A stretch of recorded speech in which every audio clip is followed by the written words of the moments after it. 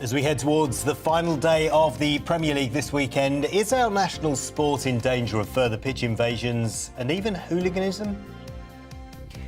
A very good morning. It is 6 o'clock on Saturday the 21st of May. This is Breakfast on GB News with Rosie and Paul. Yeah, we are live right across the UK on your TV, on radio and online. Here's what you're waking up to this Saturday morning. The Football Association have said it's going to clamp down on pitch invasions following a rise in antisocial behaviour at grounds over the past few weeks. They added that immediate action is required to prevent a repeat of Everton's win over Crystal Palace, where fans stormed the pitch at Goodison Park. Yeah, is this damaging our reputation as a footballing nation? Do get in touch with us on that this morning. Labour says the Prime Minister needs to urgently explain why he met Sue Gray to discuss her Partygate report. Downing Street says Boris Johnson didn't see the report as he wants it to be completely independent. Russia claims to have taken full control of the steel plant in Mariupol. It follows reports of an order yesterday for Ukrainian forces to stop defending the Azovstal steel plant. It was the last stronghold of Ukrainian resistance in the city. And a bit of a gear change, it's International Tea Day, a day to mark sustainable farming of tea in some parts of the world where production is highest. Yeah, did you know that tea is the world's most consumed drink after water? That's not particularly a surprise here in the UK, is it? Wow. But don't forget, you can join in any of our discussions this morning by emailing gbviews@gbnews.uk.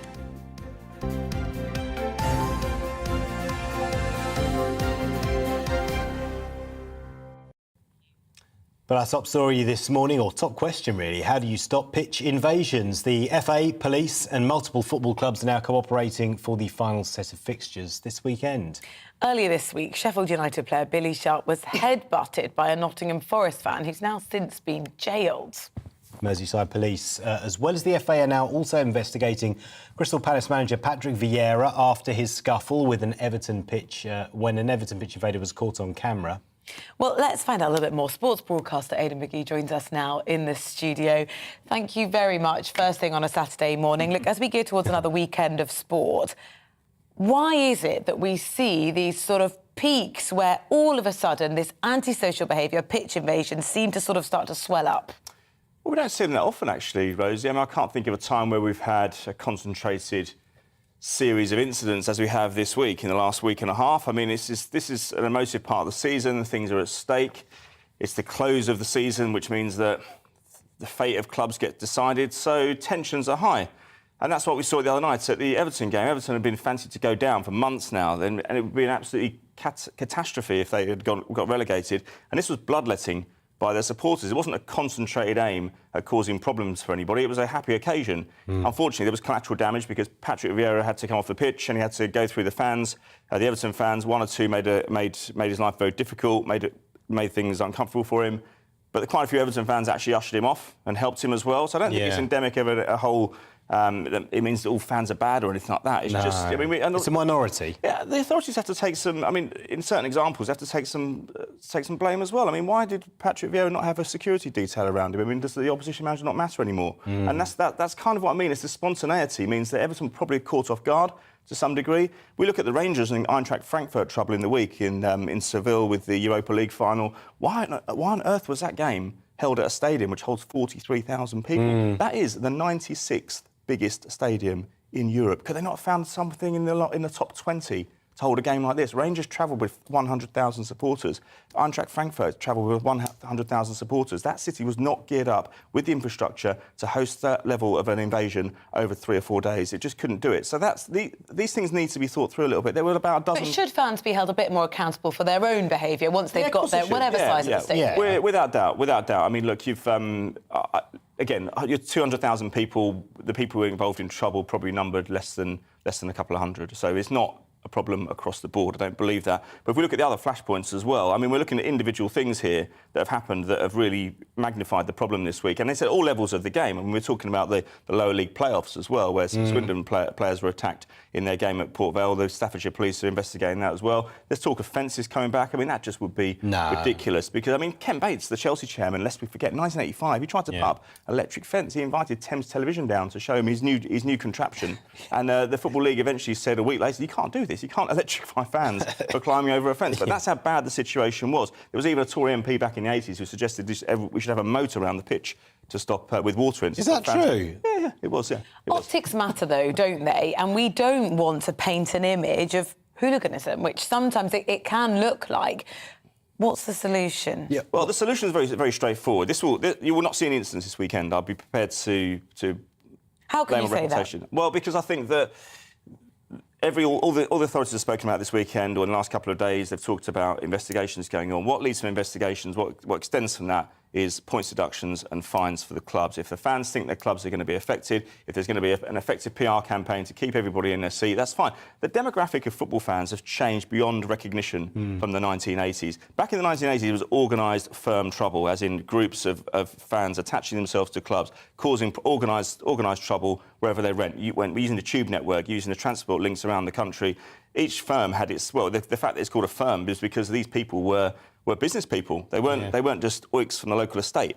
They were people who were involved in organised crime effectively. They were using their mobile phones when nobody else had them to manoeuvre around the country and outfox the police. It was only when social scientists got to the grips with who the perpetrators were that we began to see an ease up of the problem. Well, actually, alluding to that, you're saying that the fan base is different now. Absolutely. And later on in the programme, we're going to be talking about a problem with middle-class use of cocaine. Is that part of that? Without question. There's a football ground in London that I know quite well. It's quite well known that when you sit in the press box there, you get a waft of marijuana. Now, I don't think that's the key determinant in here. There's also quite a long queue outside the toilets when you go there as well. But it's all around the grounds. Now, there are no checks when you go in. There are no sniffer dogs or anything like that. You're going to have to bring those back. And it's not just in the seating area as well. I've seen it in the corporate areas. Now, these are people paying thousands of pounds per season for their season ticket, and they're going up, literally geared up. So this doesn't sound like a family sport. Now it doesn't sound like a family sport the way you're talking about it. No, it doesn't, but you could easily rectify that problem. You can stop, if nightclubs can stop drugs coming in, then football grounds can as well. It's not that difficult. The football grounds are used to having rings of steel around them and policing and heavy security. That wouldn't be difficult to get rid of. If you then said in terms of the hooligan problem, you said, look, there's going to be a points deduction imposed next season, you're going to get a massive fine as well, you're going to have games played behind closed doors. I promise you, this problem will disappear in a heartbeat. Well, we'll have to see what happens over the weekend. Thank you so much for your analysis this morning on Breakfast. Please do get in touch if you've got any views, particularly if you think those solutions are the ones that will stop things like pitch invasions. You can get in touch with us. gbviews@gbnews.uk. But right now, 8 minutes past 6. Let's bring you up to date with the other stories today. Yep, Labour is calling on Boris Johnson to urgently explain his meeting with Sue Gray on the so-called Partygate report. Angela Rayner, Labour's deputy leader, says people deserve to know the truth. It's understood the two have met at least once to discuss the document's progress while it was being drafted. The Cabinet Office is contacting around 30 people, including the PM, to warn them of the contents of the document ahead of its publication. The Foreign Secretary is going to meet with a top Democrat later today over government plans to scrap parts of the Northern Ireland Protocol. Now, you remember we were talking about this yesterday. The US House Speaker was warning that Congress in the US will not support a free trade agreement with the UK if our government unilaterally discards the post-Brexit agreement. It's all complicated, isn't it? New legislation, though, is expected in early June. Police leaders are planning to apologise over allegations of racism, discrimination and bias within their ranks, and vowed to commit to being institutionally anti-racist. In a report from a Police Chiefs Council and Standards Committee due to be published next week, leaders have admitted failures. The report was sparked by protests following the murder of George Floyd in the US 2 years ago.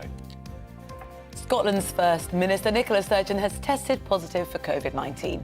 Well, she's posted on Twitter and says she's experiencing mild symptoms and is going to work from home over the next few days. Her positive test comes as the UK's COVID alert moved down from level 4 to 3 today. It's reported the royal family are providing accommodation to Ukrainian families who fled the war in their country. Royal family members have vowed to do their bit, but have no wish for publicity. That's according to the Daily Express. Almost 54,000 Ukrainian refugees have arrived in the UK under visa schemes, including the Homes for Ukraine programme.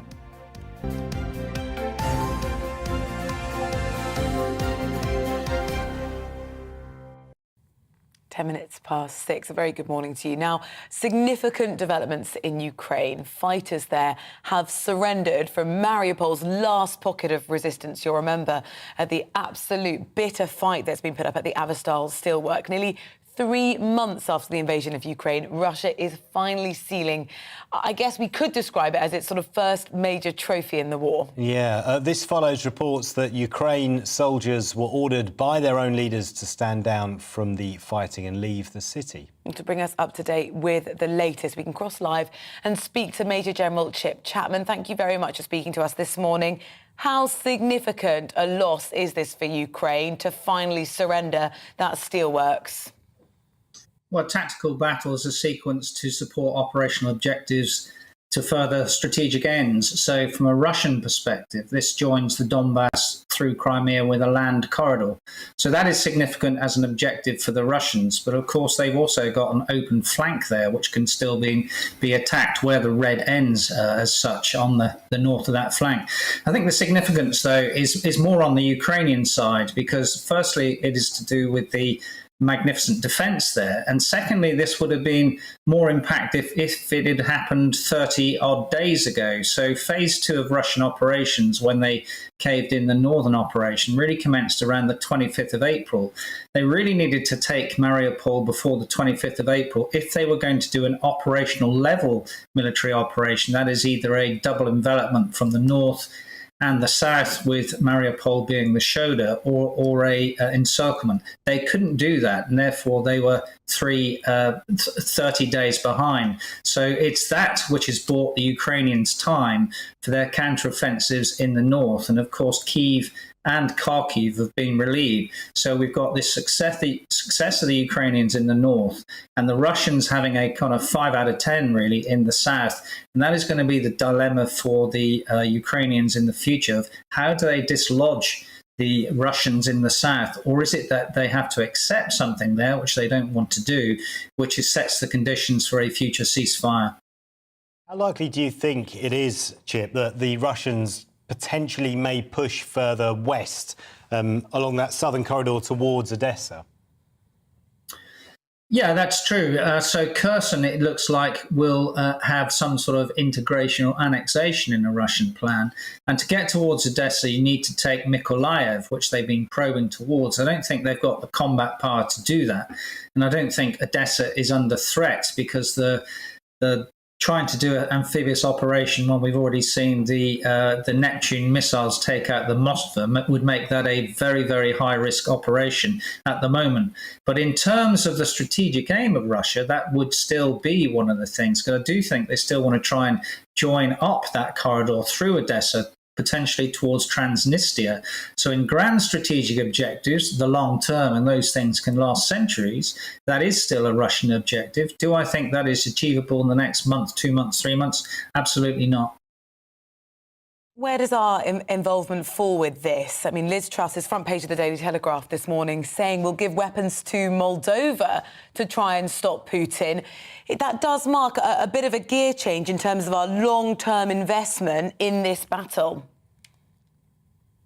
Well, I think the real long-term investment is if Ukraine lose, then we're in a different geopolitical and geostrategic situation. So it is absolutely vital that the West, which is still unified at the moment, does provide that. And of course, the significance really is not with the amount that the UK gives, even though that is large, but it's the sort of $40 billion worth of humanitarian and military aid which the Americans voted on Thursday. If we don't support the Ukrainians, then they'll never be able to have the counteroffensive to try and drive them out. I think there are at least 4 problems for the Ukrainians, of which the fourth is the most significant. The first one is the blockade, because that impacts everyone. So they can't get the grain out, and the West would like to see that go out. The second one is this progressive destruction of the infrastructure of Ukraine. So there does come a point, not yet, when they might want to have a peace, but it's not the better peace which they seek. The third one is the logistic support for the Ukrainians. We don't know much about. We know it's bad for the Russians. But the fourth one, which is this geostrategic and geopolitical one, is a timid West again, sort of appeasing the Russians. And that is about the worst thing we can do. We don't support the Ukrainians. The Ukraine is finished as a nation, and that is why we really do need to support them still. I was just wondering if you'd seen these comments, Chip, from Derek Chollet. He's the most senior advisor to the US Secretary of State, saying that the UK's dispute with the EU over the Northern Ireland Protocol could risk unity in the West when it comes to Ukraine. He's kind of tying these two things together. Is he onto something there, or is that stretching things a bit? I think that's stretching things a lot. I mean, the Good Friday Agreement, of course, is 25 years old, and to suggest that there'll be some sort of friction which goes back to war when you've only got really micro-terrorism from distant Republican groups in Northern Ireland is really stretching it. It's a lack of understanding of both the politics of the North and South Ireland and the Good Friday Agreement, when most people voted for that in the late 90s. Let's just talk very briefly, if we can, about the expansion of NATO. Currently, a sticking point there is Turkey looking like it's going to hold it up. Of course, every single current member of NATO has to approve a new member. Could this pose a problem? I don't think so. I think that is transactional from a Turkish point of view. So the Turks have always had a problem with the Kurdish problem, and this really plays into the support of Sweden in particular for the PKK, which is one of the groups that they see as a terrorist group. Of course, that is one of the groups also that we use in Syria as a proxy through the Syria Democratic Force. So I think that is there as a transactional thing, which will be unlocked in negotiations, and that is what diplomacy is all about.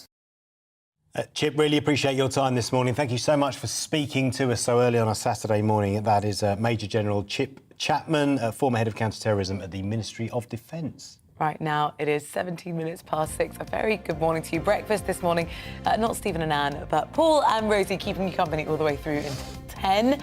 Don't go anywhere. Lots more to come, including sport and showbiz. Good morning. I'm Alex Deakin with your latest weather update from the Met Office.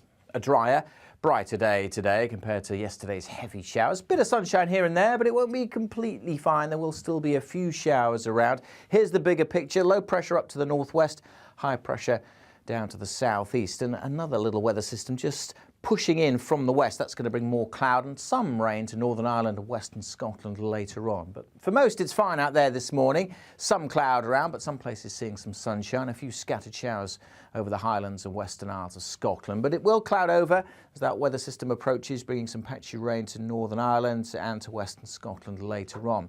For most, though, it's looking dry and bright, and certainly for most of England and Wales, we'll see some sunny spells, lifting the temperatures up to 19 or 20 degrees. Cooler further west, and particularly in that northwestern corner. Maybe 1 or 2 afternoon showers for Wales and western parts of England, and certainly we'll see more rain coming into the western side of Scotland this evening. Otherwise, it's a largely dry evening, and we'll keep some clear spells across the south, which may allow temperatures, certainly in rural areas, to drop down to single figures. But mostly we'll be starting Sunday, like we're starting this morning, at around 10 or 11 Celsius.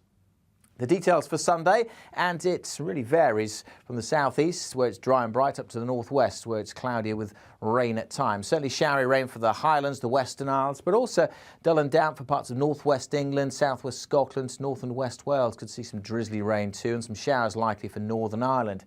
But much of the south and east will stay dry and bright, and if we hang on to sunny spells across the southeast, feeling quite warm, 24 degrees, whereas most other places will again be stuck in the teens and feeling quite cool with that rain in the northwest. More of that to come for most of us in the outlook as well. No sign of the weather settling down. Yes, there'll be some sunny spells, but there'll also be plenty of showers around and staying on the cool side well into next week.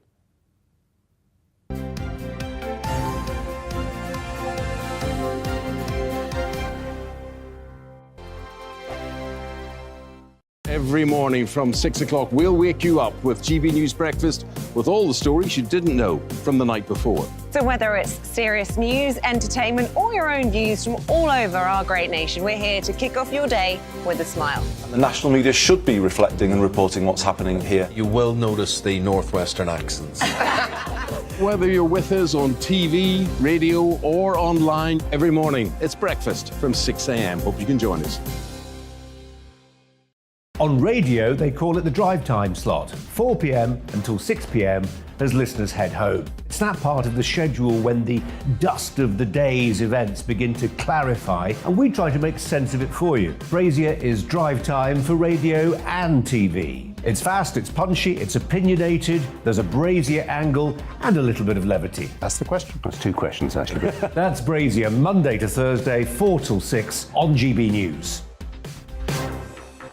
Hello, I'm Michelle Jubilee, and you can join me every weekday 6 till 7 on Jubes and Kerr. Me and my panel will get stuck right into the day's events, and I can tell you, in fact, I can warn you, expect some robust debates, some strong opinions and perspectives from both sides of the fence. It's about you at home as well. I love to read out all of your comments, or at least as many as I can. So join me, Michelle Jubilee, Monday to Friday, 6 till 7 on Jubes and Kerr.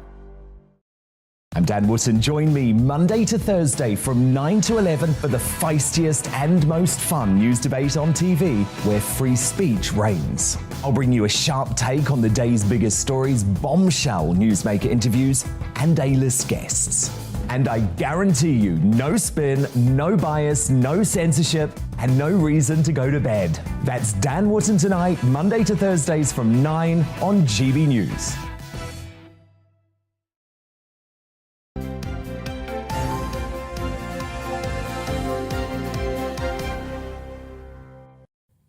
Welcome back. You're watching and listening to Breakfast with Paul and Rosie, sitting in for Stephen and Anne this morning. We're live across the UK on both your TV and your radio. We've been talking about pitch invasions after, I'm sure you'll remember what happened on Thursday night. You couldn't basically see the pitch for the number of fans on it. How do you stop this behaviour? How do you crack down on it? Jim, a very good morning to you, and says, football's been ruined over the years. From being a working man's game where you went with the lads after a few beers, it's now become a business. Yeah, Linda. Morning, Linda. The only solution is to deduct points from teams for their fans' behaviour. That's the most likely punishment that will stop this type of behaviour. Sandy, though, believes this is about sort of like a whole behavioural change of society. She says, I don't think this is just in football. Since the lockdown finishing, everyone gets back to something like normal. People just seem more aggressive in the supermarket, getting fuel for your car, in the street, if you have to queue for something, on the roads when you're driving. So much aggression. That is a really interesting point, Sandy. And it's funny you mentioned lockdown finishing, because I was reading from some football expert yesterday, and they were saying that this sort of thing has felt more likely after lockdown because the fans are kind of releasing some of that pent-up stuff, and then a lot of it's copycat. So you saw the first pitch invasion earlier in the week, and then fans at other games are thinking, right, we have to copy that now. So you're definitely onto something there. Do let us know whether you agree with Sandy or not, what your theories may be for this short but quite intense week of pitch invasions that are happening. GB News at GB Views at gbnews.uk. We've been here for nearly a year now, Paul. You should have remembered. I know. It's taken a year. I think I've done quite well, not messing that up. We are coming up to our one-year anniversary. Can you believe it? I know. We're still here. We look a little bit different. We sound a little bit different. We're on your radio as well now. But we were there at the very first day, live in Windsor. It was brilliant. Anyway, lots to come this morning. We're turning our attention to, well, the cost of living and farming. The first harvest of the farming year is currently underway in Northern Ireland. Yeah, with the expected grain shortage, animal feed is expected to hit record prices. So the crop of grass known as silage will be crucial for the winter feed. Our Northern Ireland reporter, Dougie Beattie's been investigating. Our country lanes may look tranquil, an ideal place for leisure, but in truth, they're on the factory floor of our food production. Heavy machinery is already gathering the first of this year's crops, and with rising energy costs and changes in subsidies, what happens in farms over the next short while will dictate how our economy will perform. This harvest is vital for the agri-food sector. It is the harvest of the food of our food, the ingredients of our ingredients. It is the primary building blocks of our economy, and this will decide the price of our food within the next 12 months. It's basically grass, so it is, but and it's the feed for the cattle for the winter. So we need to make as good a silage as we can for the winter for our cattle to be able to produce milk, beef, or whatever type of farming you're in that you're using grass, silage.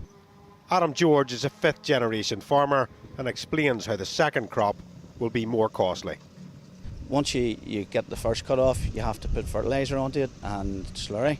The fertiliser has more than trebled in prices from what it was this time last year. So it's going to make the likes of our second cut silage very expensive. In these times where basics like energy and the price of food hold the balance of our budgets, what else can be done to alleviate pressures on our farms? I think they need to look at the legislation. There's a lot of red tape in place that we have to adhere to that ties our hands. The likes of how much fertiliser we can sow, when we can spread our slurry, how many cattle we can keep for the amount of ground we have. All that legislation's in place. We have to adhere to it, and it restricts us. Food security is now at the top of every government's list. Predictions of apocalyptic pricing and food availability must prompt action to help farms produce more of our own food. Dougie Beattie, GB News, County Down. Well, joining us now is Finlay McIntyre. He's a farmer in Perthshire. Thank you very much for speaking to us this morning. Just explain, what are the different daily pressures to the farming processes you're experiencing now compared to a year ago? Hello there, it's a pleasure to be with you. It really just is similar to what probably most households in the country are experiencing, is that we've seen a massive increase in the costs of our inputs in terms of energy costs, and indeed, as your report listed there, our fertiliser costs. So this is related back to our feed costs as well, which has put great strains on our supply chains. So the increases have really, we all expected them to come, but they've come far more greater than we had expected. Could the government give you, if any at all, Finlay? I think really this is not, I don't think, a national crisis. I think it's probably a global crisis. I think that successive governments, regardless of their party or whatever made them up, have sleptwalked into this, and they've really treated food security with sort of casual in a casual manner. The supply chains are very fragile, and that really we don't have the supplies globally that we would have had even 30, 40, 50 years ago, and there's so many more intricacies in place in this. I think that probably what government needs to do is to start looking at production, and we need to be very mindful of environmental credentials. That's really important, but we need to be looking at what we can do to produce and also increase our biodiversity as well. That's very important to the consumer. In the UK, we've got a really beautiful pastoral landscape, and we're designed to grow beautiful grass to produce beautiful beef and lamb. And I think the more that we can focus on that, the better we'll be. Saying more land and more grass, that's what's needed, and more farming of that grass. I don't actually necessarily believe it needs more land. I just think that it needs the land that's already in agricultural production needs to be looked after and shouldn't be constricted any more than what it has been. If we look at, for example, the farming that I'm involved in is hill farming of hill sheep and hill cattle. And if you look at the numbers of hill sheep and hill cattle kept in Scotland, certainly over the last 50 years, the numbers have dropped quite dramatically due to a lot of external pressures on land, such as for forestry, etc. And this has created a sort of a dip in production. I don't actually necessarily believe we need to take any more land into production. I just think we need to look after the land that's in production, and importantly, look after the people that are producing the products that we have. We've got a great workforce in UK agriculture, and they need to be nurtured and fostered and encouraged to go on and feed the country. The most important thing that you can do every day is eat, and I don't think that our politicians really realise this sometimes. You're one of those people. Do you feel supported, encouraged, nurtured? I don't really think our politicians engage with the agricultural community in any valuable way at all. And I know that when I say this, there'll be people rolling their eyes, and there'll be sort of, you hear the usual sort of stereotypes of subsidy junkie farmers and such like. The reality is that the subsidies delivered to farmers throughout the UK are a consumer subsidy, and they were designed to keep the cost of food down at the level where it was purchased. And every penny that is given in subsidy to UK agriculture generally trickles down throughout the communities that it is delivered to. So I really don't think that there's any political appetite up until now to support agriculture in the UK, and I'm not even very convinced that there is much understanding of the situation now. And I suppose that comes from the fact that we, in a very short space of time, over 2 or 3 decades, have become a very urban-centric nation.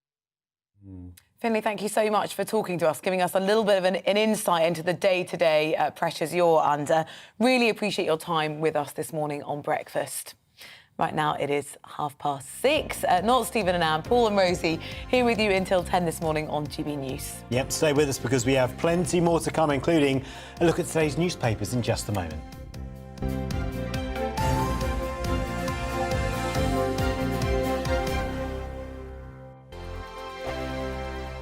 Every morning from 6 o'clock, we'll wake you up with GB News Breakfast with all the stories you didn't know from the night before. So whether it's serious news, entertainment, or your own views from all over our great nation, we're here to kick off your day with a smile. The national media should be reflecting and reporting what's happening here. You will notice the northwestern accents. Whether you're with us on TV, radio, or online, every morning, it's breakfast from 6 a.m. Hope you can join us. On radio, they call it the drive time slot, 4 p.m. until 6 p.m. as listeners head home. It's that part of the schedule when the dust of the day's events begin to clarify, and we try to make sense of it for you. Brazier is drive time for radio and TV. It's fast, it's punchy, it's opinionated, there's a Brazier angle and a little bit of levity. That's the question. That's 2 questions, actually. That's Brazier, Monday to Thursday, 4 till 6 on GB News. Hello, I'm Michelle Jubilee, and you can join me every weekday 6 till 7 on Jubes and Kerr. Me and my panel will get stuck right into the day's events, and I can tell you, in fact, I can warn you, expect some robust debates, some strong opinions and perspectives from both sides of the fence. It's about you at home as well. I love to read out all of your comments, or at least as many as I can. So join me, Michelle Jubilee, Monday to Friday, 6 till 7 on Jubes and Kerr. I'm Dan Wootton. Join me Monday to Thursday from 9 to 11 for the feistiest and most fun news debate on TV, where free speech reigns. I'll bring you a sharp take on the day's biggest stories, bombshell newsmaker interviews, and A-list guests. And I guarantee you, no spin, no bias, no censorship, and no reason to go to bed. That's Dan Wootton tonight, Monday to Thursdays from 9 on GB News.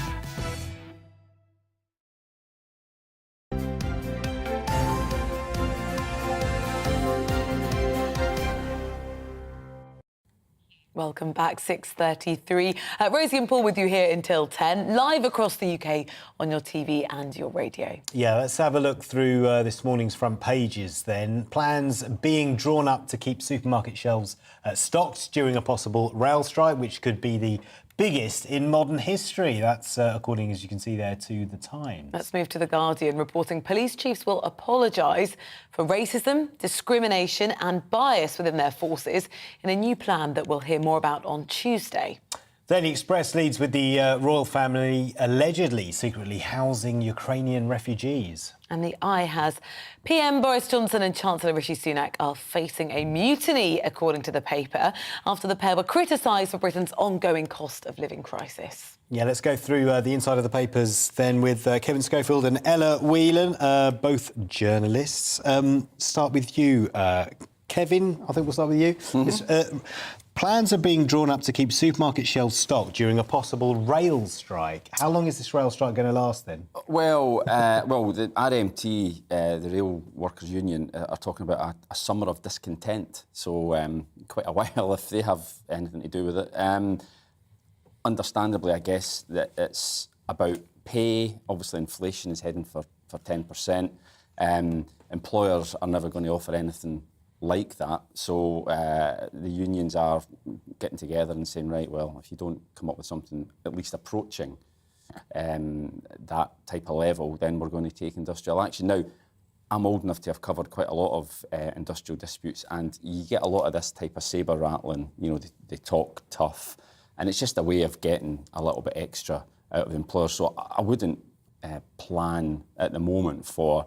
I might be proven wrong, of course, but you know, I don't think. You think this is hot air? Well, yeah, hot air, sabre rattling, call it what you like, but it's all just part of the process, essentially, of trying to get more money out of the employers. Now, obviously, the government has got to plan for a worst-case scenario, so they're saying, right, well, you know, things are tough enough at the best of times right now, so they're drawing up contingency plans to stop the shelves from being empty, so freight trains would take priority over passenger trains in order to get goods to shops. Now, what also makes it a little bit worrying is that the TSSA union, they are going to support the RMT, so they're drawing parallels with the general strike from the 1920s. Again, you know, I've written these stories before about warnings about this type of thing, and it never comes to pass. So, I mean, it's worth keeping an eye on, but I would say right now it's probably.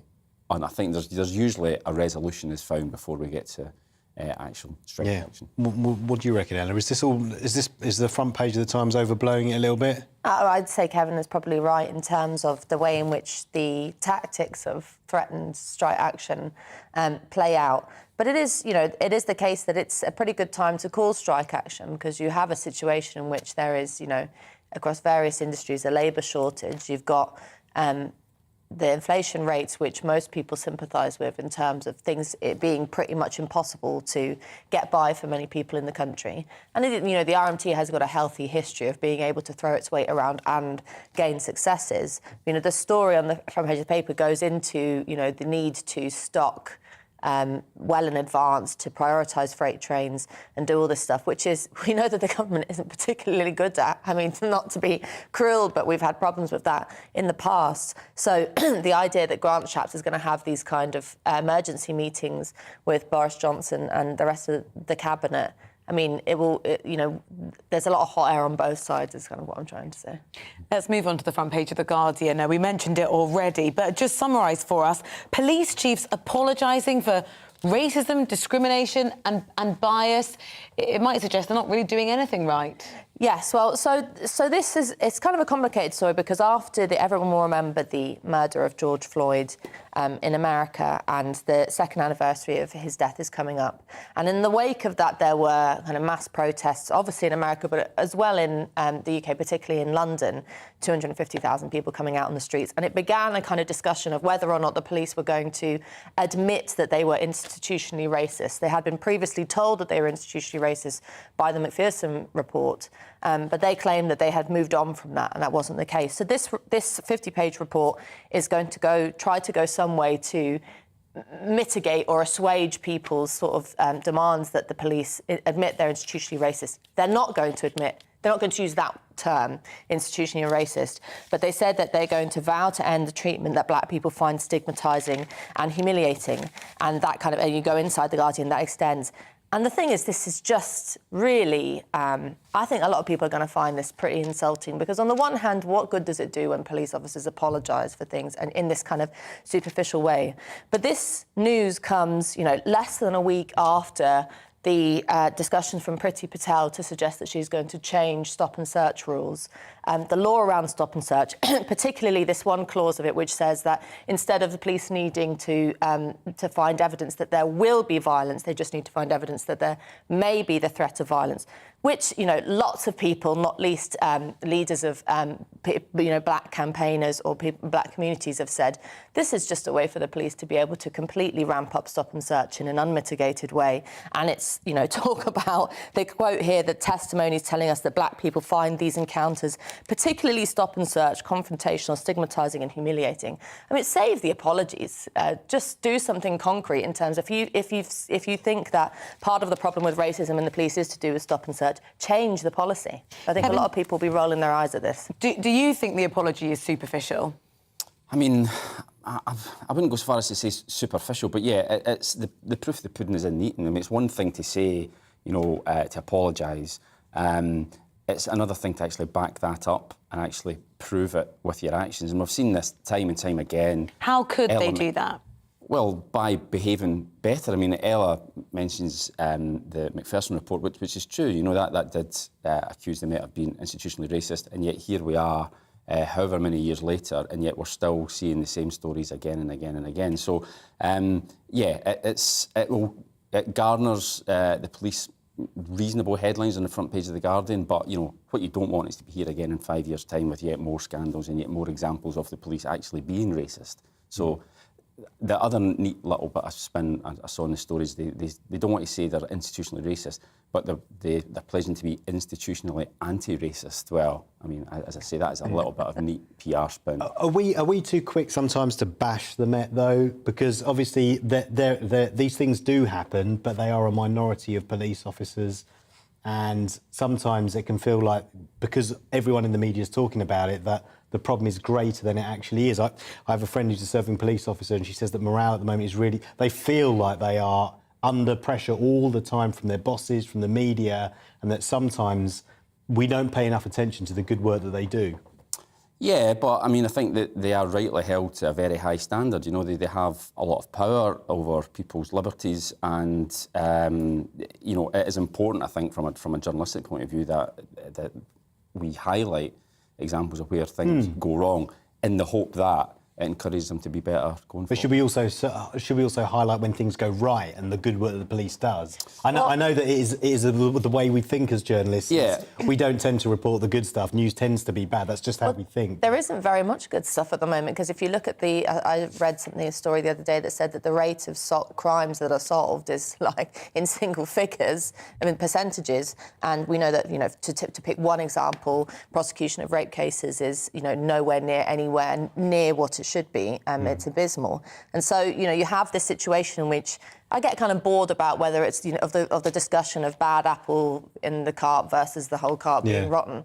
But, if you have a situation which, for example, in Hackney, where I live, police officers are going into schools, strip searching a young black person, because of an allegation of having marijuana on her. I mean, what do you take from that, other than, is that one person deciding, I know I'm going to strip search a young black kid today, or is it a policy within the police that gets okay? I think it's a bit silly to suggest that people are just free agents when they're in the police force, acting on their own volition.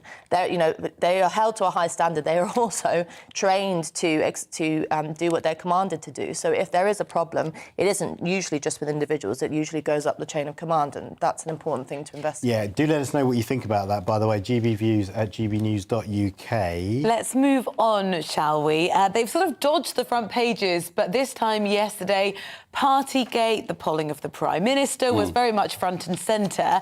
There are indications, aren't there, Kevin, that if there was a next general election call quite soon, Boris Johnson might not fare that well.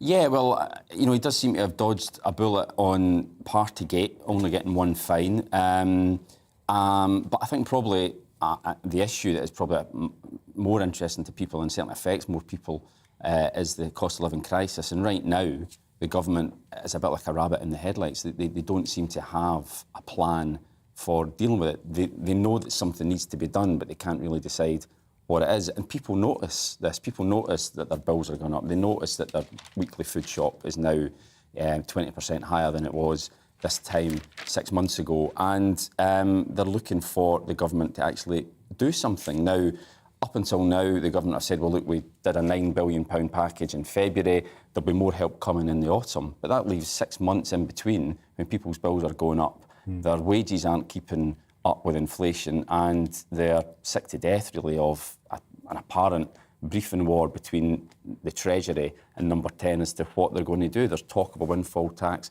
There's talk of tax cuts, maybe increasing benefits. But, it seems as though there's a sort of paralysis at the heart of government, and they're not actually just taking a decision. Do you think that paralysis extends to the opposition as well? No, not necessarily. I mean, there's only so much that the opposition can do. Obviously, they've been pushing for a windfall tax for quite some time, and ironically, I guess that's probably why we don't have one yet, because the government, as much as, I speak to Conservative MPs and they're instinctively against raising taxes, but at the same time, they look at the huge profits that the energy firms are making and say, actually, there is an argument for a tax, use the money to bring people's bills down. But the politics of it is, well, we don't want to give Labour a PR victory. So, that is maybe explains part of their reluctance. But I think it is going to happen. And they might as well just, do it. Yeah, you say Conservative MPs are instinctively against tax cuts, but rises. Tax rises. But Boris Johnson and Rishi Sunak are obviously they're looking at the highest tax burden this country's faced since the Second World War. So, what would you say, Ella, when it comes to how you deal with this cost of living crisis? Is this about tax cuts, or is this about a windfall tax, or both? Well, I mean, the thing is, the point to make about the windfall tax is it's incredibly small fry. I mean, really, in the grand scheme of things, it's become this sort of, as many things do in Parliament, it's become this kind of football that's thrown between the two parties and you're not doing enough. And when you actually investigate what the windfall tax would mean for, every household in the UK, it's peanuts. It really goes nowhere near doing anything towards, for example, the news coming up that energy bills might go up to £2,600. I mean, and so a few £100 from a windfall tax is going to do nothing. There is just on Kevin's point, how much do you think PR is playing sort of havoc with actually just dealing with the crisis? A huge amount. I mean, we know that if you watch PMQs, for example, and you've got a serious...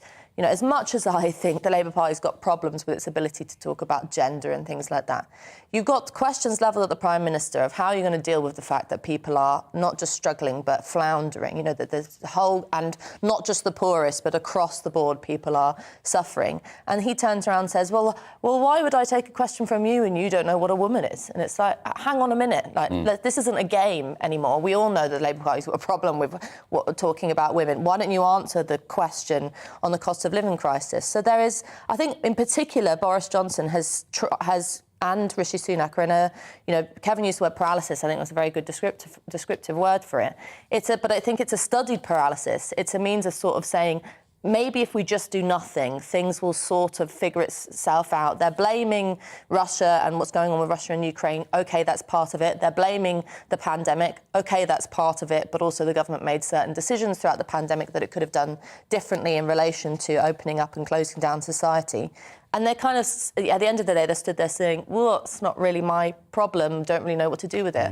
And that's not on. Citizens shouldn't take that from a government that says they are literally briefing papers and saying, we are at a loss, we have no options. That's nonsense. They do have options. So just to very quickly, to finish your initial point, which was, you were talking about the windfall tax, raising a modest amount at best. Are you then talking about tax cuts in addition to that windfall tax? Well, there are certain obvious things, like, the welfare system in this country is meant to be a safety net.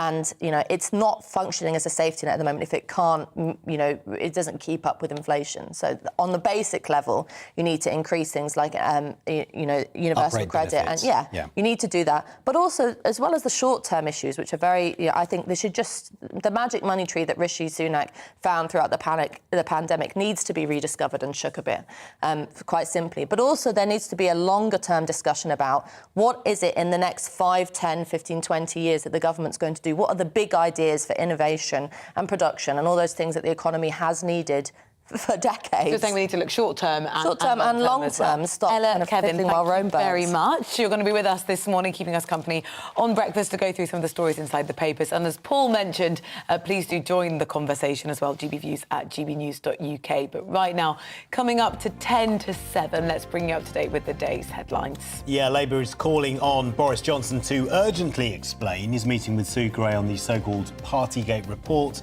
Angela Rayner, Labour's deputy, says people deserve to know the truth. It's understood the two have met at least once to discuss the document's progress while it was being drafted. The Cabinet Office is contacting around 30 people, including the PM, to warn them of the contents of the document ahead of its publication next week. As we've been hearing, police leaders are planning to apologise over allegations of racism, discrimination and bias within their ranks. And they vow to commit to being institutionally anti-racist. In a report from a Police Chiefs Council and Standards Committee due to be published next week, leaders have admitted failures. The report was sparked by protests following the murder of George Floyd in the US nearly 2 years ago. Contingency plans are being drawn up to keep supermarket shelves stocked as unions warn of potentially the biggest rail strike in modern history. 40,000 members of staff from Network Rail and 15 train companies are voting on action over pay, which network sources say would create serious challenges in keeping passengers and freight trains running. Shoppers have seen hundreds of items on their food bill rise more than 20% over the last 2 years as the number of supermarket discounts also fell. Well, it's analysis from Which. They looked at 21,000 items from 8 major supermarkets. Fizzy drinks saw the biggest average price rise. Chocolate seeing the lowest. That might be good news for some, but not very much. It also found that limited supermarkets' own brands and products getting smaller in size, but saying the same price. I noticed that on a pack of ice lollies yesterday. Oh. It's reported the royal family are providing accommodation to Ukrainian families who fled the war in their country. Royal family members have vowed to do their bit, but have no wish for publicity. That's according to the Daily Express. Almost 54,000 Ukrainian refugees have arrived in the UK under visa schemes, including the Homes for Ukraine programme.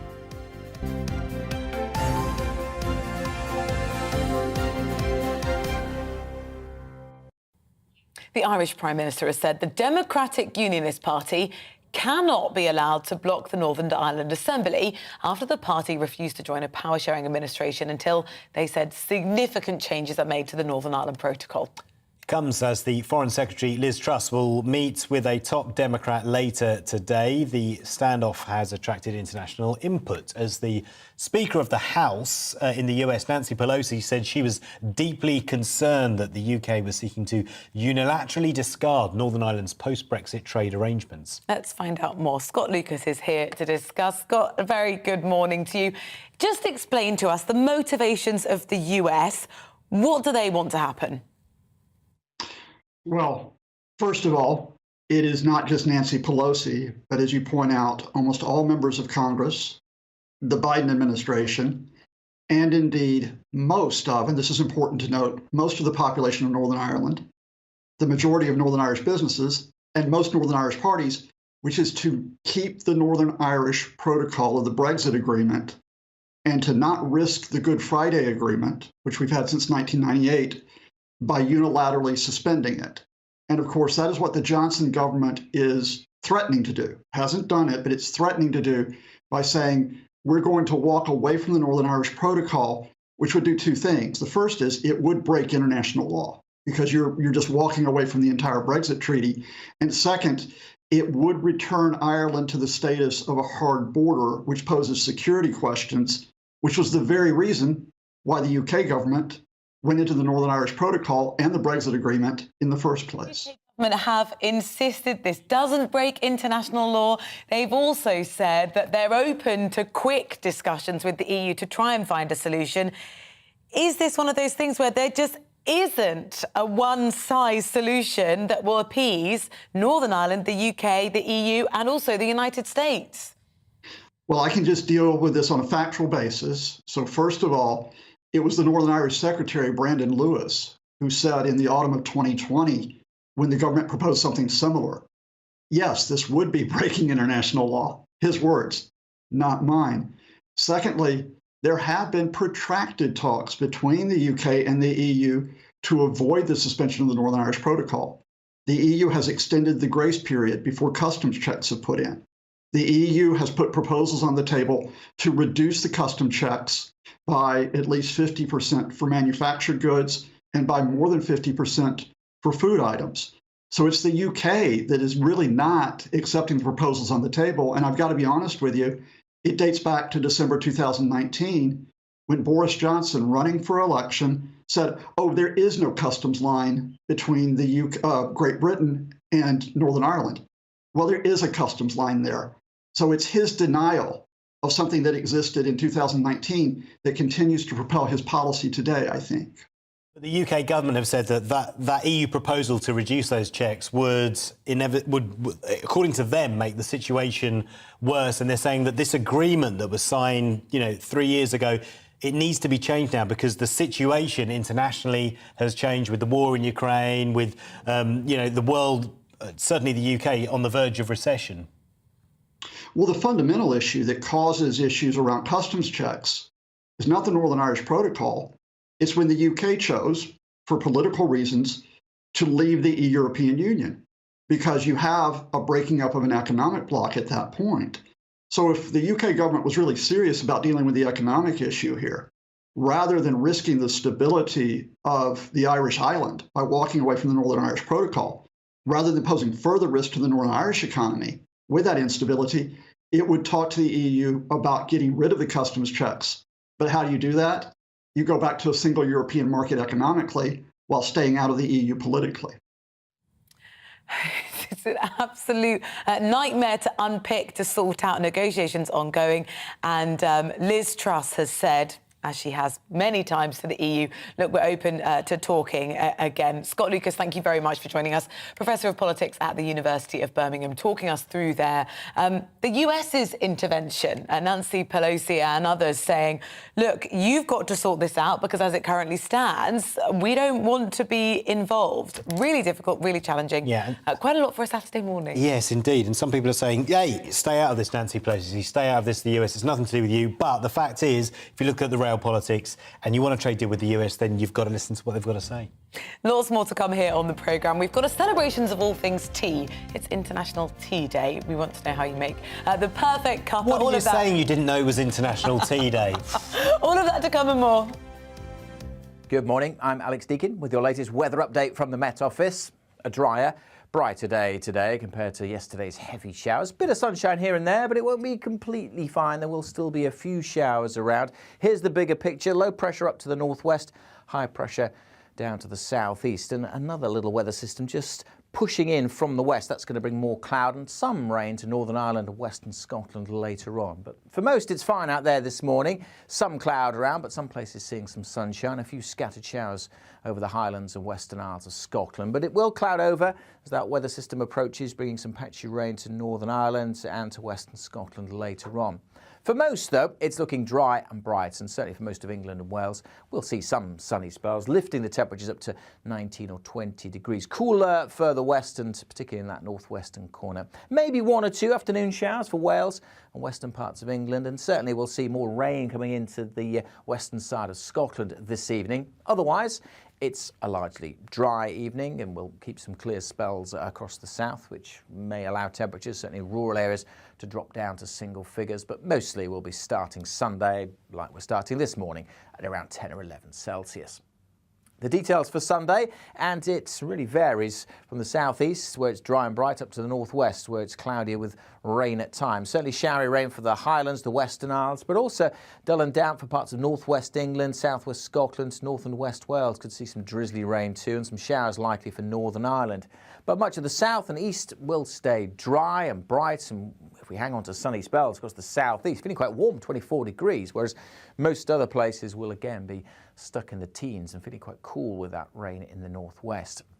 More of that to come for most of us in the outlook as well. No sign of the weather settling down. Yes, there'll be some sunny spells, but there'll also be plenty of showers around and staying on the cool side well into next week.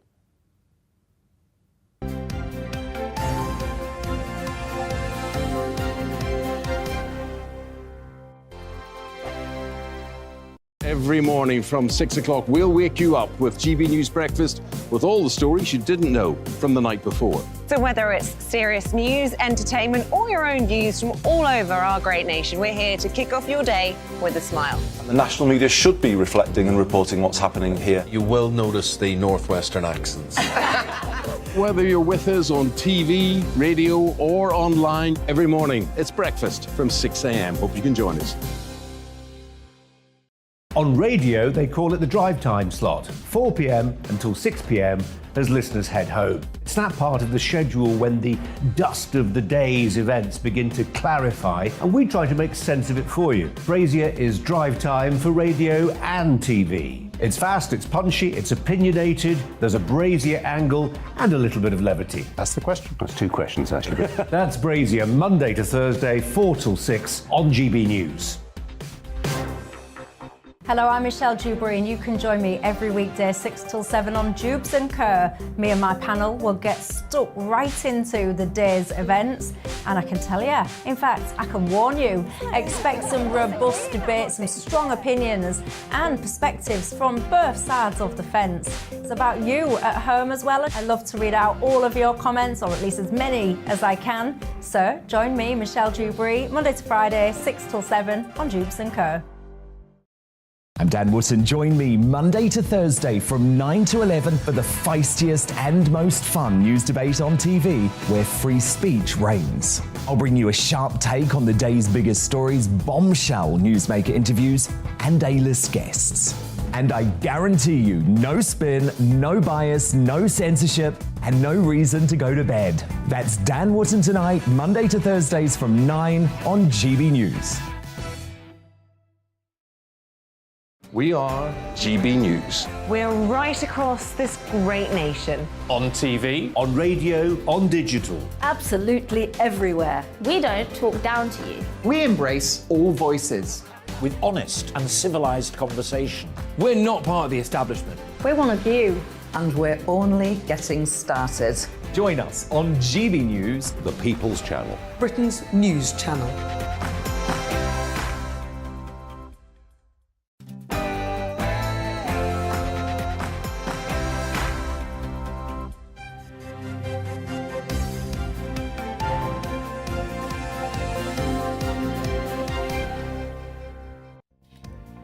Sport to start as we head towards the final day of the Premier League this weekend. Is our national sport in danger of further pitch invasions, hooliganism and damaged reputation?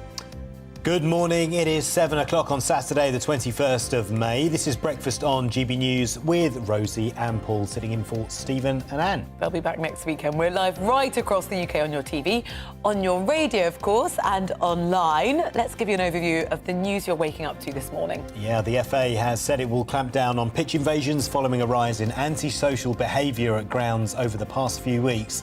They added that immediate action is required to prevent a repeat of Everton's win over Crystal Palace, where fans, as you can see there, stormed the pitch at Goodison Park. Is this damaging our reputation as a footballing nation? Let us know. Why do you think we're seeing pitch invasions? This sort of week of increased fan activity, which maybe the optics don't look great. You can email us, gbviews@gbnews.uk. Yeah, also this morning, Labour says the Prime Minister needs to urgently explain why he met Sue Gray to discuss her Partygate report. Downing Street says Boris Johnson didn't see the report as he wants it to be completely independent. There's lots of people who would want eyeballs on that. Russia now claims to have taken full control of the steel plant, the Avastal Steelworks in Mariupol. It follows reports of an order yesterday for Ukrainian forces to stop defending the steel plant. That had been the last and bitter stronghold of the Ukrainian resistance in the city. And it's International Tea Day. What do you mean you didn't know that? A day marking sustainable farming of tea in some parts of the world where production is highest. Great tea fact for you this morning. Did you know that tea is the world's most consumed drink after water? I know you have to say that afterwards a bit because you think, what? I know. But yeah, what's more British than an afternoon cup of tea? We'll be celebrating tea later. I tried once, I did an experiment. Talking about cost of living as well, I bought the cheapest supermarket teas to see if you notice a difference. Some were actually brilliant, but we'll be looking. So there are tea connoisseurs out there. If that sounds like you, gbviews@gbnews.uk. You can get in touch with us this morning, not just on tea, but anything we're talking about this morning. Do join in the conversation. We love to hear from you.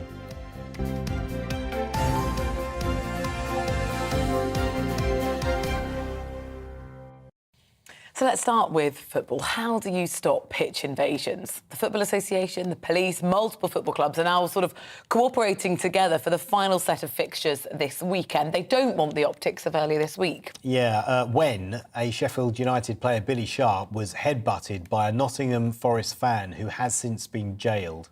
Merseyside police, as well as the FA, are investigating Crystal Palace manager Patrick Vieira after his scuffle with an Everton pitch invader was caught on camera. The sports broadcaster Aidan McGee now joins us in the studio. Aidan, it's been a weird week where the fans have kind of literally balled over the terraces onto the pitch, and there have been some unsavoury incidents, it's fair to say.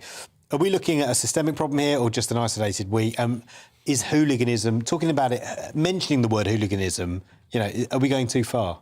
Yeah, we are certainly going too far. Hooliganism, as we understand it now, is completely different to how it was in the 80s, 90s, even going back to the late 60s and mid-70s. That was effectively organised crime, Paul. That was groups attaching themselves to individual football clubs, travelling around the country, meeting each other, firms. Yeah, the word firm is so important. Millwall firm. The firm is so important. The word firm is so important because you look at West Ham's group, they were called the Intercity Firm. The word firm is important because these guys, it was thought that they were going to be oiks from council estates. That wasn't the case, right? It was good at that. They were looking in those sort of places for the perpetrators, but the perpetrators are actually people who are found years later, following studies by social scientists, to be people who are holding down 9-to-5 jobs. They had a wife, they had children, and to all intents and purposes, they were turning into a monster when they went to football at weekends. Some people go to the Territorial Army and become a weekend warrior.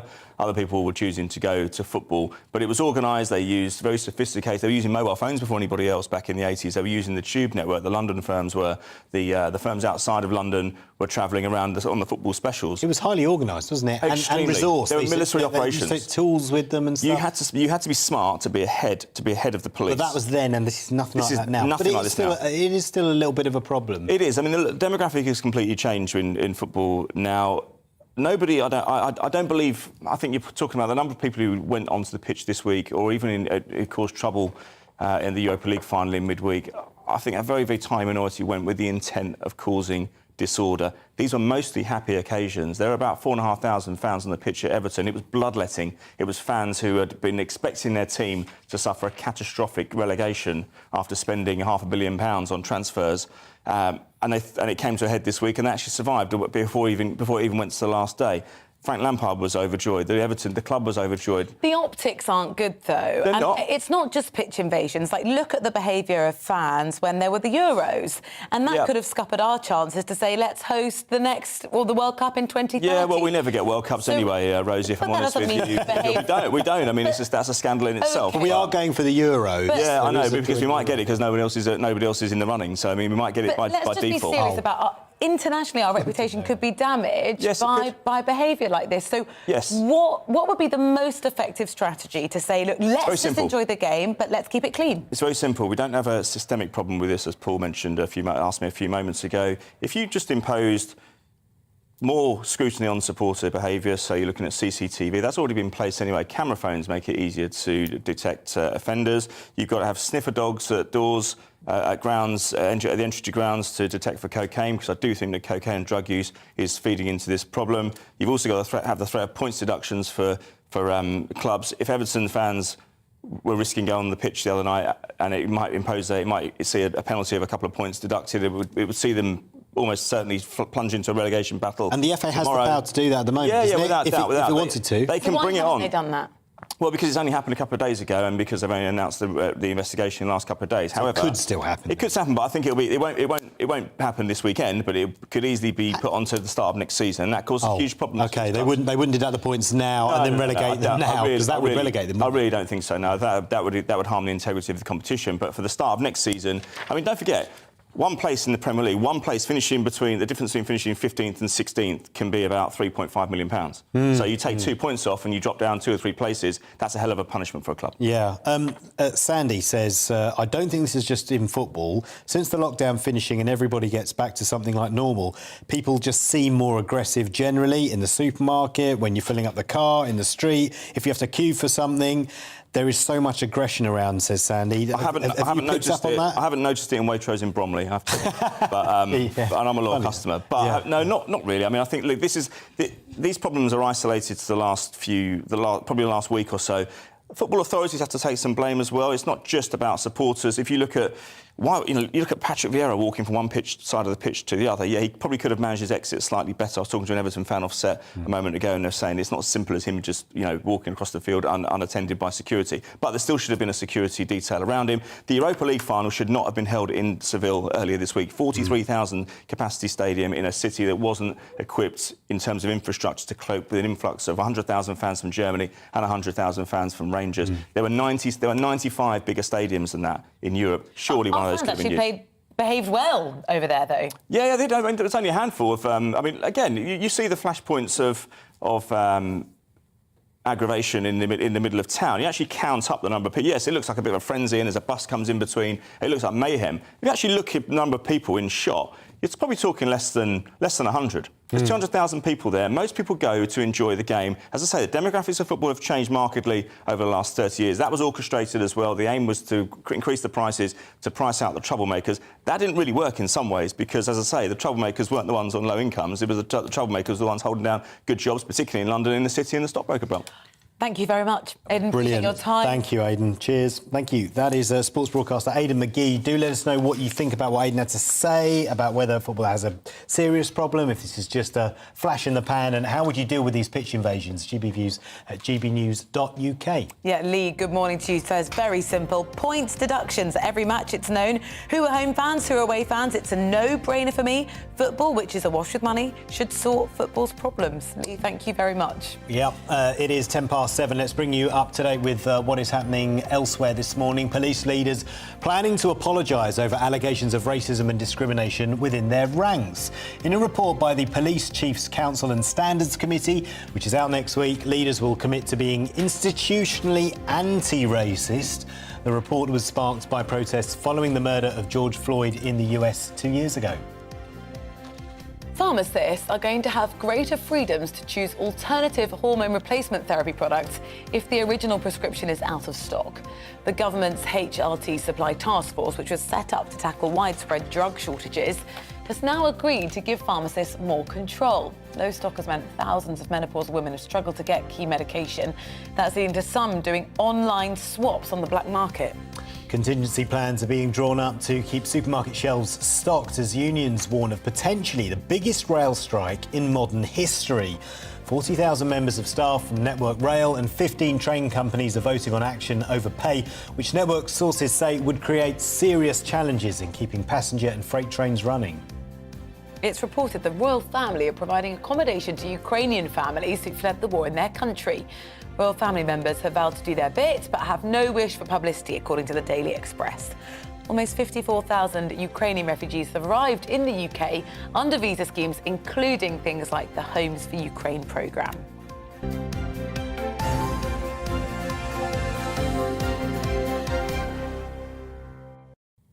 Right, homeowners need to listen to this actually, and people who are looking to buy a house for the first time. It could potentially be good news for them. Building Society, the Building Society nationwide, has warned that house prices could begin to fall as households struggle with spending power due to the rising cost of living. Well, the firm said that although house prices have been increasing at double-digit rates so far, they're at risk of falling again.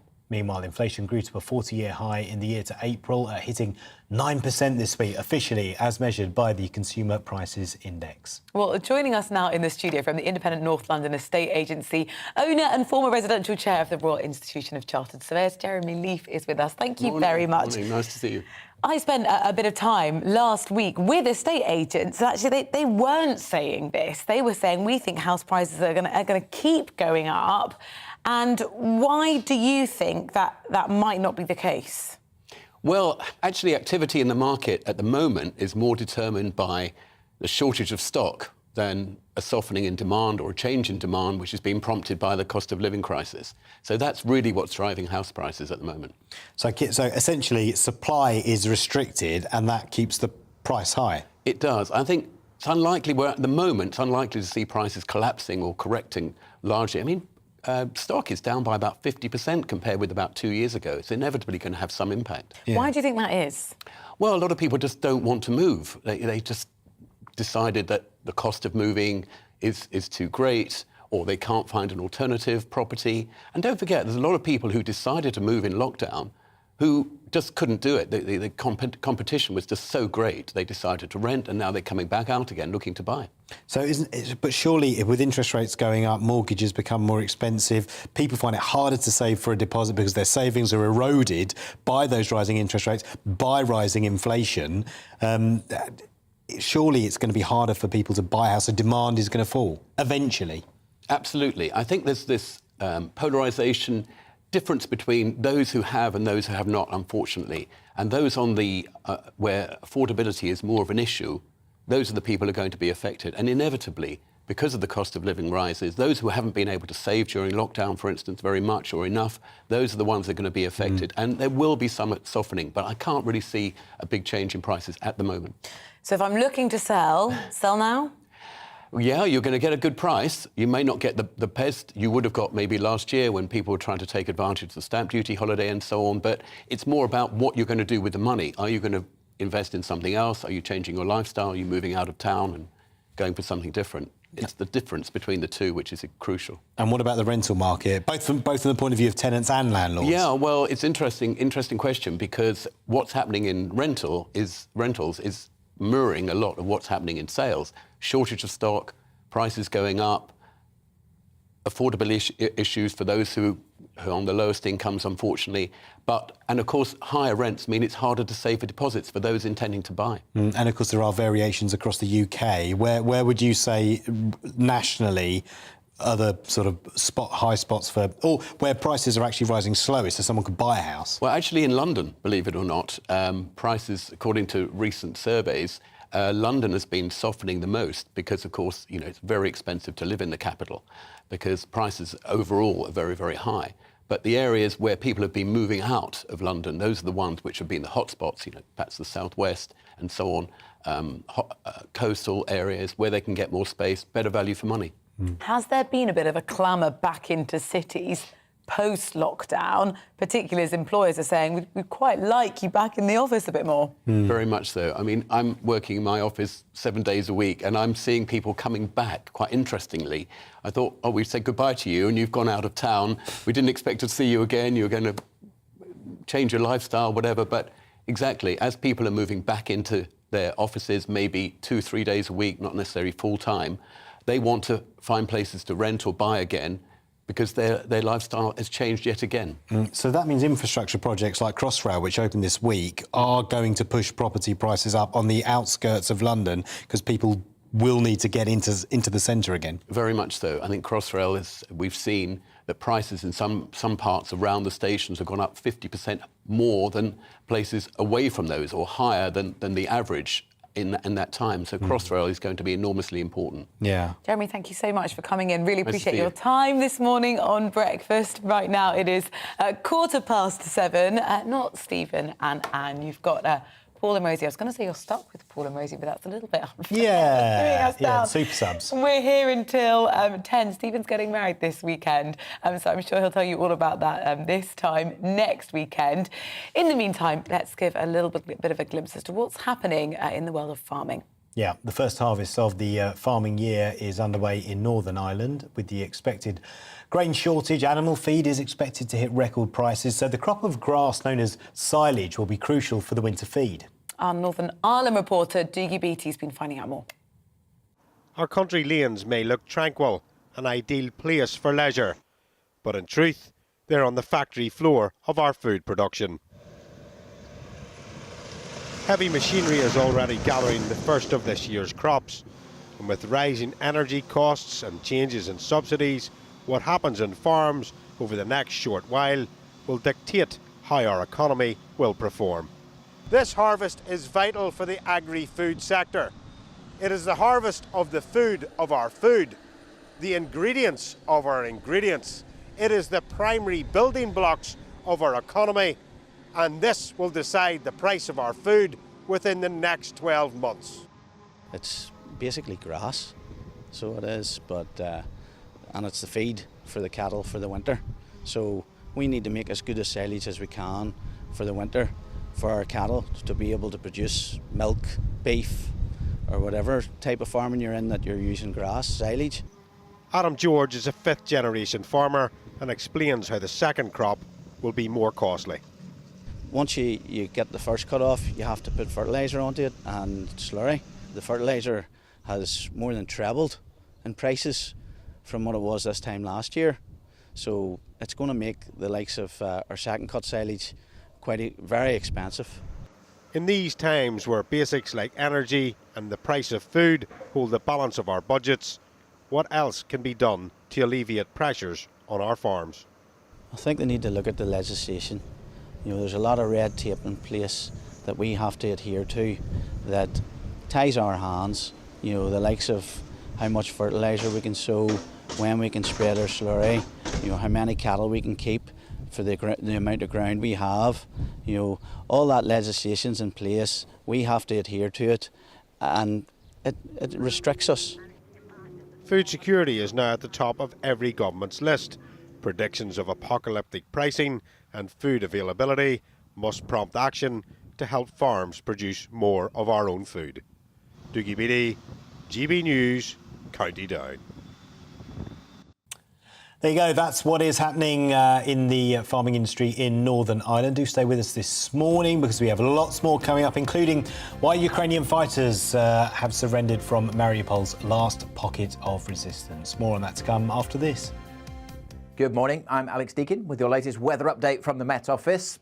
A drier, brighter day today compared to yesterday's heavy showers. Bit of sunshine here and there, but it won't be completely fine. There will still be a few showers around. Here's the bigger picture. Low pressure up to the northwest, high pressure down to the southeast, and another little weather system just pushing in from the west. That's going to bring more cloud and some rain to Northern Ireland and western Scotland later on. But for most, it's fine out there this morning. Some cloud around, but some places seeing some sunshine. A few scattered showers over the Highlands and Western Isles of Scotland. But it will cloud over as that weather system approaches, bringing some patchy rain to Northern Ireland and to western Scotland later on. For most, though, it's looking dry and bright, and certainly for most of England and Wales, we'll see some sunny spells, lifting the temperatures up to 19 or 20 degrees. Cooler further west, and particularly in that northwestern corner. Maybe one or two afternoon showers for Wales and western parts of England, and certainly we'll see more rain coming into the western side of Scotland this evening. Otherwise, it's a largely dry evening, and we'll keep some clear spells across the south, which may allow temperatures, certainly in rural areas, to drop down to single figures. But mostly we'll be starting Sunday, like we're starting this morning, at around 10 or 11 Celsius. The details for Sunday, and it really varies from the southeast, where it's dry and bright, up to the northwest, where it's cloudier with rain at times. Certainly showery rain for the Highlands, the Western Isles, but also dull and damp for parts of northwest England, southwest Scotland, north and west Wales. Could see some drizzly rain too, and some showers likely for Northern Ireland. But much of the south and east will stay dry and bright, and if we hang on to sunny spells across the southeast, feeling quite warm, 24 degrees, whereas most other places will again be stuck in the teens and feeling quite cool with that rain in the northwest. More of that to come for most of us in the outlook as well. No sign of the weather settling down. Yes, there'll be some sunny spells, but there'll also be plenty of showers around and staying on the cool side well into next week.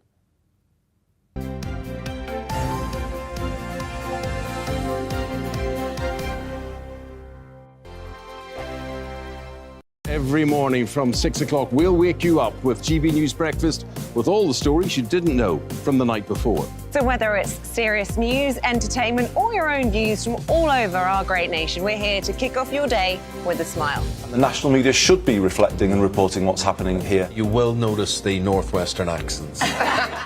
Whether you're with us on TV, radio, or online, every morning it's breakfast from 6 a.m. Hope you can join us. On radio, they call it the drive time slot, 4 p.m. until 6 p.m. as listeners head home. It's that part of the schedule when the dust of the day's events begin to clarify, and we try to make sense of it for you. Brazier is drive time for radio and TV. It's fast, it's punchy, it's opinionated, there's a Brazier angle and a little bit of levity. That's the question. That's two questions, actually. That's Brazier, Monday to Thursday, 4 till 6 on GB News. Hello, I'm Michelle Jubilee, and you can join me every weekday 6 till 7 on Jubes and Kerr. Me and my panel will get stuck right into the day's events, and I can tell you, in fact, I can warn you, expect some robust debates, some strong opinions and perspectives from both sides of the fence. It's about you at home as well. I love to read out all of your comments, or at least as many as I can. So join me, Michelle Jubilee, Monday to Friday, 6 till 7 on Jubes and Kerr. I'm Dan Wootton. Join me Monday to Thursday from 9 to 11 for the feistiest and most fun news debate on TV, where free speech reigns. I'll bring you a sharp take on the day's biggest stories, bombshell newsmaker interviews, and A-list guests. And I guarantee you, no spin, no bias, no censorship, and no reason to go to bed. That's Dan Wootton tonight, Monday to Thursdays from 9 on GB News.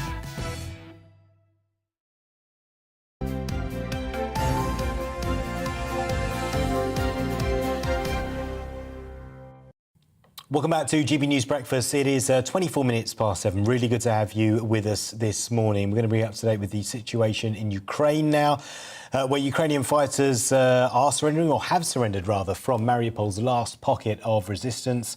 Nearly 3 months after the invasion of Ukraine, Russia is finally sealing its first major trophy. Now, there are reports that Ukraine's soldiers were ordered by their own leaders to stand down from fighting and leave the city. Of course, it's been the main focal point in Mariupol, that steelworks that's been constantly bombarded, besieged by Russia. We can find out more now and speak to journalist Masera Babu. Thank you very much for speaking to us. Look, that had been a real emotive point for the Ukrainians, bitter resistance that they put up. How much of a blow is it that they've now lost that final stronghold in Mariupol?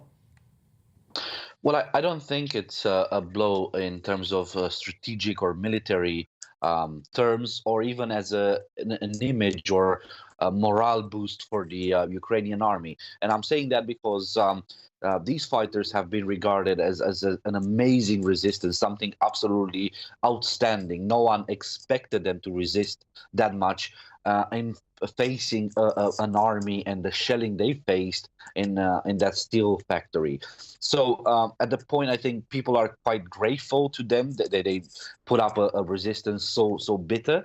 And at the same time, this is more about their families. For the last weeks or so, we've seen their families begging with the Ukrainian government, with the world, including the Ukrainian government begging with everyone to save the lives of these people. So it wasn't about the military resistance as it was about saving their lives, and which actually the Ukrainian government succeeded. They got them out. So at the end of the day, this is, in terms of image, a victory, whereas in terms of military strategy, obviously Mariupol is now fallen into the hands of the Russian army.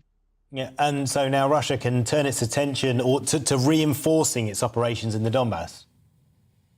Absolutely. I mean, they've done that for the last month or so. I just got back from Kharkiv, and I was passing through the outskirts of Donbass on my way back to Kiev, and I've seen major buildups of both the Ukrainian army and the Russian forces. Obviously, I couldn't really see with my own eyes the Russian forces, but you see the front line and you see what's happening, at least on the Ukrainian side, and you realize this is going to be a major battle this summer, and it's not going to end within weeks or months as most of the people hope. This is a long-term fierce battle for the Donbass. Actually, my feeling is that we're getting back to 2014, only this time that the scale of conflict is probably tenfold more intense and more widespread than it was 8 years ago. How do you think that fight for the Donbass is actually going to progress? Well, it's hard to say at the moment. You have the Ukrainian army who has, like I said, a morale boost from the victories and the resistance they put, not only in Mariupol, but throughout the whole country. So that plays a major role. Compared to 2014, when I was visiting Ukraine and I was reporting from the front line, the troops that I met this time in the last couple of months seem much more prepared and much more ready to fight the Russian army. So on one hand, you have this Ukrainian force who is really prepared to resist and to engage in some sort of serious conflict to fight for their country. On the other hand, you have the Russian army who is basically an expert, if you want to call it this way, at shelling. This is the gist of the Russian army tactic. We've seen their troops on the ground are not as well prepared, and they failed in most parts of the country. But the shelling they put up in most cities have succeeded. It's something that gains them territory. So Donbass, it's hard to pin at this moment whether it's going to be a Ukrainian victory or a Russian victory. I would say if the West keeps supporting the Ukrainians, my bet is on the Ukrainians to at least win some of the territories they've lost in the last 8 years or so. Just finally, Mercia, before we let you go, both of us a few months ago were in Hungary looking at the Ukrainian refugees, reporting on the Ukrainian refugees that were coming across the border there.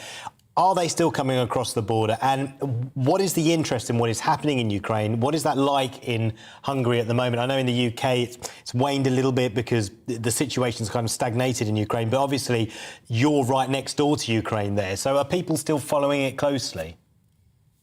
Well, like I said, I just got back from Ukraine. I crossed the border myself, and I've seen Ukrainian cars and people, Ukrainian refugees, people crossing the border into Romania. I'm watching what happens at the Ukrainian border, and just yesterday I read a statistic saying that in Romania, at least 1 million refugees have come into the country in the last 2 months or so. So yes, there's still a steady flow of people leaving Ukraine. Not as much as it was in the beginning, obviously, and that's quite understandable because nothing really major happens in Ukraine at the moment. It's just that grinding war. Oh, we've just started to battle with your line a little bit. Thank you so much for your insight, though, particularly on-the-ground expertise from having been recently in Ukraine. Journalist Ms. Babu, really appreciate your time this morning. Do stay with us. It's 7:30. We've got plenty more to come, including a new wave of a sort of a crackdown on middle-class cocaine use. Find out more after the break.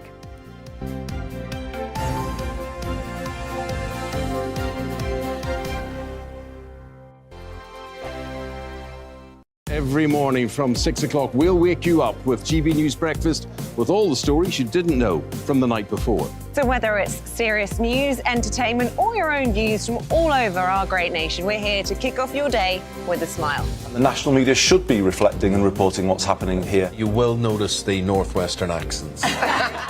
Whether you're with us on TV, radio, or online, every morning it's breakfast from 6 a.m. Hope you can join us.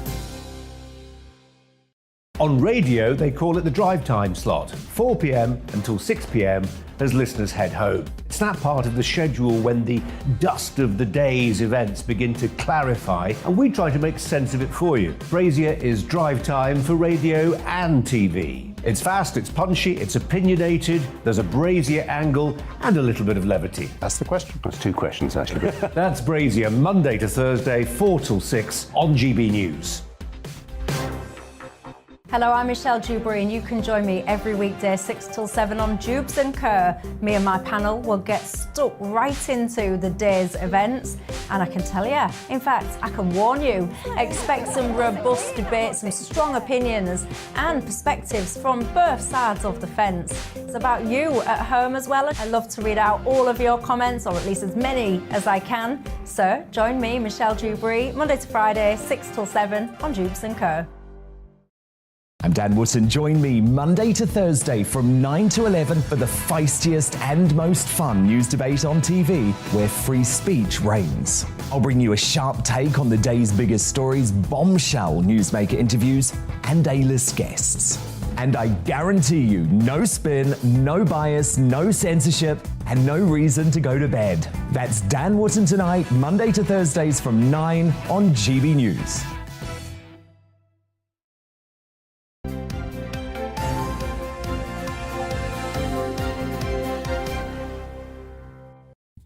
Welcome back to the programme. It's just gone 7:30, 7:32 in fact. It's Paul and Rosie live with you this morning until 10 o'clock. And let's have a quick look at the day's front pages. Starting with The Times, which says plans being drawn up to keep supermarket shelves stocked during a possible rail strike, which could be the biggest in modern history. The Guardian reports that police chiefs will apologise for racism, discrimination and bias within their forces in a new plan that they're going to lay out on Tuesday. The Daily Express leads with the royal family allegedly secretly housing Ukrainian refugees. The Daily Star are criticising Rishi Sunak for being named as the 222nd richest person in Britain. Let's go through what's inside the papers now. Joining us this morning is political editor of HuffPost UK, Kevin Schofield, and journalist Ella Whelan. Good morning to both of you. Ella, if I could start with you. This is a great story about smoking. Yes, on the front page. Are there many great stories about When I say great, I mean it's an interesting story about smoking. Well, it depends whether you think smoking is... whether you're a smoker, whether you think smoking's great or not. Well, this is true, yeah. Sajid Javid has commissioned a investigation, a kind of report into looking at what can be done to lower smoking rates. And the suggestion is that one of the potential outcomes that could come from that is a change in the law around the age limit of smoking. So instead of you having to be 18 to buy a packet of cigarettes, you might have to be 21, wait until you're 21 to do that. And that's in the hopes of bringing the rates of smoking to less than 5% by 2030. Now, there has been, over the years, there's been so much to do with trying to lower smoking rates. We know that statistically, looking at all the data, the biggest effect on people stopping smoking has been the introduction of vaping and people's ability to switch over to vaping and use that, and then eventually they either stay on vaping or they get off that altogether. We know that the kind of restrictive measures, whether it be banning them with the smoking ban indoors, or raising prices, or sticking those horrible pictures on the front of fag boxes, has had an effect in terms of, we know that coercion tends to have an effect. But this suggestion really irks me, not least as someone who used to be someone who very much enjoyed a cigarette before I was pregnant. But the legal age limit for adults in this country is 18. And, if you wanted to review the whole shebang and say that drinking and smoking and sex and marriage and everything gets raised because we're going to change what we understand to be an adult, then that would be one argument.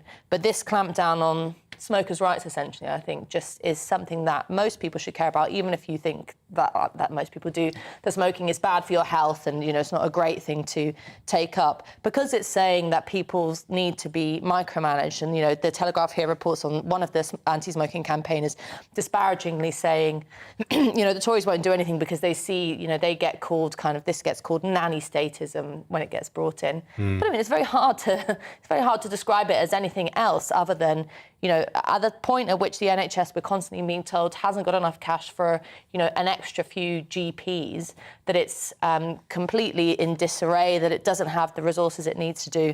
Sajid Javid is busting a load of money on an investigation around smoking, which they've called, someone has called radical. It would be quite radical if we said to the population at large, you've got to be 21 before you can buy a cigarette.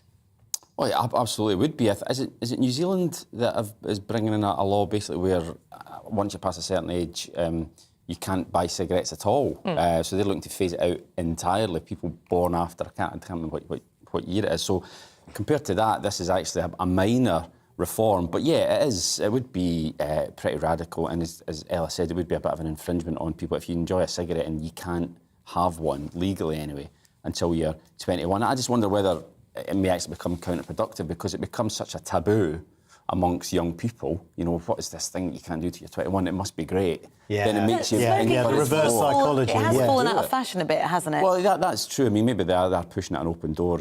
As Ella says, vaping is much more popular now. Over the last several years, rates of smoking have decreased. But clearly the government wants to go even further. Let's talk about something that definitely is popular. Football, the end of the season is nigh, emotions are high, but what we're seeing is some really ugly behaviour from fans. Why do you think that is, and what should be done to try and clamp down on it? Well, I mean, it's quite unusual. I mean, pitch invasions have always happened, whether it's your team's won the league or they've qualified for the Champions League or they've avoided relegation, whatever. I think what's different about it now is this goading of opposition players and managers. This seems to be a completely new thing. I wonder whether social media is playing part of it, because you had the incident with Patrick Vieira the other night at Goodison Park. Now, not only did this young guy think it was a good idea to confront Patrick Vieira, which I think is a pretty bad idea because he's a really big guy, but he also filmed it. And the video has been posted online since then as well. And I just think it is just, I don't know if it's a fad. Some people have called it like carnival culture. Yeah, and I think maybe part of it as well is because of lockdown. The fans weren't allowed in the stadium for a year, and there's a bit of like a pent up. I mean, if you're being kind, it's a pent up exuberance. But I think it's completely unacceptable. Now, what you do about it is a much more difficult question, because we certainly don't want to go back to the pre-Hillsborough days or the pre-Taylor Report days of fans being treated like cattle, essentially, and being caged into terraces, which was obviously dangerous, incredibly dangerous. But something needs to be done. Now, there's other types of barriers which aren't like vertical, but they're horizontal, so it's more difficult to climb over. That slows them down, gives the stewards an opportunity to stop them getting on the pitch. But ultimately, if you've got tens of thousands of young men in the main who want to get on a pitch, the stewards aren't going to stop them. So it has to become a cultural change, and maybe a few swinging bans, lifetime bans. Some points deductions as well. Indeed. Let us know what you think. Might make fans think twice. Yeah, and we're going to go through some of your views in just a moment. GBviews at gbnews.uk if you want to get in touch with us on that one, and also on Jamie Oliver, which is something you want to talk about, Ella, that's in the Times today. He was outside Downing Street yesterday waving a dessert around. I got kind of a theme going here, haven't I, about kind of intervention to people's private lives. Very obsequious picture of Jamie Oliver on the front page of the Times there. He's had long time had a bee in his bonnet over poor people eating crappy food, or more accurately, poor people eating the food that they want to eat. And so his campaign is to clamp down. He wants the government, which they had previously did have plans and were entertaining the idea of stopping buy one, get one free or buy two for one deals on junk food, and kind of bringing in laws around advertising to stop the advertising of food that was bad for you before 9 o'clock, kind of doing a won't somebody think of the children line. And, I think nothing... He held up an eaten mess and said, what an eaten mess, ha ha ha, Boris Johnson eating, you get it. Yeah. And nothing screams, I'm not an Etonian, I'm really in touch with the rest of you, like trying to eliminate food deals at a time of cost of living crisis when people are looking for cheaper options to put food on the table. Jamie Oliver should sack his PR team because there's terrible optics. But also, this is a man who has made his life off of, recipes, which are what I love. Jamie Oliver's recipes. He's such a good cook. I, look him up all the time online. Trifles and things like that are full of sugar. He wants us to buy his books and for him to tell us what to eat, but he doesn't want us to be able to make those decisions themselves. And there's this really stupid kind of moralising around junk food. Everybody knows that if you have 5 Twixes for dinner instead of meat and 2 veg, that's not great for your health. But most people are not doing that, and sort of suggesting that people on the lower end of the income spectrum, poor people who he's really targeting, need to be told by, let's face it, kind of as he ages, as an increasingly plump Jamie Oliver, that what to eat. Ooh, right in the... Right, there you go, yeah. I think like most people... You were just praising his recipes. He's a fantastic cook. I hate you, Jamie, but that is a wonderful lasagna. Stick to the kitchen. Stop telling me what to eat. What strategies would work to help us eat cleaner, eat healthier? I don't think there needs to be a kind of a strategy in terms of policing what people eat. If we want to look at obesity, which is a problem, and I'm all for getting people to be able to eat healthy. How much is a gym membership these days? How many basketball courts and football arenas have been closed down in local communities? There is all options for giving people more choice, giving people more free time. You want to see a drive towards exercise, more exercise? No, I don't want to be whipped around a football. Well, not Boris whipped, but Johnson just either. Yeah, no. What do you think about calories on menus? Because they've been in place for a couple of weeks now. Yeah, there's a story actually throughout the papers which suggests that restaurants have been reporting that the novelty of calories on menus has had very little effect at all. Because most people, don't go out to eat every night. And when they do go out to eat, it's a treat.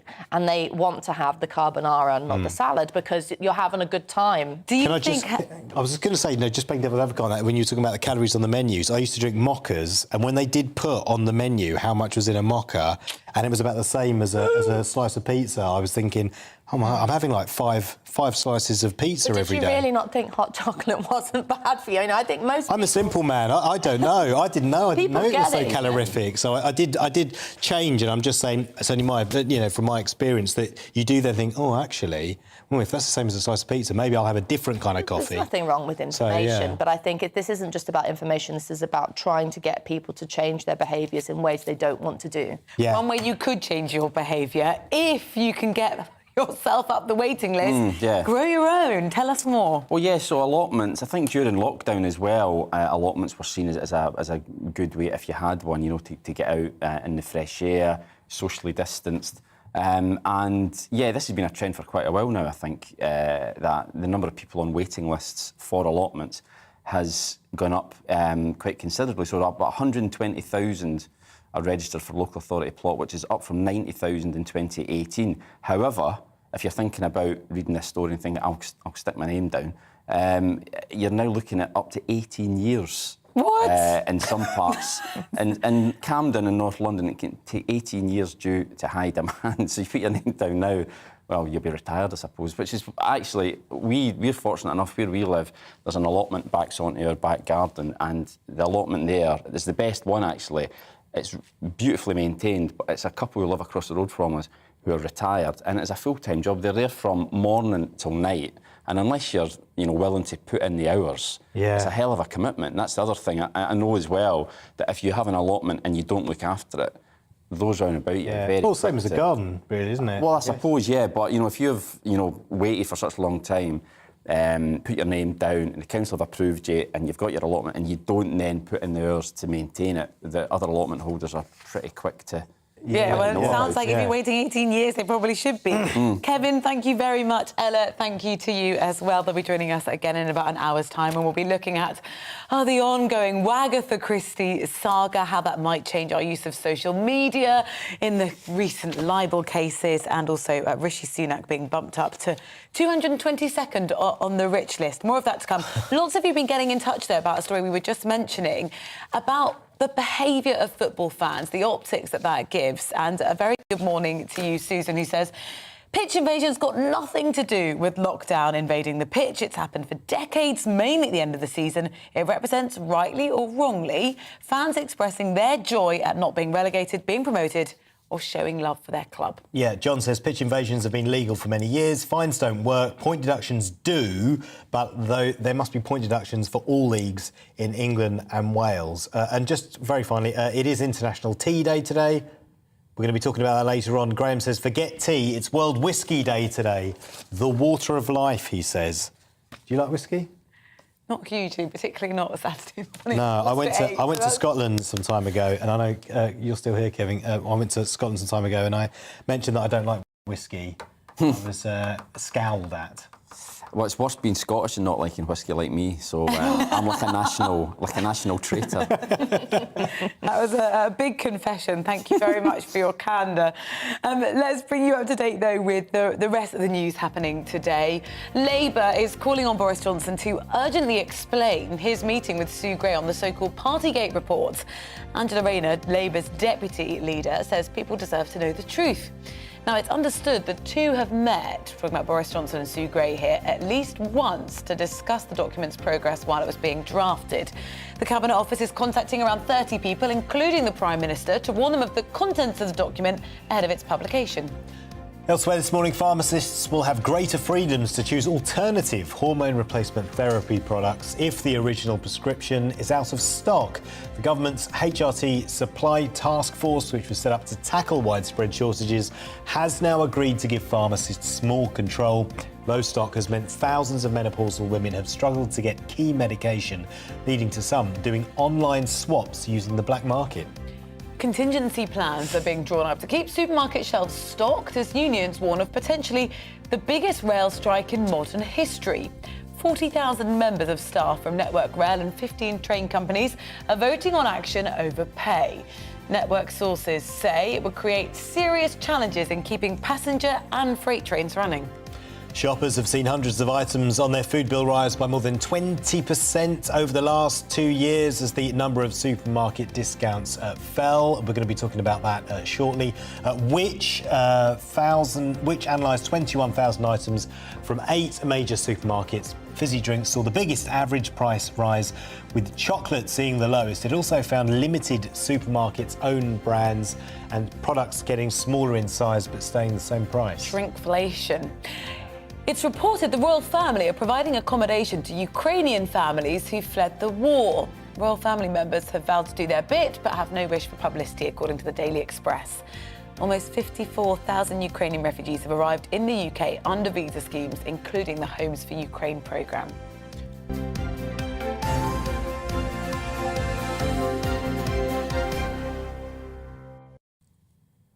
So, to our next story at 7:48, recreational cocaine users face random testing and could lose their passports under plans to cut demand for Class A drugs in Britain. Those who test positive face wearing a tag or drug patch that would constantly monitor drug intake. Ant Lehane, head of policy at Cranston, a think tank that looks at drug-related policy, joins us now. Why is there a need for a crackdown on what is often middle-class cocaine use? Hello, and thank you for having me on this morning. So there's been a crackdown for the last little while since the government released its sort of drug strategy, which was attached to the Home Office. It came off the back of a really good report by Dame Carol Black. I think the reason that middle-class cocaine use, and particularly the link to football, has become so prevalent is probably to do with the scenes last year during the Euro finals and prior to that. I do think that actually some of the sort of headline policies that have come across, I personally disagree with. I don't think they'll get to the root causes of cutting drug use. And I do also feel that banning someone for 5 years from football for using cocaine when anyone can get, paralytically drunk as they like at football without any consequences is probably a little bit extreme. I think it could increase profiling. I just don't feel that's going to get to the root cause of the issue. The ideas that have been suggested are giving recreational cocaine users random testing. You could lose your passport. Would these ideas, would they be deterrents enough? I don't believe so, no. I think they sound good. I think they have a nice bit of sort of PR shine to them, but I don't think they'll act as useful deterrents. I think random drug testing is quite inhumane. I wouldn't recommend any, social time or workplace that should be drug testing people. I'm very against anyone being drug tested, and particularly the hypocrisy talking about middle-class cocaine use when traces of cocaine have been found at the Houses of Commons. There was, I think, a few arrests last year for possession offences. Now, I'm suggesting that we go and drug test MPs, but actually, I think we need to look at this in a bit of a more fair way. Well, yeah, talk a little bit more about that. What is the fair way that you think they should look at it in, and what is the root cause of this problem? So I think we need to view all issues related to drugs as a health issue. I think we need to be more proactive to cut reoffending and actually educate people on the harms of cocaine use. I think cocaine is pretty prevalent in football matches. It's pretty obvious that it's around.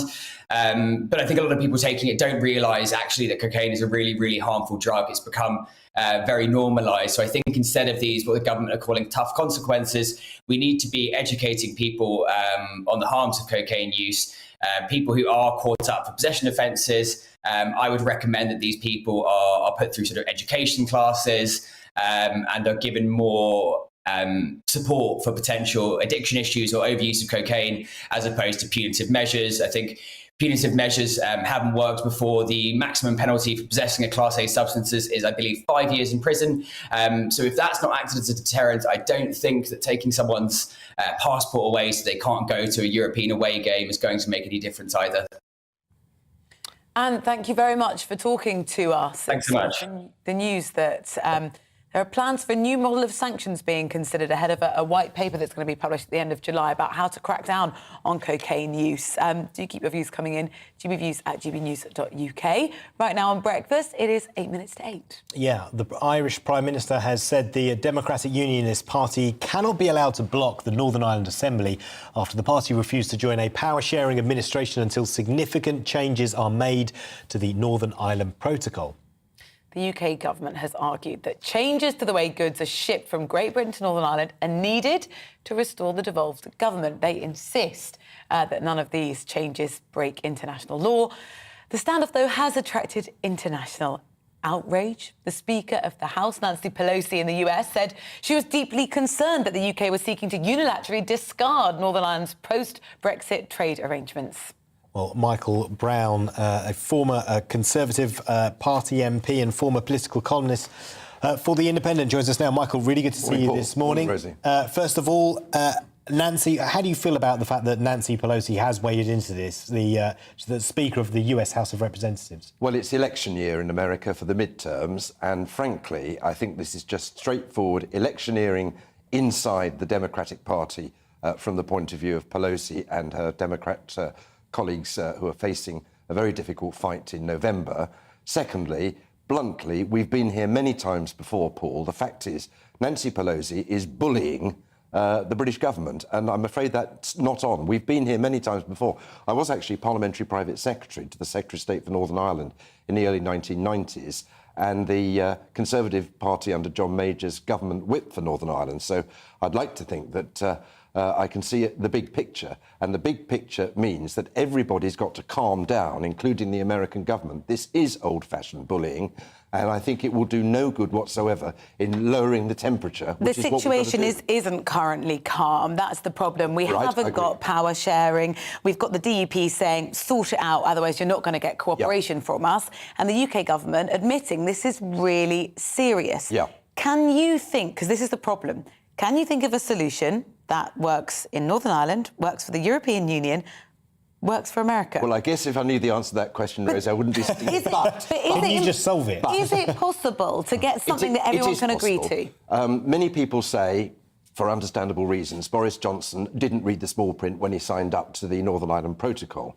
But in fairness to the British government, I don't think they ever thought for one moment that the EU would be so intransigent. I heard on the radio a couple of days ago the chairman of Marks & Spencer's saying that when he wants to bring over any food goods from Britain to Northern Ireland that are going nowhere near the Irish Republic, they're going into Marks & Spencer stores, he has to spend a fortune, something like £8 million, I think, on the paperwork, some of which has to be written in Latin. Now, this is just straightforward bureaucracy. The blunt truth is, though, in defence of those who criticise the Prime Minister, the fundamental fact is that the Northern Ireland Protocol and the Good Friday Agreement are incompatible. Which is the more important? The Good Friday Agreement, the power-sharing agreement, which the government under John Major, but subsequently under Tony Blair, negotiated in very good faith. And it stood the test of time up to now. Now, I think that if the EU were prepared to sit down and negotiate with the British government, we could probably get a solution. None of these goods... I think the EU are prepared to negotiate. The problem is when they have those conversations, they don't come to a marrying point. Well, I certainly agree that Liz Truss doesn't help matters by fanning the flames. She and Nancy Pelosi, I think, are both to blame by causing an unnecessary fanning of the flames. You want cool, calm deliberation. It will have to be solved. I think most people in the EU acknowledge that it is very unfair on the people of Northern Ireland. But at the end of the day, coming back to your main point about why do outsiders tend to interfere in Northern Ireland, EU and America in particular, there is a secret agenda, and the secret agenda is to so create the circumstances for a united Ireland. That's for the people of Northern Ireland to decide in a border poll. Well, the EU would say that it's merely guarding the single market. That's why it needs those checks, and they would argue that Boris Johnson signed that agreement, it was in there, and that if he didn't like it, he shouldn't have signed it. Well, I suspect that any reasonable-minded person looking at the agreement when the two sides sat down a couple of years ago and signed the protocol, they would have never believed that somebody would argue the toss about Marks & Spencer's having to have every cheese sandwich checked by a vet in Great Britain before the cheese sandwich gets into Northern Ireland to be sold only in Northern Ireland. And to be fair, the EU, I mean, they did put forward suggestions, or they said that they would reduce the number of checks by up to 80% on a lot of goods. But the UK government said, no, that's going to make the situation worse. Why did the UK government say that? When they're complaining about the checks, and the EU says, all right, we'll reduce the number of checks then to make it easier. Why did the UK government... Look, Margaret Thatcher used to say in any negotiations with the EU, you've got to get half a loaf at the very least. There's more than half a loaf here. I can't believe that it's beyond the wit of any sensible diplomat, civil servant, negotiator that cannot bridge that relatively small gap. And at the end of the day, it's in nobody's interest, certainly not if you want to protect the Good Friday Agreement, which has given largely peace for the last 25 years. I was only on the ground floor at the very start of those negotiations, which began under John Major's government. And I really do believe that dialing down But we do have American elections, and if you've got any Irish heritage and you're an American candidate of any standing, like Joe Biden, Nancy Pelosi, this is a secret agenda that they need continue to expect more of this from the Americans then until at least after November, up to November. Well, I'd hope, for goodness sake, that we can solve this issue before November, because quite rightly, everybody wants the power sharing to be set up again after the recent election. And as soon as possible. And as soon as possible. Michael, thank you very much for joining us. Really appreciate your time this morning, Michael Brown, former Conservative Party MP and former political columnist for The Independent. Yeah, November when, of course, is the next round of, well, the US midterms basically in November, so that's what Michael was alluding to there. It is 7:59, stay with us because we have lots more to come, including the latest news on food prices going up. Sorry.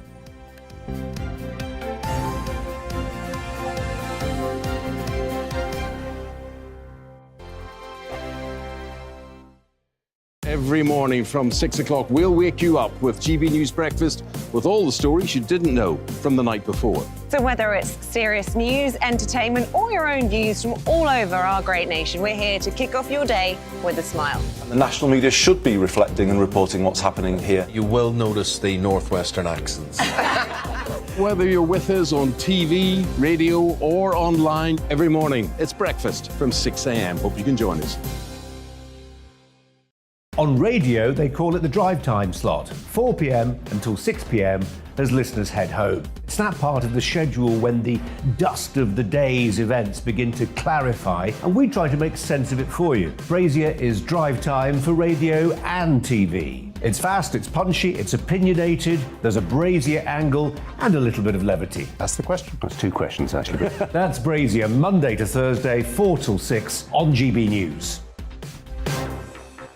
Hello, I'm Michelle Jubilee, and you can join me every weekday 6 till 7 on Jubes and Kerr. Me and my panel will get stuck right into the day's events, and I can tell you, in fact, I can warn you, expect some robust debates, some strong opinions and perspectives from both sides of the fence. It's about you at home as well. I love to read out all of your comments, or at least as many as I can. So join me, Michelle Jubilee, Monday to Friday, 6 till 7 on Jubes and Kerr.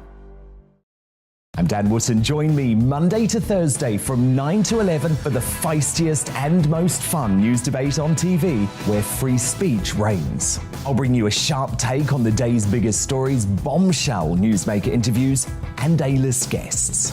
And I guarantee you, no spin, no bias, no censorship, and no reason to go to bed. That's Dan Wootton tonight, Monday to Thursdays from 9 on GB News.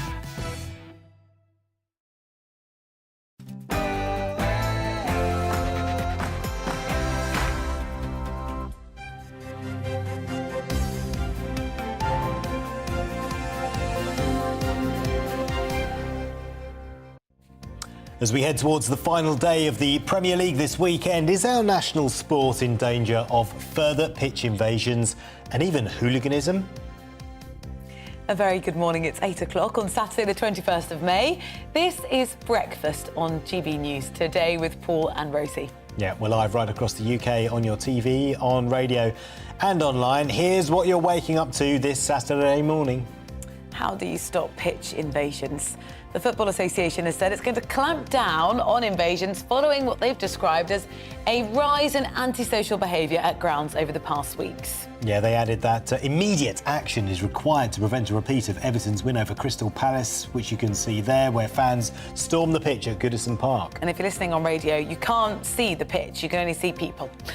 Is this damaging our reputation as a footballing nation? Lots of you getting in touch. We'll look at those views very shortly.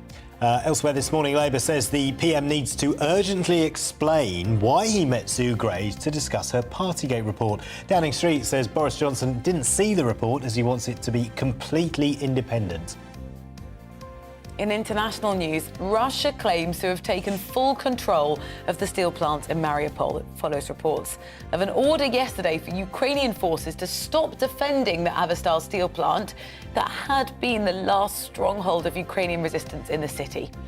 And it's International Tea Day, of course, a day to mark sustainable farming of tea in some parts of the world where production is highest. I learnt today that after water, the most consumed drink around the world is tea. What is more British than an afternoon cup of tea? We've got lots more on tea a little bit later on the show. And don't forget any of the things you'd like to talk to us about, particularly football. Is it fair to call it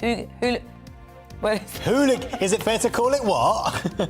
Is it fair to call it hooliganism? Hooliganism. Or in other words, how do we deal with pitch invasions? Also, if you want to get in touch with us on Ukraine or tea, then do email us, gbviews@gbnews.uk. You put your teeth in there. I will, yeah.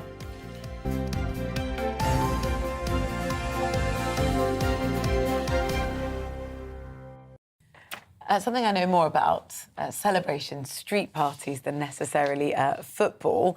This is really interesting. It's 2 weeks away will be the big bumper bank holiday weekend. 4 days of celebrations, of course, because the Queen will have been reigning. She's 70 years. A 70-year career Britain's as the longest monarch. ever reigning monarch. But you might have plans to be at a street party. We've been told that there's going to be significant congestion on the roads because loads of roads will be closed because the council have said, yep, sure, you can host a street party. For some reason, the parties are going to be most popular on the Friday of the weekend. But lots of people aren't celebrating at all. There's some new research from YouGov that says more than half of Brits say they don't plan on celebrating the Queen's Jubilee. Yeah. They'll probably be enjoying the weekend, the bank holiday weekend. Well, do you know what? It says here, this is a big poll, by the way. It's about 3,300 people, give or take, and it says that they don't have any plans to celebrate the Jubilee. I mean, so that's quite surprising, because it feels like this is going to be a huge national occasion. Everywhere you go at the moment, you seem to see bunting going up and you hear about plans being made, so that's a very surprising survey. Or is it that they're going to celebrate it, just they're not making plans to celebrate it? They'll celebrate it spontaneously on the day, perhaps. It is surprising. More than half of us say we won't be celebrating. There are some fantastic events that are going to be put on, a real celebration of talent, music, drama, some brilliant stuff to watch on the television if you don't sort of fancy going to a street party. But if you've got particular plans and you're happy to share them with us, then let us know. Or maybe you just think, I can't really bother. Look, I'll take the bank holiday weekend, but, the Royals are not for me. Then do get in touch, gbviews@gbnews.uk, and we'll have a look at why that might be. Maybe you can help us puzzle it out. Yeah, indeed. Also, another issue this morning is how to stop the pitch invasions that have been taking place across the world of football this week. The FA, police and multiple football clubs are now cooperating for the final set of fixtures this weekend to battle the recent rise in pitch invasions. Earlier this week, Sheffield United player Billy Sharp was headbutted by a Nottingham Forest fan. That fan has actually since been jailed. Merseyside police, as well as the FA, are now also investigating Crystal Palace manager Patrick Vieira after his scuffle with an Everton pitch invader was caught on camera. Well, joining us now is Ben Jacobs, senior sports reporter for CBS. Thank you very much for speaking to us. Look, it's perhaps not unexpected at this point of the season. There is high emotion. There's a lot at stake. Have you been surprised by the behaviour we've seen of fans in the last week or so?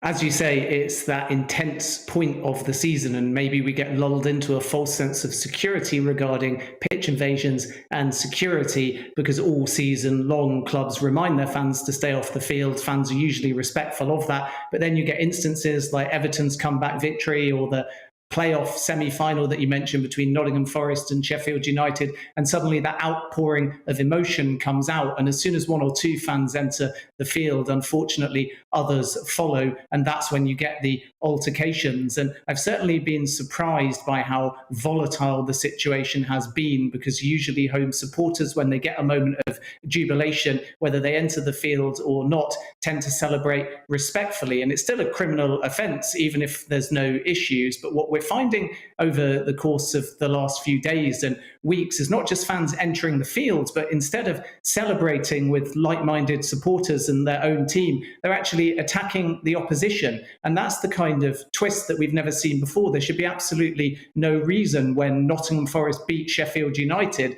for a Nottingham Forest fan, even though he's an ex-Nottingham Forest player, to go to a player like Billy Sharp, who was just standing on the touchline with his hands in his pockets and wasn't involved in the game. And that, I think, is a product of the intensity of fans, maybe to a smaller extent being back after COVID, social media fueling that kind of intensity even more. But it's definitely a change changed pattern where instead of only celebration on the field, even though, as I say, those fans being on the field are still there illegally, they're now not just making it a moment for themselves that is memorable, they're actually turning towards opposition managers and players, and that animosity is definitely newer and more worrying and surprising. If your analysis is correct, Ben, then we're looking at a deep psychological problem that some fans have developed. Stopping that is going to take some time.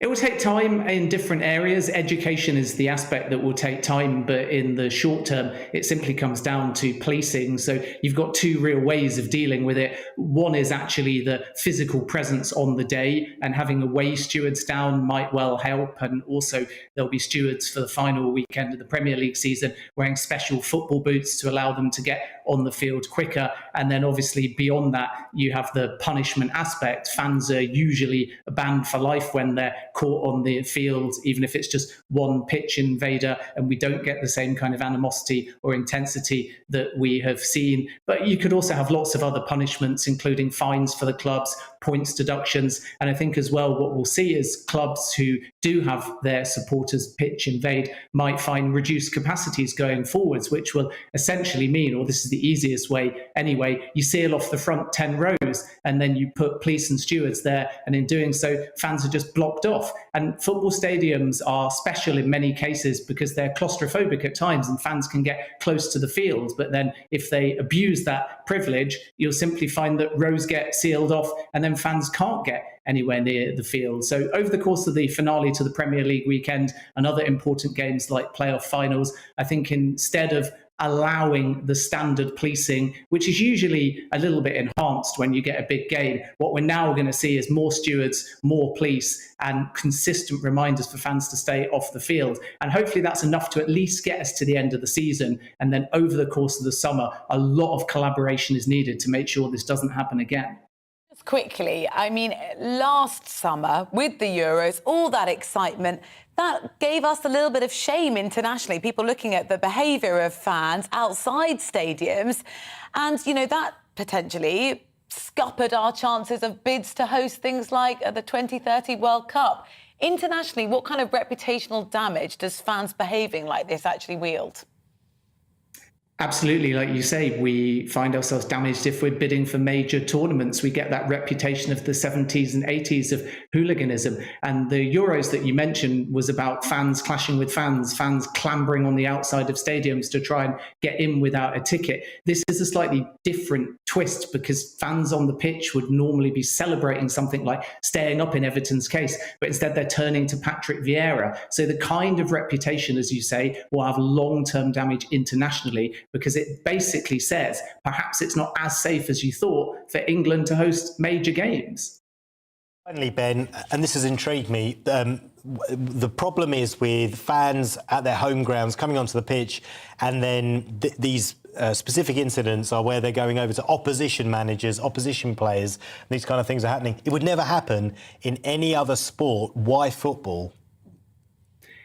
I just think that the fans are so close to the field and the football pitch is so expansive. And in a lot of other sports, either the field is smaller, the security is higher, the capacities are less. But once one fan enters the field, everybody somehow seems to think they've got free reign, even if they're just going to go there and take a selfie. And that's perhaps what makes football unique. It's not just a problem in England, and it's not just a problem on the football field. We see all over the world, unfortunately, bottles being thrown, lighters being thrown.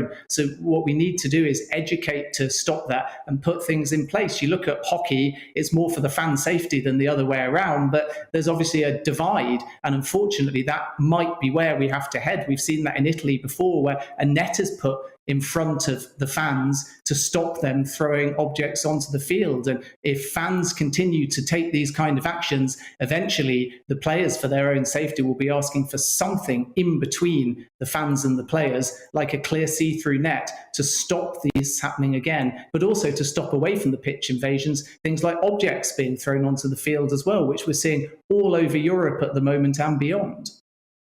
Ben, really appreciate your time this morning. Thank you so much for joining us. That is Ben Jacobs, senior sports reporter for CBS. Lots of you getting in touch on this. Neil says, a points deduction system won't work. Why don't the Premier League fund proper policing at games? Yeah, and Sandra says, why can't people just learn to sit down and enjoy the spectacle, which was kind of what I was alluding to there with Ben, because at other sports, the fans mix together from both teams, from both clubs, at rugby and at cricket.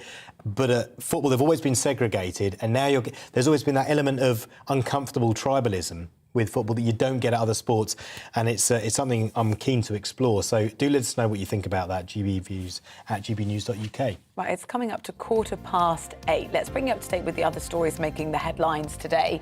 And it's front page of The Guardian today. Police leaders are planning to apologise over allegations of racism and discrimination within their ranks. In a report by the Police Chiefs Council and Standards Committee, it's going to be published next week, leaders will commit to being institutionally anti-racist. The report was sparked by protests following the murder of George Floyd in the US 2 years ago. Contingency plans are being drawn up to keep supermarket shelves stocked as unions warn of potentially the biggest rail strike in modern history. 40,000 members of staff from Network Rail and 15 train companies are voting on action over pay, which network sources say would create serious challenges in keeping passengers and freight trains running.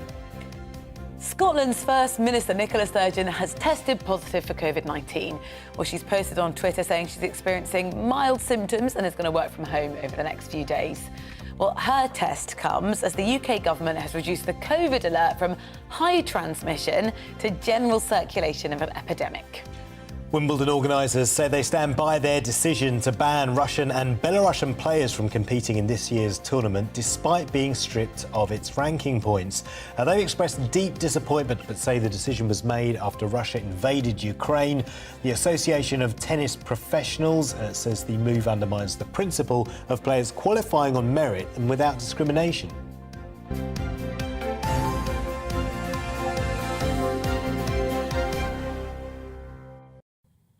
The price of our supermarket shopping. Items in the supermarkets have risen, in some cases, by more than 20% over the last 2 years, alongside a drop in supermarket discounts and budget ranges. Yeah, that's according to the market experts, and they found that the price of 265 groceries soared by more than a fifth at the same time as the availability of supermarket discounts and budget ranges. And when they started to drop, what does all of this mean? Joining us now is business and finance commentator Michael Wilson. A very good morning to you. Michael, when we're doing our weekly supermarket shop, this year compared to this time last year, it's gone up significantly. It has, hasn't it? I mean, it's quite surprising. And Which was the Consumers Association magazine, the organisation, and their remit was to say that customers should be able to, and I'm quoting this directly, easily choose the best value. Now, the best value, of course, is to do with size as well as price and the rest of it. And they're quite extraordinary, some of these things, because we're hearing from all the supermarkets now, we're looking after our customers. Listen, don't forget, these are businesses, and what they're also looking after are their shareholders and their boards and their kind of performance. Breakfast cereals, if you're eating a breakfast cereal right now, up about a fifth. In a year. Cheese up about a fifth. Fizzy drinks up about 6%. Butter up nearly 5%. Milk, you see, these are just staples, up about 4%. Now, I was reading just a couple of days ago that Iceland, for example, the supermarket, is going to have a over 60s 10% discount day on a Tuesday. Sure they are. What we're seeing is a lot of publicity about the price cuts and the competition.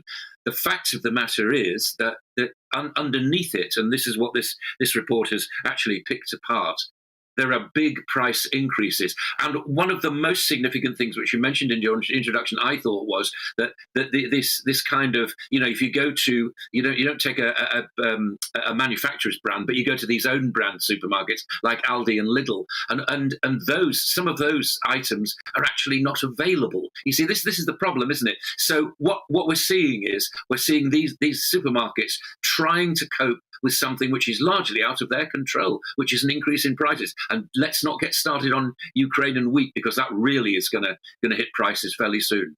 Yeah, there's not much the supermarkets can do, is there? Because from off the top of my head, I think places like Aldi and Lidl that you mentioned, they operate on margins of 1 to 2%. Sainsbury's, Tesco's, the other lot, they operate on sort of 2 to 3, and they can only drive that. Those margins are very, very slim already, and we've had 10 years of supermarket price wars. There's nowhere for them to go now.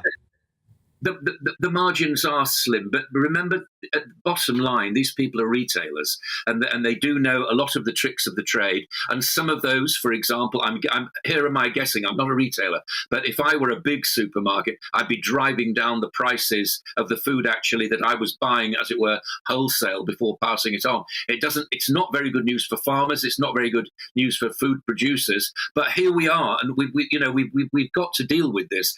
The government is not really helping at the moment. We're not getting a clear message about what they're going to do. I don't believe in magic money trees. I think that's a destination disaster kind of view. But I think that if you have the patience, you will find that this report is extremely helpful, and it will steer you towards maybe governing the way in which you shop and the kind of meals that you serve at home.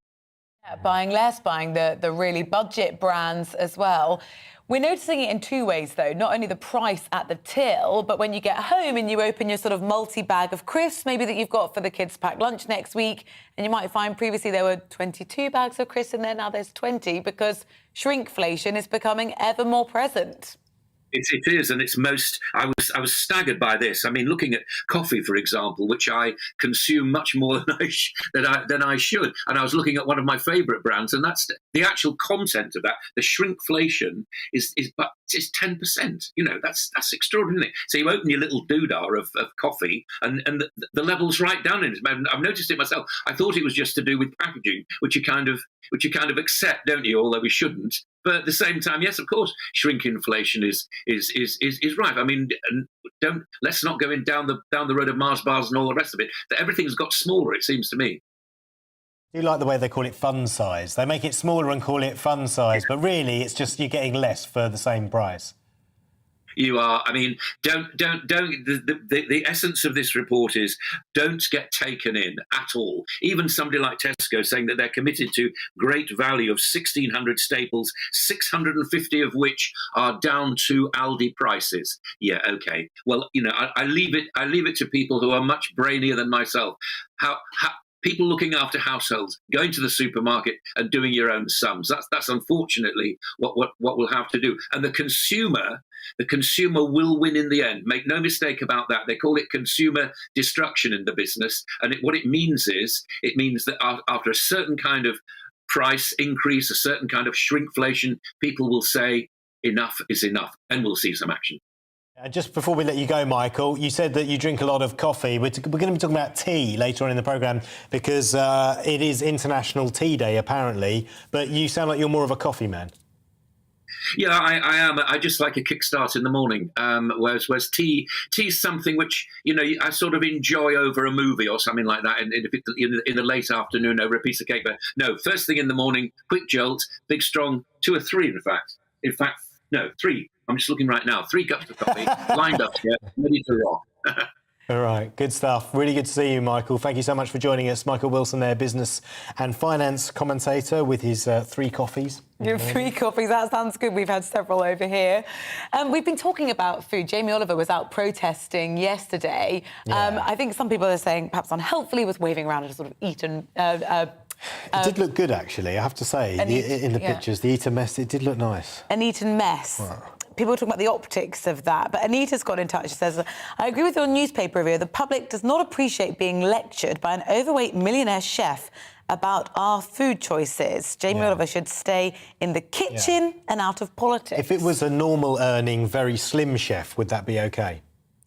Yvonne says, being poor doesn't make you brain dead. They know what they're doing. They choose to eat like that. Jamie Oliver waving his eaten mess around is not going to change that. It's condescending. Jamie Oliver is talking about, because one thing that's come really to the forefront with the cost of living, particularly in our supermarkets, is the idea that the government had to say, right, we're going to stop buy one, get one free on the high sugar, high fat, you know, junk foods. Yeah. That's been postponed. Well, Jamie Oliver and others are saying, no, we need to make sure that people aren't buying that type of food. Please do get in touch with your views. Lots of you messaging about football. hooliganism, which I can now say correctly. I was really sort of struggling earlier.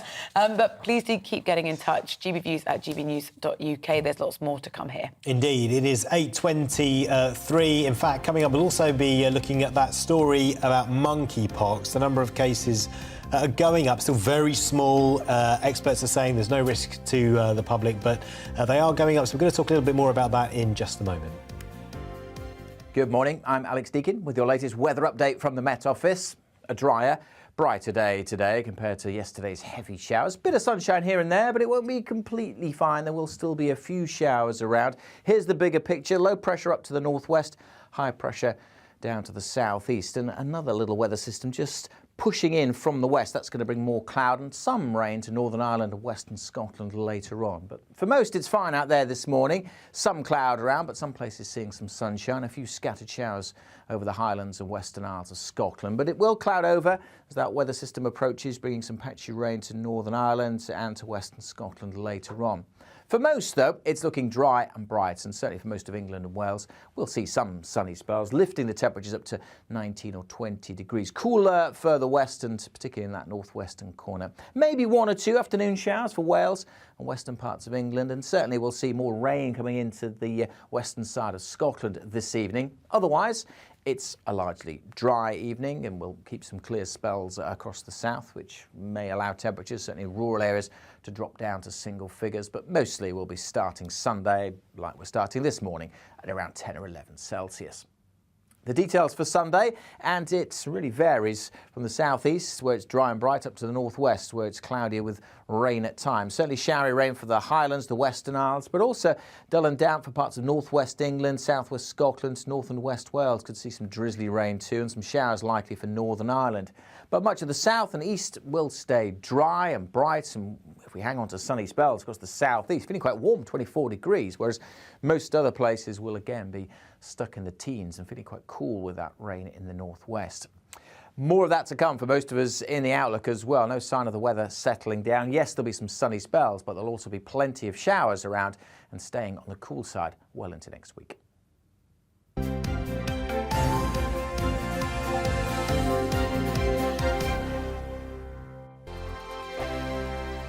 Every morning from 6 o'clock, we'll wake you up with GB News Breakfast with all the stories you didn't know from the night before. So whether it's serious news, entertainment, or your own views from all over our great nation, we're here to kick off your day with a smile. The national media should be reflecting and reporting what's happening here. You will notice the northwestern accents.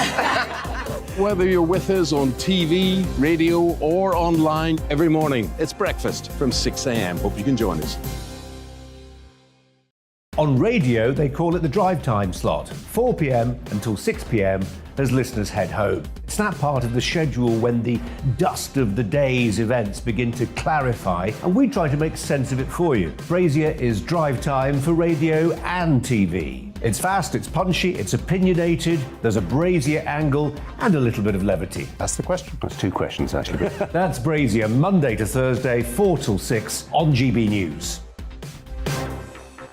Hello, I'm Michelle Jubilee, and you can join me every weekday 6 till 7 on Jubes and Kerr. Me and my panel will get stuck right into the day's events, and I can tell you, in fact, I can warn you, expect some robust debate, some strong opinions and perspectives from both sides of the fence. It's about you at home as well. I love to read out all of your comments, or at least as many as I can. So join me, Michelle Jubilee, Monday to Friday, 6 till 7 on Jubes and Kerr. I'm Dan Wootton. Join me Monday to Thursday from 9 to 11 for the feistiest and most fun news debate on TV, where free speech reigns. I'll bring you a sharp take on the day's biggest stories, bombshell newsmaker interviews, and A-list guests. And I guarantee you, no spin, no bias, no censorship, and no reason to go to bed. That's Dan Wootton tonight, Monday to Thursdays from 9 on GB News.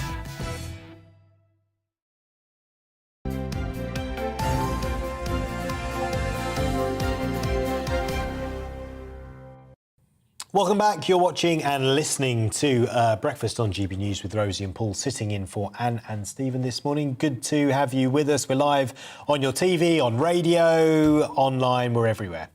It's coming up to 8:30 8. Now, life is, of course, slowly coming back to normal after the upheaval of coronavirus. So people are talking about, though, monkeypox. Cases, I have to say, they are really small, but they are on the rise. Around 20 people in the UK are thought to have the disease, with numbers expected to increase. But what is it, and how concerned should we be? Yeah, Professor Azim Majid joins us live to tell us more on this. Professor, thank you for joining us this morning. First of all, how should we be feeling about this relatively small but significant outbreak? Good morning, Paul. I think we need to be alert to the disease and ensure we can deal with it via our public health system, but we shouldn't be over anxious or panic about this. As you said, the numbers are very small, 20 cases so far. That compares to around 1 million people with COVID at the moment in the UK. So very small numbers. So be alert, but don't be over anxious or panic about this. Sporadic cases of monkeypox are rare, but they're not new in Britain, are they? Just explain to us what process is currently underway to identify where those cases currently are. So as you mentioned it, we have had cases previously in the UK, but not as many as the current number. So this is more than we would normally expect. Now that we've got travel resuming after the pandemic, we will see more cases of infections being reported into the UK from elsewhere, so that that is not unusual to see. The first step is to ensure that medical staff are aware of the disease, know the symptoms, know what the rash looks like. That has been done by the government, so the government has information out to all health professionals across the UK to ensure they know about this. We need to ensure we can identify cases, test them quickly, put them into quarantine if they are positive or suspected to be a case, identify their contacts, and if need be, test those people as well and put those people into quarantine as well. So there are steps underway to control the disease. We've also secured some smallpox vaccine, which can help protect against infection from monkeypox, even though it's a separate vaccine, and we have some supplies of that which can be used, for example, for healthcare workers or for close contacts cases if needed. So we have got measures in place to limit the spread of infection. Obviously, this is nothing like COVID, but the way in which we've dealt with the COVID pandemic has that made us more tooled up, for want of a better phrase, to deal with this monkeypox outbreak? I think we are better placed because of COVID. We realise the importance of things like contact tracing, for example, testing. So I think we are better placed than we were 2 years ago when the pandemic first starting in the UK. So we can now contact trace better because we've strengthened that system compared to 2 years ago. So we are better placed because of COVID to pick up and suppress outbreaks like this. And just give us the real basics. How's it transmitted and what are the symptoms? So the most common way of spread is via animals. So spread amongst people is quite unusual. So this is unusual to have this pattern of spread from people. So it starts like other viruses with symptoms like a high temperature, headache, aches and pains, tiredness, swollen lymph nodes. Then later on, the rash that's typical of the disease appears. So it's a very typical rash, not like any of the rash you might get from other infections. So those are the main symptoms. Most cases are fairly mild and will resolve without treatment, but occasionally it can cause some complications and lead to more severe disease. Good to have your thoughts this morning, Professor. Thank you so much for joining us. Professor Azim Majid there, who is Professor of Primary Care and Public Health at Imperial in London. There's lots more to come on Breakfast this morning. Our Showbiz correspondent will be telling us about some of the Jubilee events you can attend, because it turns out more than half of us, it's only in 2 weeks' time, and you've got a 4-day bumper bank holiday weekend. I've made no plans to celebrate, according to a big survey out today. So more on that to come after this.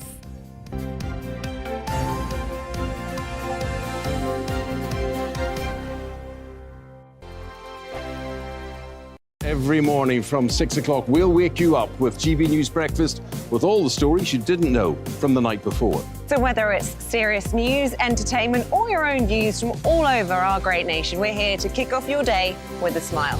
The national media should be reflecting and reporting what's happening here. You will notice the northwestern accents.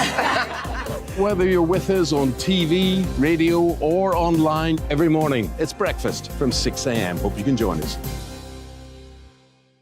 On radio, they call it the drive time slot, 4 p.m. until 6 p.m. as listeners head home. It's that part of the schedule when the dust of the day's events begin to clarify, and we try to make sense of it for you. Brazier is drive time for radio and TV. It's fast, it's punchy, it's opinionated, there's a Brazier angle and a little bit of levity. That's the question. That's two questions, actually. That's Brazier, Monday to Thursday, 4 till 6 on GB News. Hello, I'm Michelle Jubilee, and you can join me every weekday 6 till 7 on Jubes and Kerr. Me and my panel will get stuck right into the day's events, and I can tell you, in fact, I can warn you, expect some robust debates, some strong opinions and perspectives from both sides of the fence. It's about you at home as well. I love to read out all of your comments, or at least as many as I can. So join me, Michelle Jubilee, Monday to Friday, 6 till 7 on Jubes and Kerr. I'm Dan Wootton. Join me Monday to Thursday from 9 to 11 for the feistiest and most fun news debate on TV, where free speech reigns. I'll bring you a sharp take on the day's biggest stories, bombshell newsmaker interviews, and A-list guests. And I guarantee you, no spin, no bias, no censorship, and no reason to go to bed. That's Dan Wootton tonight, Monday to Thursdays from 9 on GB News.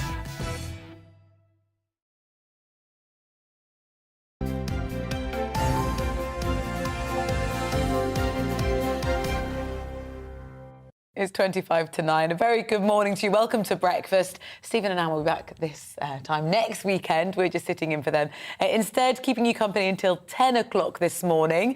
But let's kick off now by having a look at the front pages. Yeah, starting with the Eye. The PM and Chancellor Rishi Sunak are facing a mutiny, according to the paper anyway, after the pair were criticised for Britain's ongoing cost of living crisis. A poll conducted by the Daily Mail says Boris Johnson will lose the next general election if he does not get a grip on the rising cost of living. In the Telegraph, the Foreign Secretary Liz Truss has told the paper that NATO may arm Moldova in an effort to fight Russia's progress in the surrounding area. The Daily Mirror is leading on Chancellor Rishi Sunak and his wife's combined £730 million fortune. That puts Rishi Sunak into the UK's 2022 rich list. And finally, in the Telegraph, the Foreign Secretary Liz Truss has, as we've already told you, said that she may get NATO to give some arms to Moldova anyway. Worth repeating. Worth repeating, I think, yeah. Let's go through the papers. Joining us again in this studio is political editor of HuffPost UK, Kevin Schofield, and also journalist Ella Whelan. It's been a real pleasure to have you both this morning. Kevin, let's start with you if we can. We've just been talking a little bit about the pandemic, the impact on that, how it's upheaved our lives. But we're getting back into the office. In some departments, that's causing a little bit of a problem. Yeah, so as we've all read about, Jacob Rees-Mogg is cracking a whip a little bit. He wants civil servants to get back to the office. Now, the Department for Education, they had a league table, and basically they were the worst performer, if you want to look at it that way. There was only 25% occupancy back in their department. Now, Nadeem Zahawi was the Secretary of State for Education. He decided, right, enough of that, and he issued an edict saying, you've all got to come back in. Now, the problem there is that pre-pandemic, occupancy levels at the DFE were only about 60 to 70% because they were quite progressive when it comes to flexible working. Now it's 100%. They've all got to come back in, and there aren't enough desks. Basically, they've got twice as many staff as they have desks. So these civil servants are now having to work in corridors and in the staff canteen because of this, being forced to come back. So there's more of them in now than there were pre-pandemic, and they just don't have the capacity. So that hasn't been thought through, has it? You're saying politics over practicality? Yeah, I mean, Jacob Rees-Mogg is trying to make a bit of a name for himself, as, he's leaving post-it notes on people's desks, little letters saying, sorry you weren't here, bit passive-aggressive. What do you think about the principle, though? Do we work more effectively if we're all sat together rather than some people at home on Zoom? It's a case-by-case basis, isn't it? Some jobs... What do you do in your office? Well, because I work in Parliament, it's easier. Your job is... You do your job better, basically, if you're in Parliament, because that's how you meet MPs, you meet advisors, civil servants. But in my last job, I wasn't working in Parliament, and it didn't really make much difference to me whether I was working at home or not. I was fortunate. We live in a house, and we've got a garden, and when the kids were at school, it wasn't too bad, so you were able to do what you can do. But if you're a young person and you're maybe sharing a flat and your office is also your bedroom, I can understand why they're desperate to get back to the office. Yeah. So I think it's horses for courses. Ella, you're a young person. What do you make of that? Well, it's as Kevin says, it is a case-by-case basis. And also there's a difference between flexible working, which means you might have an arrangement, particularly for parents, that you have a certain amount of time that you work from home, a certain amount of time you work in the office to meet childcare needs or whatever, then a kind of a policy which we did, the civil service some civil servants haven't exactly covered themselves in glory of late. We know that, for example, that a lot of the hold-up within the Foreign Office relating to the exit from Afghanistan and the issue of people going home and not answering emails and things like that. So there has been a problem with, particularly in very serious and important roles, whether it is, working within government. It seems to me pretty obvious that you need to be in the mix and you need to be within the minister's reach. And, if you work at a paper or indeed in an events organisation, I do at the Academy of Ideas, it's impossible to do anything on Zoom because you can't bounce ideas off each other. But, there are lots of people who, particularly, I'm conscious of thinking of, during a cost of living crisis, there's lots of people who might be thinking, well, if I can do my call centre job from home or whatever without spending 400 quid on a season ticket for the train to get into central London to an office that is miserable most of the time anyway, and I'm sat on a headset, why not? So I think we should sort of think innovatively about it. But I am, I'm not on Jacob Rees-Mogg's side in terms of this sort of blind crack in the whip and in a passive-aggressive way, as Kevin says. But I think there is a sense of, public life is public life and home life is home life, and we should maintain some kind of distinction there, if not least to kind of keep our sanity. Yeah, page 17 of the Times, there's a transgender row, school debate raised after pupils' comments. What's this all about? Yeah, so if people haven't been following this, I'll just explain, because it's a complicated one.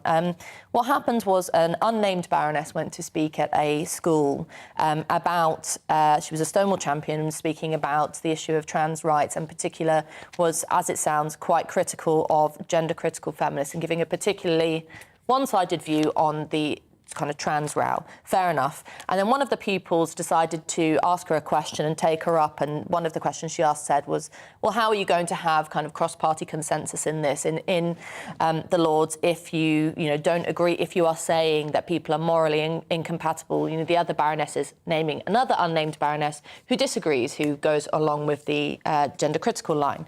And as a result, rather than that just being a good spirit of debate, that young girl was there was a spat, as it's been described, the one who raised the objection. There was a spat in the sixth form common room. She was with other pupils, attacked by other pupils, criticised. That escalated into what people are describing as bullying. And rather than intervening and saying, come on, girls, we can all disagree in a civil manner, the school seems to have taken the side of those students who were criticising the other student for being critical. This all sounds a bit complicated, but essentially she's been forced out of school for asking questions about the trans rights debate. That seems to me pretty bad. And there has the Times has reported earlier on in the week, and it's reporting that people like J.K. Rowling and other prominent feminists who have voiced gender-critical views or gender abolitionist views have come out in support of her. And I think it just raises an important question, which is, can we have these kind of debates at school? You absolutely can, and particularly if you're an adult, I've done it many times, going in to give a lecture at school, you understand and should be willing to accept questions from kids that might challenge you. And what you want to leave the students with is a sense of you can debate the most difficult issues in society civilly without it turning into a kind of hair-pulling exercise in the sixth form common room. So the school seems to have really failed that commitment to debate, and also this student in this instance. Do you think we've actually worked out how to have this debate? Because it's one with high emotion, whether that happens in the public sphere on Twitter or in the classroom? No, we quite clearly haven't. And it's interesting you mentioned Twitter. I mean, I think maybe outside the realms of social media, certain newspapers, it's not an issue that has really caught the public consciousness.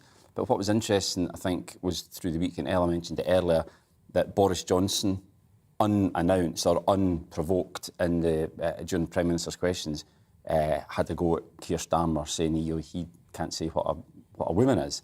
And clearly it is an issue that the Conservatives think is something that is going to be politically advantageous for them in the run-up to the next general elections. I think we will get to hear more about it. Labour are obviously in a bit of a difficult spot over it.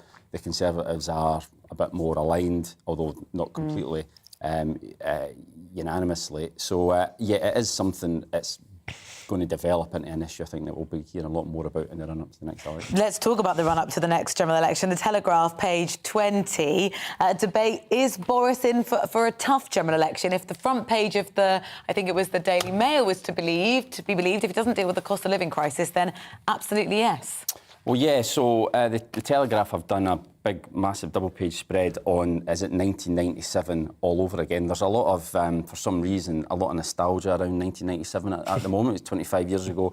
I was listening to Radio 6 Music yesterday, and it was all about OK Computer, which is 25 years old. Great album. Great album, and they played 1997 music all day long, so maybe there's something else to discuss there. But, yeah, they're looking at, there's a lot of sleaze around at the moment, as there was in the dog days of the John Major administration. They're saying, could this herald not a 1997 style landslide, but does this mean that the Tories are on the way out, that that Keir Starmer's going to be the next Prime Minister? No one would seriously compare Keir Starmer with Tony Blair. They're completely different standard of politician, I think. However, there are certainly eerie similarities. You've got, as I say, an administration at the moment that is lurching from crisis to crisis.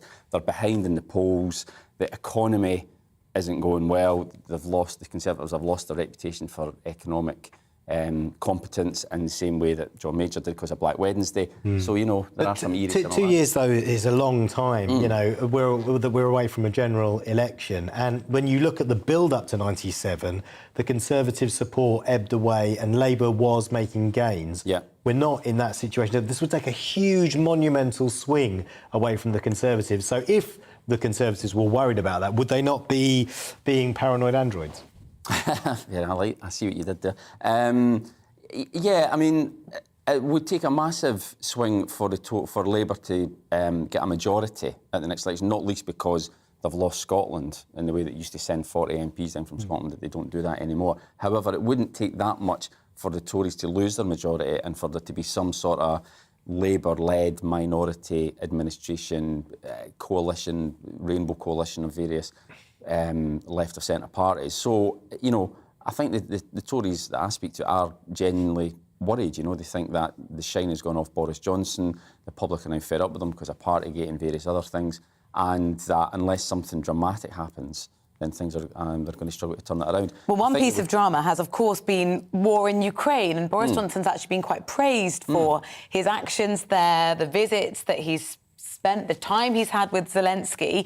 Let's just look at the front page of the Telegraph, if we can, Ella, and the interview they've done with Liz Truss about the intervention and perhaps the military spending to Moldova. Yeah, very prime ministerial kind of picture there of Liz Truss on the front. Make of that what you will. But there's, you're right, the one thing that hasn't been mired in scandal has been the UK support for Ukraine and opposition to Russia's invasion.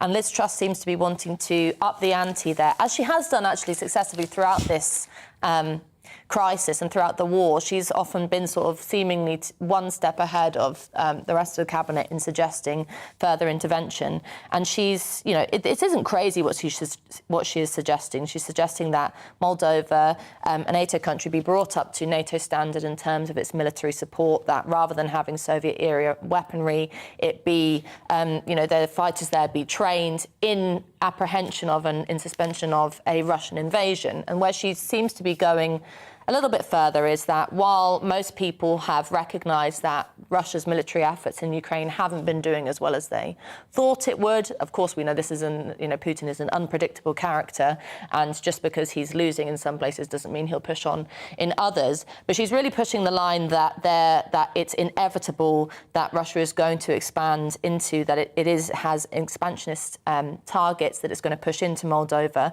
And really, I think, other than just the security of a country like Moldova, indeed we've seen discussions about Sweden and Finland over the last week joining NATO, there is I think not knee-jerk, but I think any politician has to take into account what the long-term consequences of action like this is going to be. And that's not to say that you get held hostage by Putin by saying, he says I'll do X, Y, and Z if NATO expands, and so we better not. No, you don't want to be held hostage by an autocrat like that. But at the same time, the the kind of bifurcation of this conflict via a sort of strengthened NATO and Russia at the end of this war, whenever it happens, isn't a very positive future either. And so I think we just need to keep a careful eye on these kind of moves, whether it be discussions from the US of hints of the desire for regime change, or kind of questions of how the UK can, if you were to be ungenerous, grandstand on the international stage by calling for further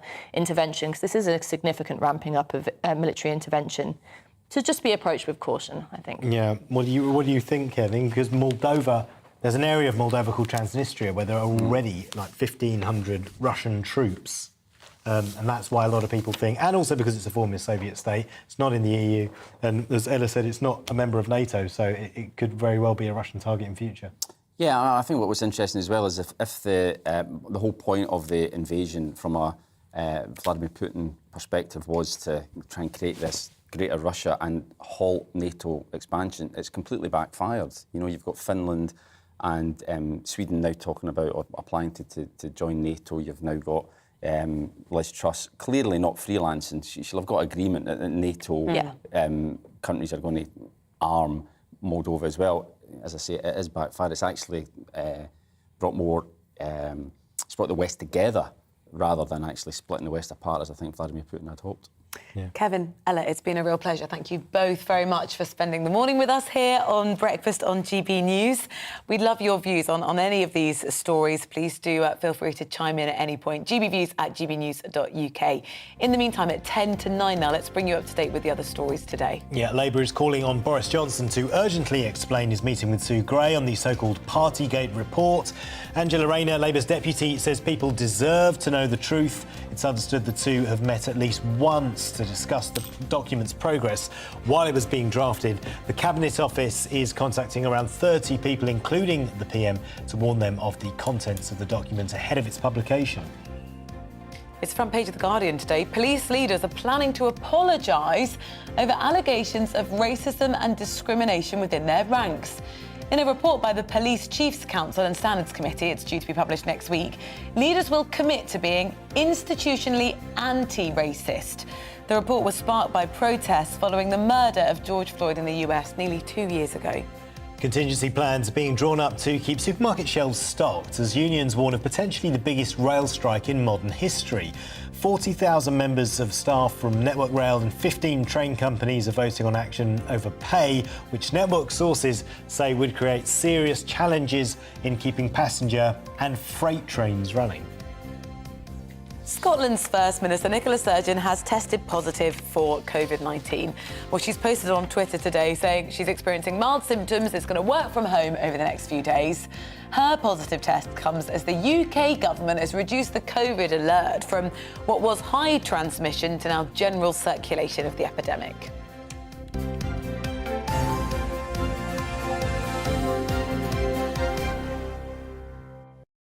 It is 8:51. Let's get some weekend showbiz news with showbiz reporter Hayley Palmer, who joins us in the studio. Hayley, very good morning to you. Good to see you again. We're back. We are. Now, in 2 weeks' time, we've got this bumper bank holiday weekend. Everyone's, I thought, very excited about it. More than half of Britons say they don't plan on celebrating the Queen's Jubilee. It's a survey by YouGov. And the challenge is, maybe they haven't heard about some of the big things that are happening over that weekend. Can you fill us in, please? I was going to say, because this is pretty exciting. I mean, Thursday, the 2nd of June, we've got Trooping the Colour, which is the Queen's birthday parade, which will be held, at 11 o'clock. And then on Friday, the 3rd of June, we've got a service of Thanksgiving for the Queen's reign, which will be held at St Paul's Cathedral. I can understand when maybe a service maybe isn't the thing that's really going to get you going, but we've got sort of music, great bands. I mean, yeah, as we were talking about yesterday, we've got Sam Ryder performing, Brian May, George Ezra, and also Diana Ross will be finishing the show, and she hasn't performed in 15 years, and I'm living for that. So when's that going to be on? That's going to be on the Saturday, so that's going to be the Saturday evening. So that's pretty exciting. And then Sunday, the Platinum Jubilee pageant. So, yeah, it really is an action-packed weekend. So, yeah, the people need to get Platinum behind Jubilee this. pageant. What's happening there? Yeah, it's the Gold State carriage led by the Sovereign's escort, which will lead the Platinum's Jubilee pageant. So, yeah. There's a lot happening, There's a lot which is why happening. we're so surprised with the outcome of this survey of over 3,000 people, half of which say they've got no plans to celebrate. I wonder if people aren't aware. I mean, I've been known about this for quite a while because I'm like, actually, don't we get days off work? Isn't this quite an exciting time? But I think maybe nearer the time, people will start to get behind it a little bit more, especially for Saturday night. Oh, and actually, it's going to be the Friday. If you look at all the number of roads that have applied to the council to be able to close their street to host a street party, Friday's the most popular, and of course we will be off. It might be that lots of people have decided to go away and just say, well, I'll make the most of the bank holiday weekend. So they'll be celebrating, not necessarily the Queen, but celebrating the holiday that they've had because of her. Yeah, absolutely. But I think that Saturday night one with the concert, I think that's going to be pretty special and something that we can all tune into. Let's move on to some other showbiz news. There's going to be an all-star lineup in the jungle, I believe. Tell us more. Yes, so what happens is you've got your normal I'm a Celebrity, but you've got your I'm a Celebrity All-Stars. I'm excited about this one because we are bringing back the legends, the people that really made us laugh and were big characters on the show. So far, we have confirmed Amir Khan, Paul Burrell and, of course, Gillian McKeith. Oh She my is goodness, coming who back. famously fainted. I want Lady Colin Campbell to come back as well, and the GC. I think that would really make it. But it's going to be filmed in South Africa. It's being filmed this summer. And it's slightly different because this time the campmates will all vote internally, you know, a little bit like Big Brother, where they all vote for each other, not the public. Yes, yes. So it's got a slightly different slant, but the usual I'm a Celebrity will still be going to get ahead this winter. 2 loads of the programme. What more do you want? Yeah, so really it should be called I'm a Celebrity, Get Me Back In There. I like it. We missed a trick here. Yeah, and also calling it I'm a Celebrity All-Stars makes it sound a bit like the celebrities before weren't that great. Well, I think we need big characters. Or am I reading this all wrong? I've probably got this all wrong. I don't know. I think we need big characters. There's nothing worse than it just being a bit, boring. We want the characters that are going to fame, that are going to be entertainment. Now we've got all of them all I think it's going to be a real... I think, because Amir Khan's going to be in it, I think they should get him to try and eat those bugs with his gloves on. That would be great. I think it might be funny for about 1 minute. That's 1 minute more than what I've watched. That's true. Let's talk about the charts, heading over to music very quickly. You mentioned Sam Ryder earlier. For anyone who isn't familiar with him, he was the UK entrant at Eurovision who then came second place. He's also not got the top come second spot in again. the UK. I'm not having this. So what happened? Well, Harry Styles has been at #1 for 7 weeks, but actually he is the highest topping charts with that single that he's just released, Spaceman, since Gina G, Ooh Ah Just a Little Bit. If anyone can remember that back in the day. That's the one, Rosie, yeah. That's enough of that. Keep going. No, that's it. Hayley, thank you very much. We'll leave it there, giving us a roundup of all the latest showbiz news and how we could celebrate the Jubilee if you wanted. Don't go anywhere, we've got lots more to come. We're celebrating all things tea for International Tea Day after this. Good morning, I'm Alex Deakin with your latest weather update from the Met Office. A drier, brighter day today compared to yesterday's heavy showers. Bit of sunshine here and there, but it won't be completely fine. There will still be a few showers around. Here's the bigger picture. Low pressure up to the northwest, high pressure down to the southeast, and another little weather system just pushing in from the west. That's going to bring more cloud and some rain to Northern Ireland and western Scotland later on. But for most, it's fine out there this morning. Some cloud around, but some places seeing some sunshine. A few scattered showers over the Highlands and Western Isles of Scotland. But it will cloud over as that weather system approaches, bringing some patchy rain to Northern Ireland and to western Scotland later on. For most, though, it's looking dry and bright, and certainly for most of England and Wales, we'll see some sunny spells, lifting the temperatures up to 19 or 20 degrees. Cooler further west, and particularly in that northwestern corner. Maybe 1 or 2 afternoon showers for Wales and western parts of England, and certainly we'll see more rain coming into the western side of Scotland this evening. Otherwise, it's a largely dry evening, and we'll keep some clear spells across the south, which may allow temperatures, certainly in rural areas, to drop down to single figures. But mostly we'll be starting Sunday, like we're starting this morning, at around 10 or 11 Celsius. The details for Sunday, and it really varies from the southeast, where it's dry and bright, up to the northwest, where it's cloudier with rain at times. Certainly showery rain for the Highlands, the Western Isles, but also dull and damp for parts of northwest England, southwest Scotland, north and west Wales. Could see some drizzly rain too, and some showers likely for Northern Ireland. But much of the south and east will stay dry and bright, and if we hang on to sunny spells across the southeast, feeling quite warm, 24 degrees, whereas most other places will again be stuck in the teens and feeling quite cool with that rain in the northwest. More of that to come for most of us in the outlook as well. No sign of the weather settling down. Yes, there'll be some sunny spells, but there'll also be plenty of showers around and staying on the cool side well into next week.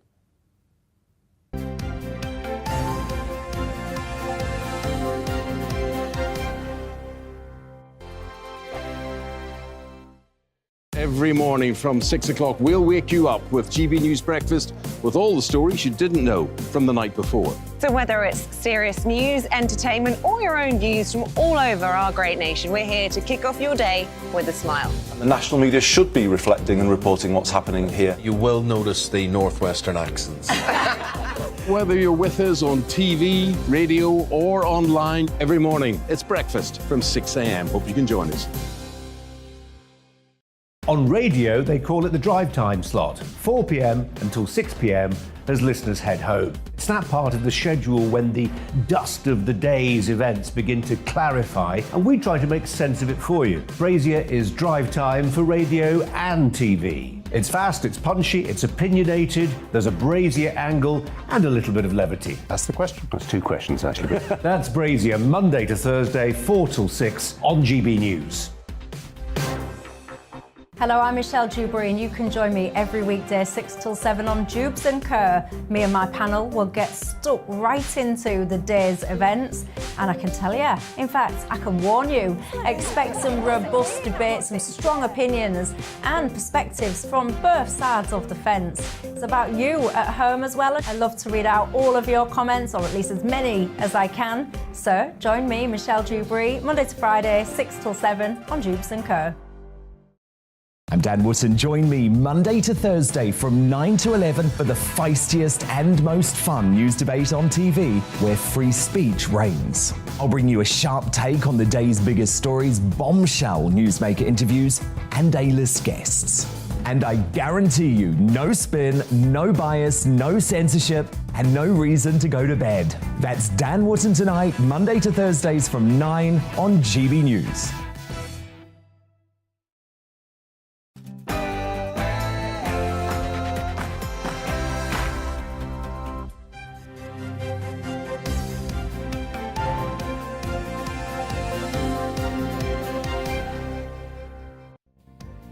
As we head towards the final day of the Premier League this weekend, is our national sport in danger of further pitch invasions, damaged reputations, even hooliganism?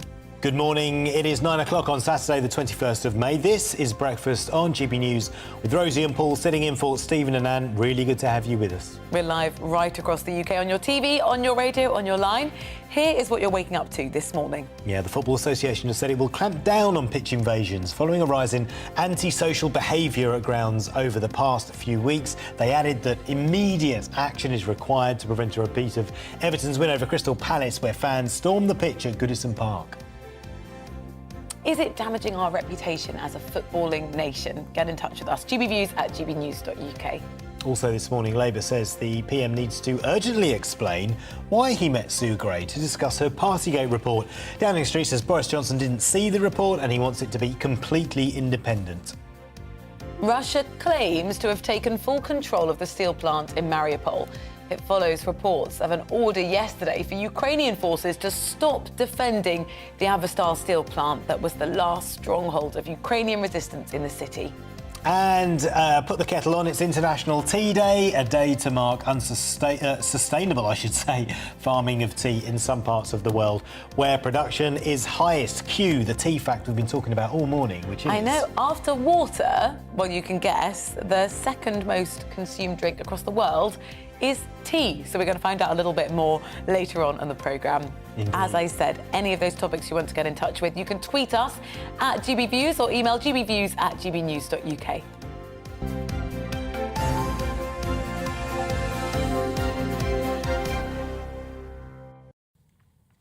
But we start with those pitch invasions. The FA, police and multiple football clubs are now cooperating for the final set of fixtures this weekend to battle the recent rise in pitch invasions. Earlier this week, Sheffield United player Billy Sharp was head-butted by a Nottingham Forest fan who has now since been jailed. Merseyside police, as well as the FA, are now also investigating Crystal Palace manager Patrick Vieira after his scuffle with an Everton pitch invader was caught on camera. Well, joining us now is the former Met police officer Chris Hobbs and also Janie Frampton, former referee and FIFA instructor. Thank you both very much for joining us. Janie, let's start with you if we can. There is obviously at this point in the season a lot of emotion, pent-up energy and stress. Why are we seeing, though, the behaviour we have done over the last week?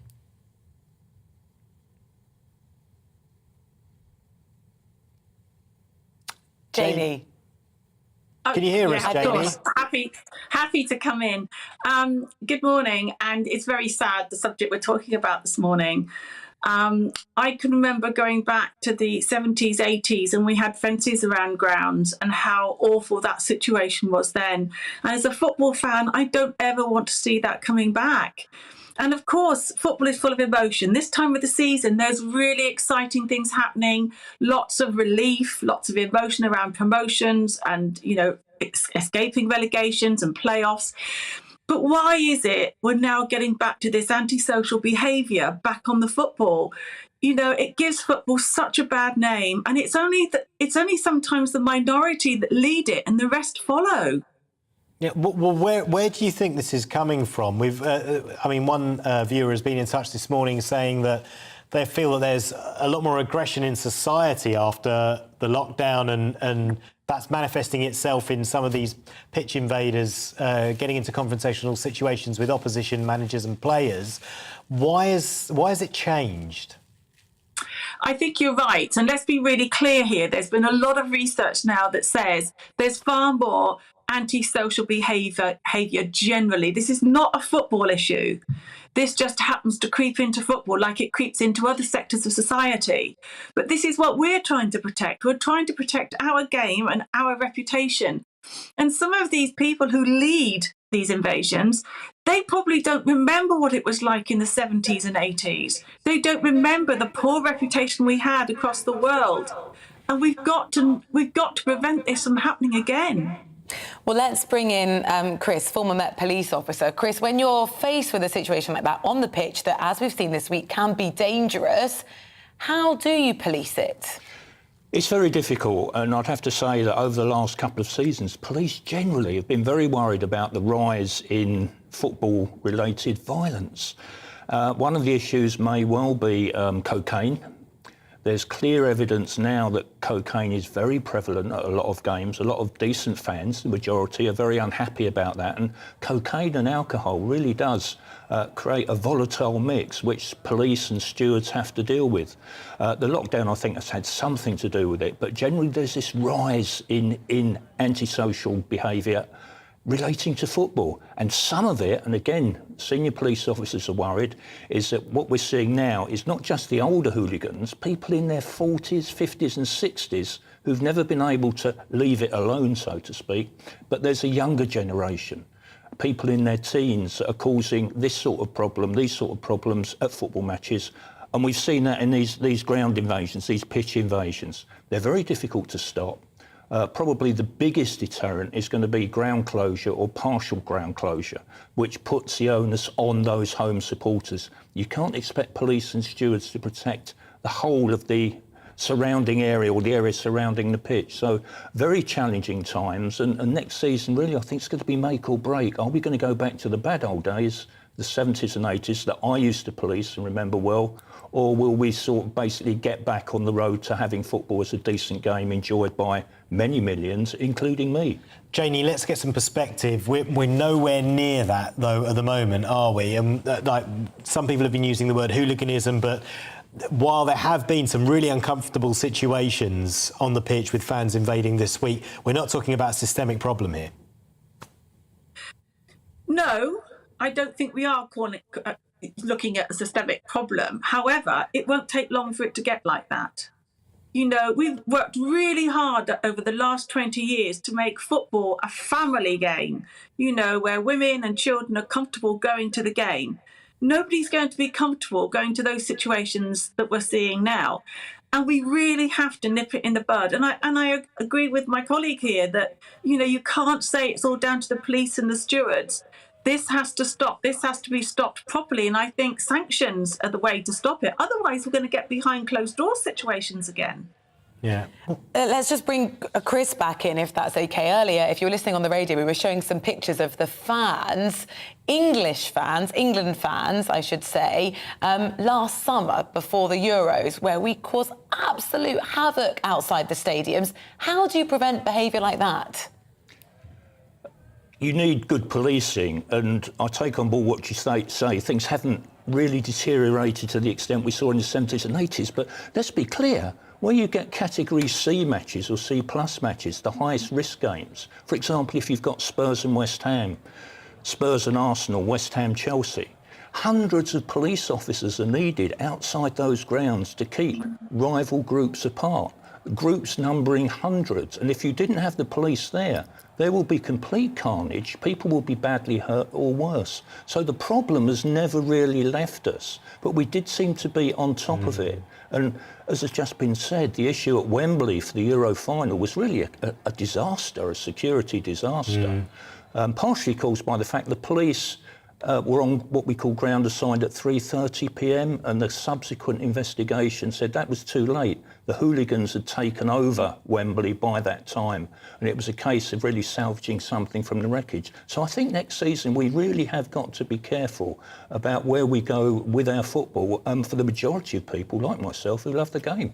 Jenny, we talked about it earlier, and you said that, you know, there is a problem with this kind of post-lockdown release of aggression in society, but within the world of sport, why do we always have these kind of uncomfortable situations, mostly with football? Well, I think there's a lot of factors here. One is football is our national sport. It's our biggest sport. There's more money in football than there is any other sport. It's the most watched on TV. So you've got a lot of factors there. The passion. People support their clubs with a passion over decades. And that's great. That's what we want in football. But that passion has to be channeled in a way that is appropriate. And the pictures we're seeing here are just not appropriate. And I do agree that actually lockdown has had a great effect on people. We know that. They're bursting at the seams to get out and to do normal things. And that is overspilling also of what normal looks like. They're letting off steam. But they just can't do it in this way in football, because otherwise they'll have no games to go to. It'll be quite clear. You're giving it the red card. Janie, really appreciate your time this morning. Sure. Thank you so much. I had to get that one in there. Janie Frampton, former referee and FIFA instructor. Also Chris Hobbs joining us there. Thank you, Chris, a former Met police officer. Right now, it's gone 10 minutes past 9. You're with Breakfast on GB News with Paul and Rosie. We're here with you until 10. Let's bring you up to date, though, with the other stories making the headlines today. And Labour is calling on Boris Johnson to urgently explain his meeting with Sue Gray on the so-called Partygate report. Angela Rayner, Labour's deputy, says people deserve to know the truth. Why? Well, it's understood that Boris Johnson met Sue Gray at least once to discuss the document's progress while it was being drafted. The Cabinet Office is currently contacting around 30 people, including the Prime Minister, to warn them of the contents of the document ahead of its publication. Contingency plans are being drawn up to keep supermarket shelves stocked as unions warn of potentially the biggest rail strike in modern history. This is 40,000 members of staff from Network Rail and 15 train companies voting on action over pay, which network sources say would create serious challenges in keeping passenger and freight trains running. Scotland's First Minister Nicola Sturgeon has tested positive for coronavirus. Well, she's posted on Twitter saying she's experiencing mild symptoms and will work from home over the next few days. Well, the UK government has reduced the COVID alert, this is interesting, from high transmission to general circulation in the epidemic. Wimbledon organisers say they stand by their decision to ban Russian and Belarusian players from competing in this year's tournament, despite being stripped of its ranking points. They've expressed deep disappointment, but say the decision was made after Russia invaded Ukraine. The ATP, the Association of Tennis Professionals, says the move undermines the principle of players qualifying on merit and without discrimination.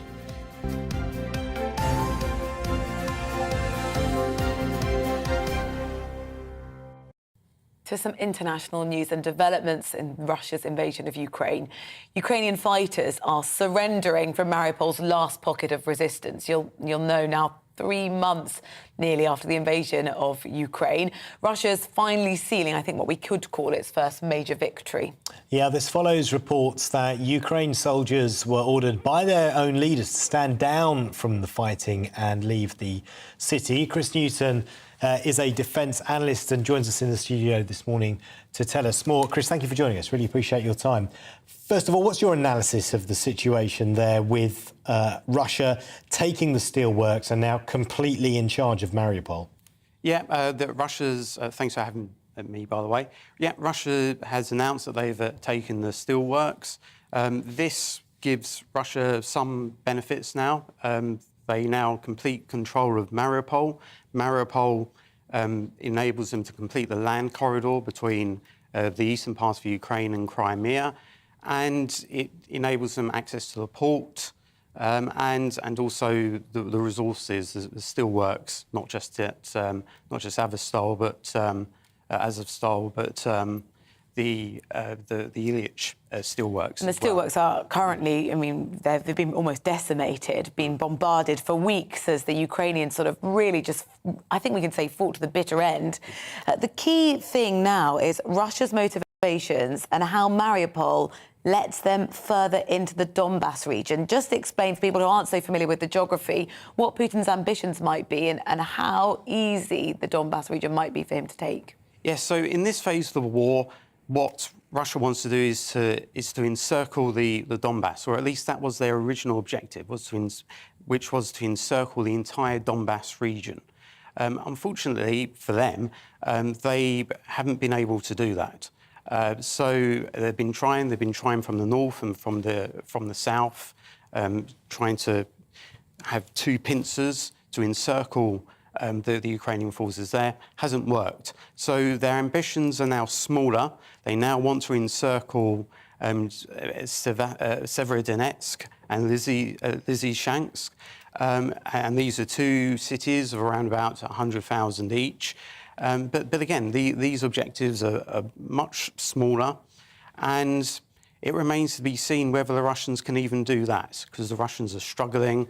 The Russians are not making the progress that they thought that they were going to make during this phase of the war. Yeah, aside from blocking the Sea of Azov, from stopping Ukraine from exporting through that corridor, what actual use are those steelworks and Mariupol, given they've more or less levelled the city?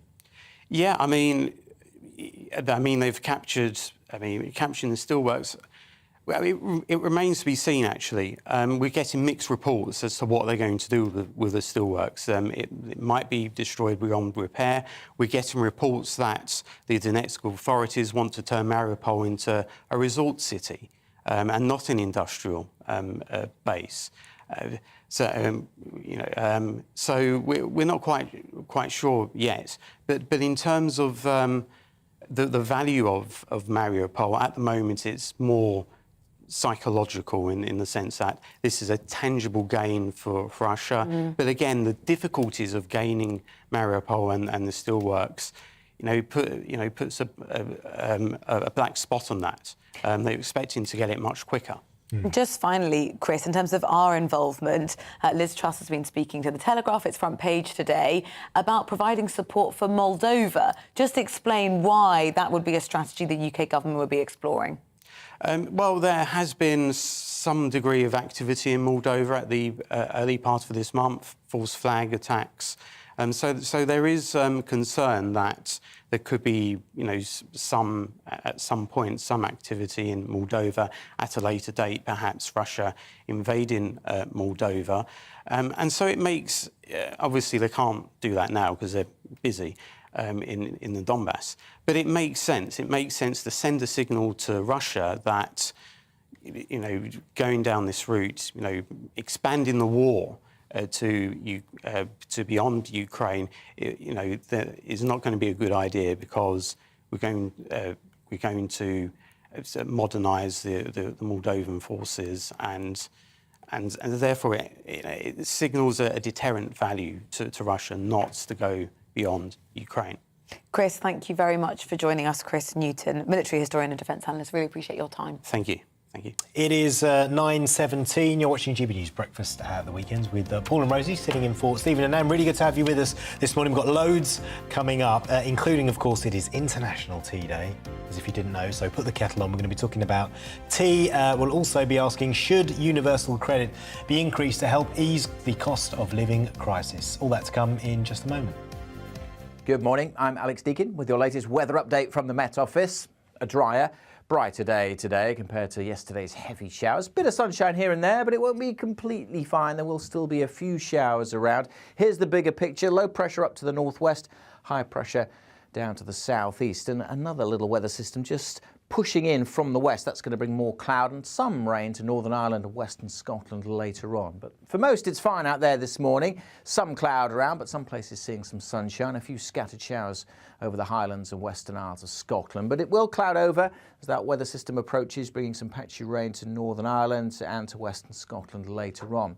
For most, though, it's looking dry and bright, and certainly for most of England and Wales, we'll see some sunny spells, lifting the temperatures up to 19 or 20 degrees. Cooler further west, and particularly in that northwestern corner. Maybe one or two afternoon showers for Wales and western parts of England, and certainly we'll see more rain coming into the western side of Scotland this evening. Otherwise, it's a largely dry evening, and we'll keep some clear spells across the south, which may allow temperatures, certainly in rural areas, to drop down to single figures. But mostly we'll be starting Sunday, like we're starting this morning, at around 10 or 11 Celsius.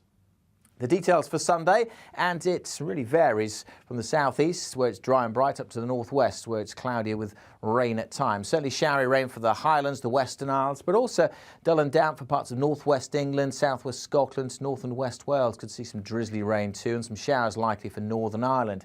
But much of the south and east will stay dry and bright, and if we hang on to sunny spells across the southeast, feeling quite warm, 24 degrees, whereas most other places will again be stuck in the teens and feeling quite cool with that rain in the northwest. More of that to come for most of us in the outlook as well. No sign of the weather settling down. Yes, there'll be some sunny spells, but there'll also be plenty of showers around and staying on the cool side well into next week.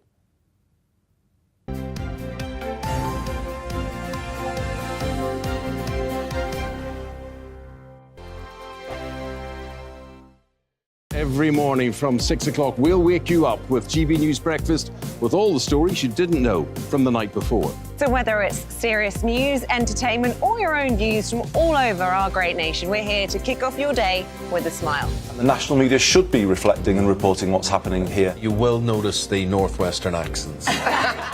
Whether you're with us on TV, radio, or online, every morning, it's breakfast from 6 a.m. Hope you can join us. On radio, they call it the drive time slot, 4 p.m. until 6 p.m.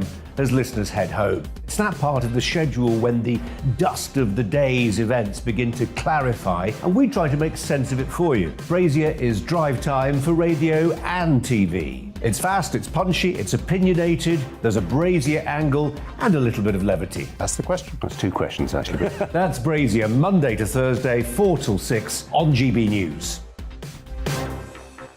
Hello, I'm Michelle Jubilee, and you can join me every weekday 6 till 7 on Jubes and Kerr. Me and my panel will get stuck right into the day's events, and I can tell you, in fact, I can warn you, expect some robust debates, some strong opinions and perspectives from both sides of the fence. It's about you at home as well. I love to read out all of your comments, or at least as many as I can. So join me, Michelle Jubilee, Monday to Friday, 6 till 7 on Jubes and Kerr. I'm Dan Wootton. Join me Monday to Thursday from 9 to 11 for the feistiest and most fun news debate on TV, where free speech reigns. I'll bring you a sharp take on the day's biggest stories, bombshell newsmaker interviews, and A-list guests. And I guarantee you, no spin, no bias, no censorship, and no reason to go to bed. That's Dan Wootton Tonight, Monday to Thursdays from 9 on GB News.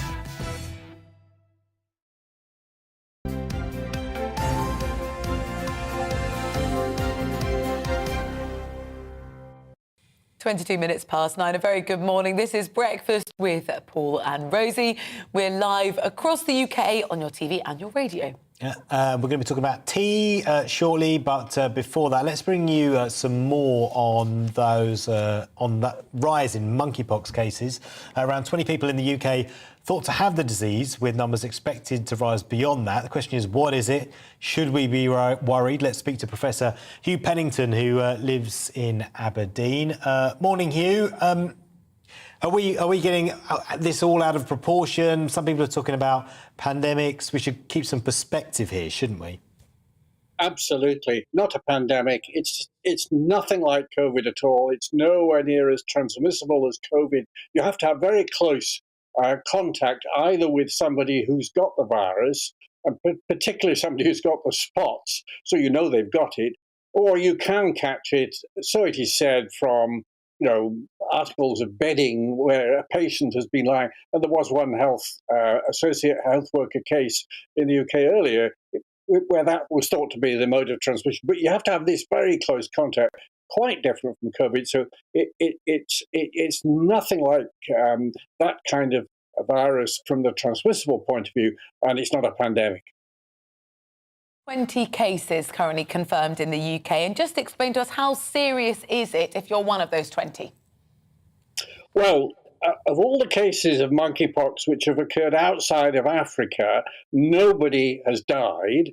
And there have been, 100, 150 cases over the years, mostly in people who've come back from either Central or West Africa and caught the virus there, or through the routes I was telling you about. Up until this particular sort of outbreak, the biggest one was the United States, where somebody had imported some rodents from Ghana, and they'd infected pet prairie dogs, and the owners of the pet prairie dogs who bought them caught the monkeypox. And there were maybe as many as 70 cases in the US of this particular sort of infection from an animal. This is quite different. The one we're seeing now is quite different. It seems to be really focused on men who have sex with men. And, basically STD clinics, for example, are fully aware of it. And some of the people who work in those clinics have been vaccinated because there is a vaccine which protects against monkeypox. It's the same vaccine that protects against smallpox, because monkeypox is a relative of smallpox. It's not the same. It's nowhere near as nasty. Basically, you feel ill for a few days, and then you get the spots, and then you get better. Can we rule out that this virus is mutating and that's leading to this sort of increase in cases outside Africa? Well, that's been looked at very intensely by doing genetic sequencing of the virus, but it's very unlikely. Viruses like pox viruses, they're big DNA viruses, and they have a mutation rate which is much less than viruses like COVID.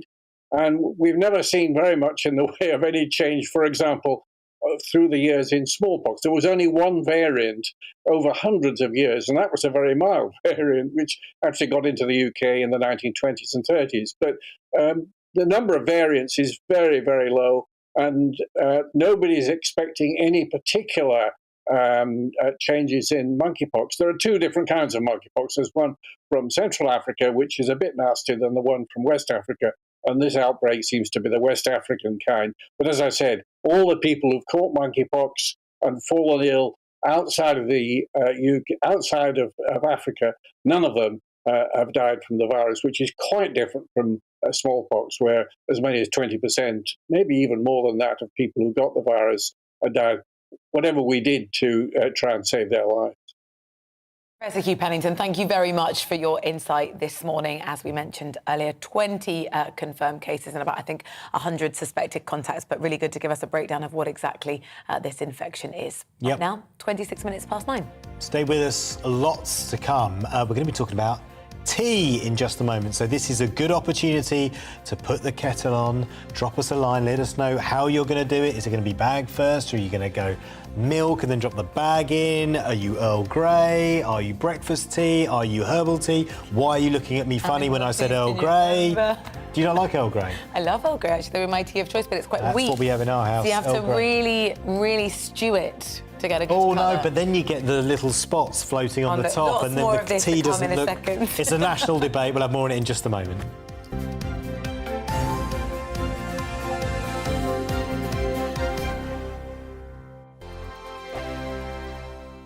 Every morning from 6 o'clock, we'll wake you up with GB News Breakfast with all the stories you didn't know from the night before. So whether it's serious news, entertainment, or your own views from all over our great nation, we're here to kick off your day with a smile. The national media should be reflecting and reporting what's happening here. You will notice the northwestern accents. Whether you're with us on TV, radio, or online, every morning, it's breakfast from 6 a.m. Hope you can join us. On radio, they call it the drive time slot, 4 p.m. until 6 p.m.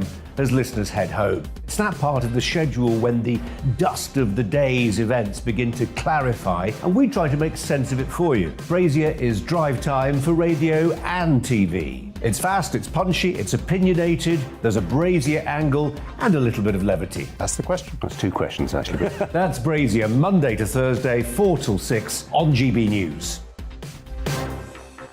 Hello, I'm Michelle Jubilee, and you can join me every weekday 6 till 7 on Jubes and Kerr. Me and my panel will get stuck right into the day's events, and I can tell you, in fact, I can warn you, expect some robust debates, some strong opinions and perspectives from both sides of the fence. It's about you at home as well. I love to read out all of your comments, or at least as many as I can. So join me, Michelle Jubilee, Monday to Friday, 6 till 7 on Jubes and Kerr.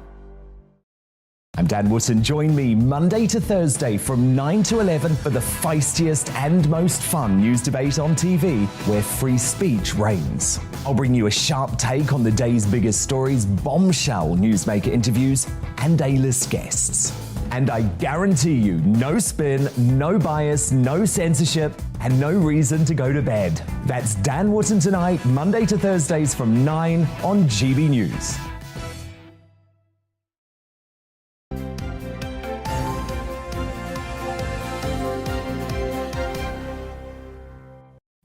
Welcome back. It is GB News Breakfast with Rosie and Paul sitting in for Stephen, and really good to have you with us. We're live on your TV, radio, online. We are everywhere, and we're going to be talking about cups at what? We're everywhere. Well, we are literally everywhere, you know. So you can't miss us. But we're going to be talking about... It's just the right time in the morning, in fact, to get a cup of tea. We've been surrounded now by tea. Where the papers have gone, and we've got tea here, and we're going to attempt to talk about tea because it's International Tea Day, and while we're doing that, we're going to try and make a cup of tea as we're talking. Yeah, you may very well have a cup of tea this morning. Look at those tea brands. Look, of course, all tea brands are available. We've got the Earl Grey there. We're big fans of Earl Grey in our house at home, and then you've got weird organic tea and the normal tea in the corner there. So it turns out, after water, the second most consumed drink worldwide is tea. I would encourage you right now to put the kettle on and make a cup of tea. We're going to get a lot of insight right now because Guy Woodall joins us. Now, I appreciate the irony of this, who is the owner of Yumcha Iced Teas, and no more tea bags, and we are surrounded by tea bags. But thank you very much for speaking to us. Just explain to us, tea, why do you love it? Why is it now your brand and your business? Oh, I've always liked tea since I was a teenager. I was a big fan of green tea, strangely, when nobody was drinking green tea. And I had a soft drinks business which brought you elderflower cordial back in the 1980s, and I sold that and I got into tea. I just thought that was the next thing I wanted to do. Tea Day today. Could you give us, there is so much debate, Paul's already mentioned a little bit of it already about how to make the perfect cup of tea. Could you just explain to us, with your expertise, which process we should do first? We've got the teapot here, by the way, Guy. You know what? I'm not really bothered about the process. If you're making tea from a tea bag, just bung the tea bag in, pour water on it. There are different processes for different teas. Different teas need different temperatures and so forth. But different teas need different temperatures, do they? Just expand on that a little bit for us. Definitely, a green tea needs a lower temperature, probably 60 to maximum 80 degrees. Yeah.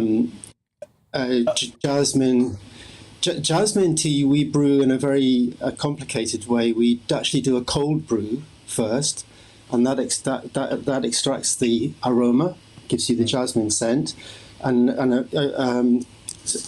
very pleasant drink, but it lacks bite. So then we add not exactly a hot brew, but a warm brew, like a 60-degree brew, which brings out the bite of the tea. So it's a double process. Bite. What gives a tea a bite? Is it like a spiciness? Is it a depth to it? It's the astringency that comes from the tannins in the tea. And astringency is when isn't it quite drying? Yeah, it coats your mouth. It coats your mouth. I see. So the more astringent a tea, the more bite it's got. Right, OK. And just very quickly, Earl Grey, that's what we drink in our household. What's the perfect temperature for Earl Grey? That should be hot, like a black tea. Just normal. And I've put the water you bag. can manage.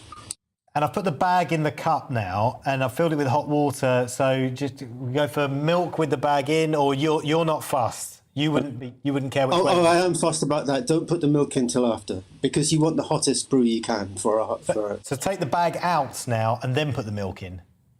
Yes. Yeah. You've got the water. Okay, so you can take the bag out and then put the milk in. Yeah. Right. Okay. Because some people keep the bag in, don't they? Bung the tea bag in. Look, there is a sort of an important part of today's International Tea Day, and we're trying to celebrate sort of the sustainability of tea. Do you think it's going to be one of those drinks that, if it's the second most drunk drink worldwide, it's immovable, surely? Well, there are things happening in the tea market, and the large-scale production of black tea is actually in decline, but tea overall is not in decline. So what's happening is that the more specialist teas are coming in to fill that space. What do you mean by a specialist tea? Can you give us some examples? It could be anything, herb teas or just like a jasmine tea or even a green tea, just anything that isn't a standard black tea. So do you think the sort of PG tips, the Yorkshire brews, they might fall out of favour long term? Well, that's the way things are moving. I hope not. I think actually what's happened in the UK is quite interesting. You've got the prime examples there. You've got the PG tips and the Tetley teas, which are fairly standard, mostly African teas. And you've got Yorkshire tea, which is actually a much better tea. It's a much higher quality tea. Yorkshire tea came onto the market about 20 years ago, and they said, we're going to make a mark in the tea market by paying more for our tea. We're going to buy better quality tea. And everybody said, no, don't do that. The English will never pay any more for their tea. But they are now the market leaders, and they've done it by making a really fine cup of tea. So how would you rank these if we've got Yorkshire tea, Twinings Earl Grey and PG tips? What's your 1, 2, 3? I suppose that's a hard question. I suppose I'd say Yorkshire tea is damn good. The Earl Grey, I don't know what exactly tea that is. That's the Twinings one, which is quite heavy on the bergamot. Yeah. So if you like bergamot, then that's a good one. If you like your Earl Grey tea to be a bit more subtle and more citrusy, perhaps you might like another one. And PG Tips is a fine general blend, and it's a good tea too.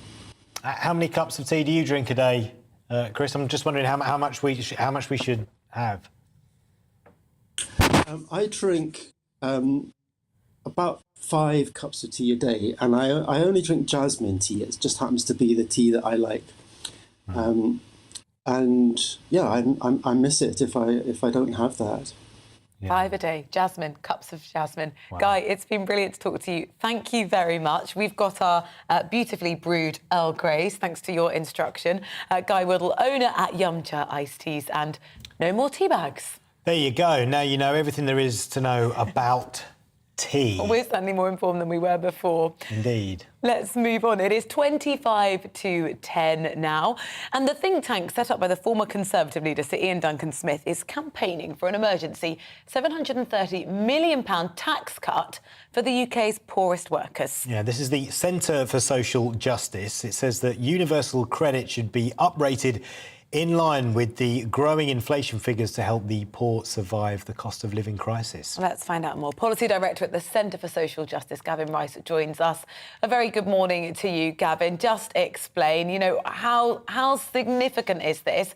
And would it be that universal credit could be uprated to match inflation?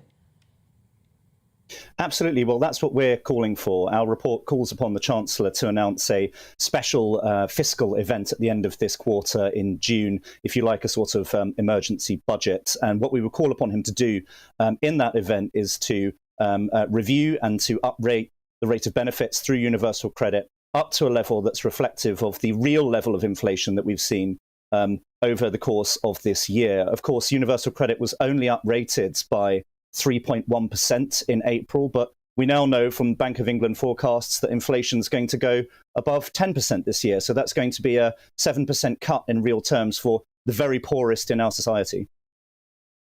What other measures do you think that they could bring in on top of uprating benefits? Sure. Well, one of the most important recommendations in our report speaks to the 1.9 million households who are both on universal credit but are in work, who are a cohort that often get forgotten about. And we call for an increase to work allowances, which would operate as an effective tax cut for some of the people who are on the lowest incomes in our society but are also working. Beyond those who are on universal credit, which is about 5.6 million people, we also have other recommendations that would benefit the economy more widely. So one of those would be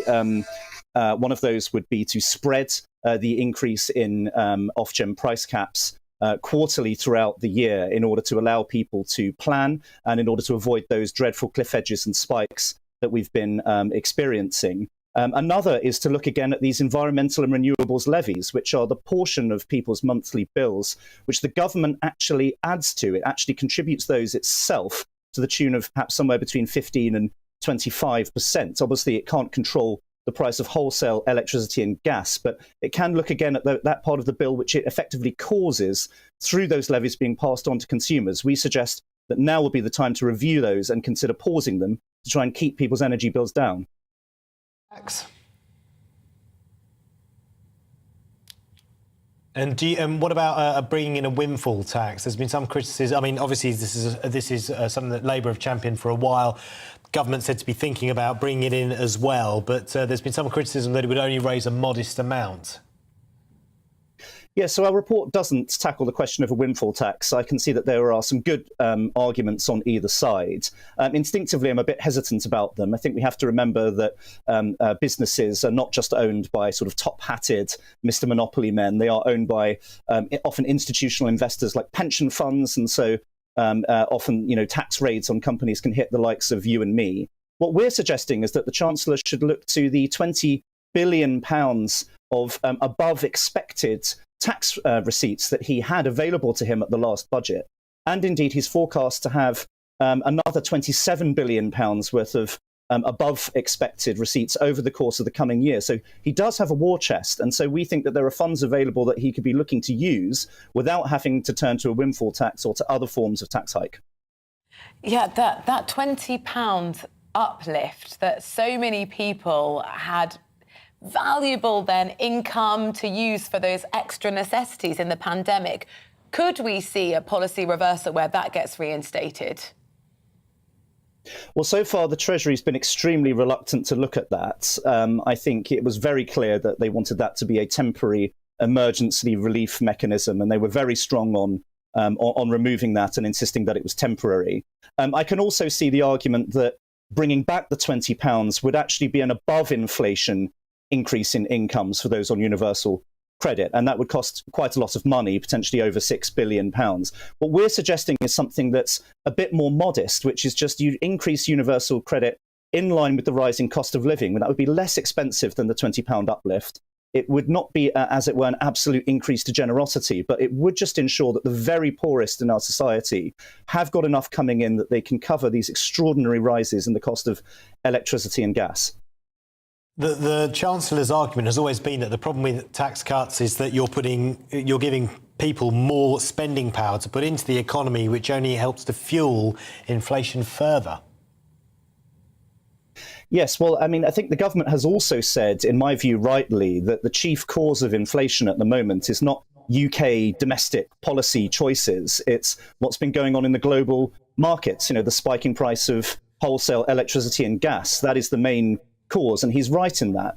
And so I'm slightly hesitant to agree that increasing universal credit or work allowances would be particularly inflationary, particularly as the poorest in our society tend to spend most of what they have, if not all of it, on absolute essentials. So I think the inflationary argument is not necessarily the strongest one. And I think what we need to be doing is providing an inflation shield so the very worst off are best able and are best equipped to get through this crisis.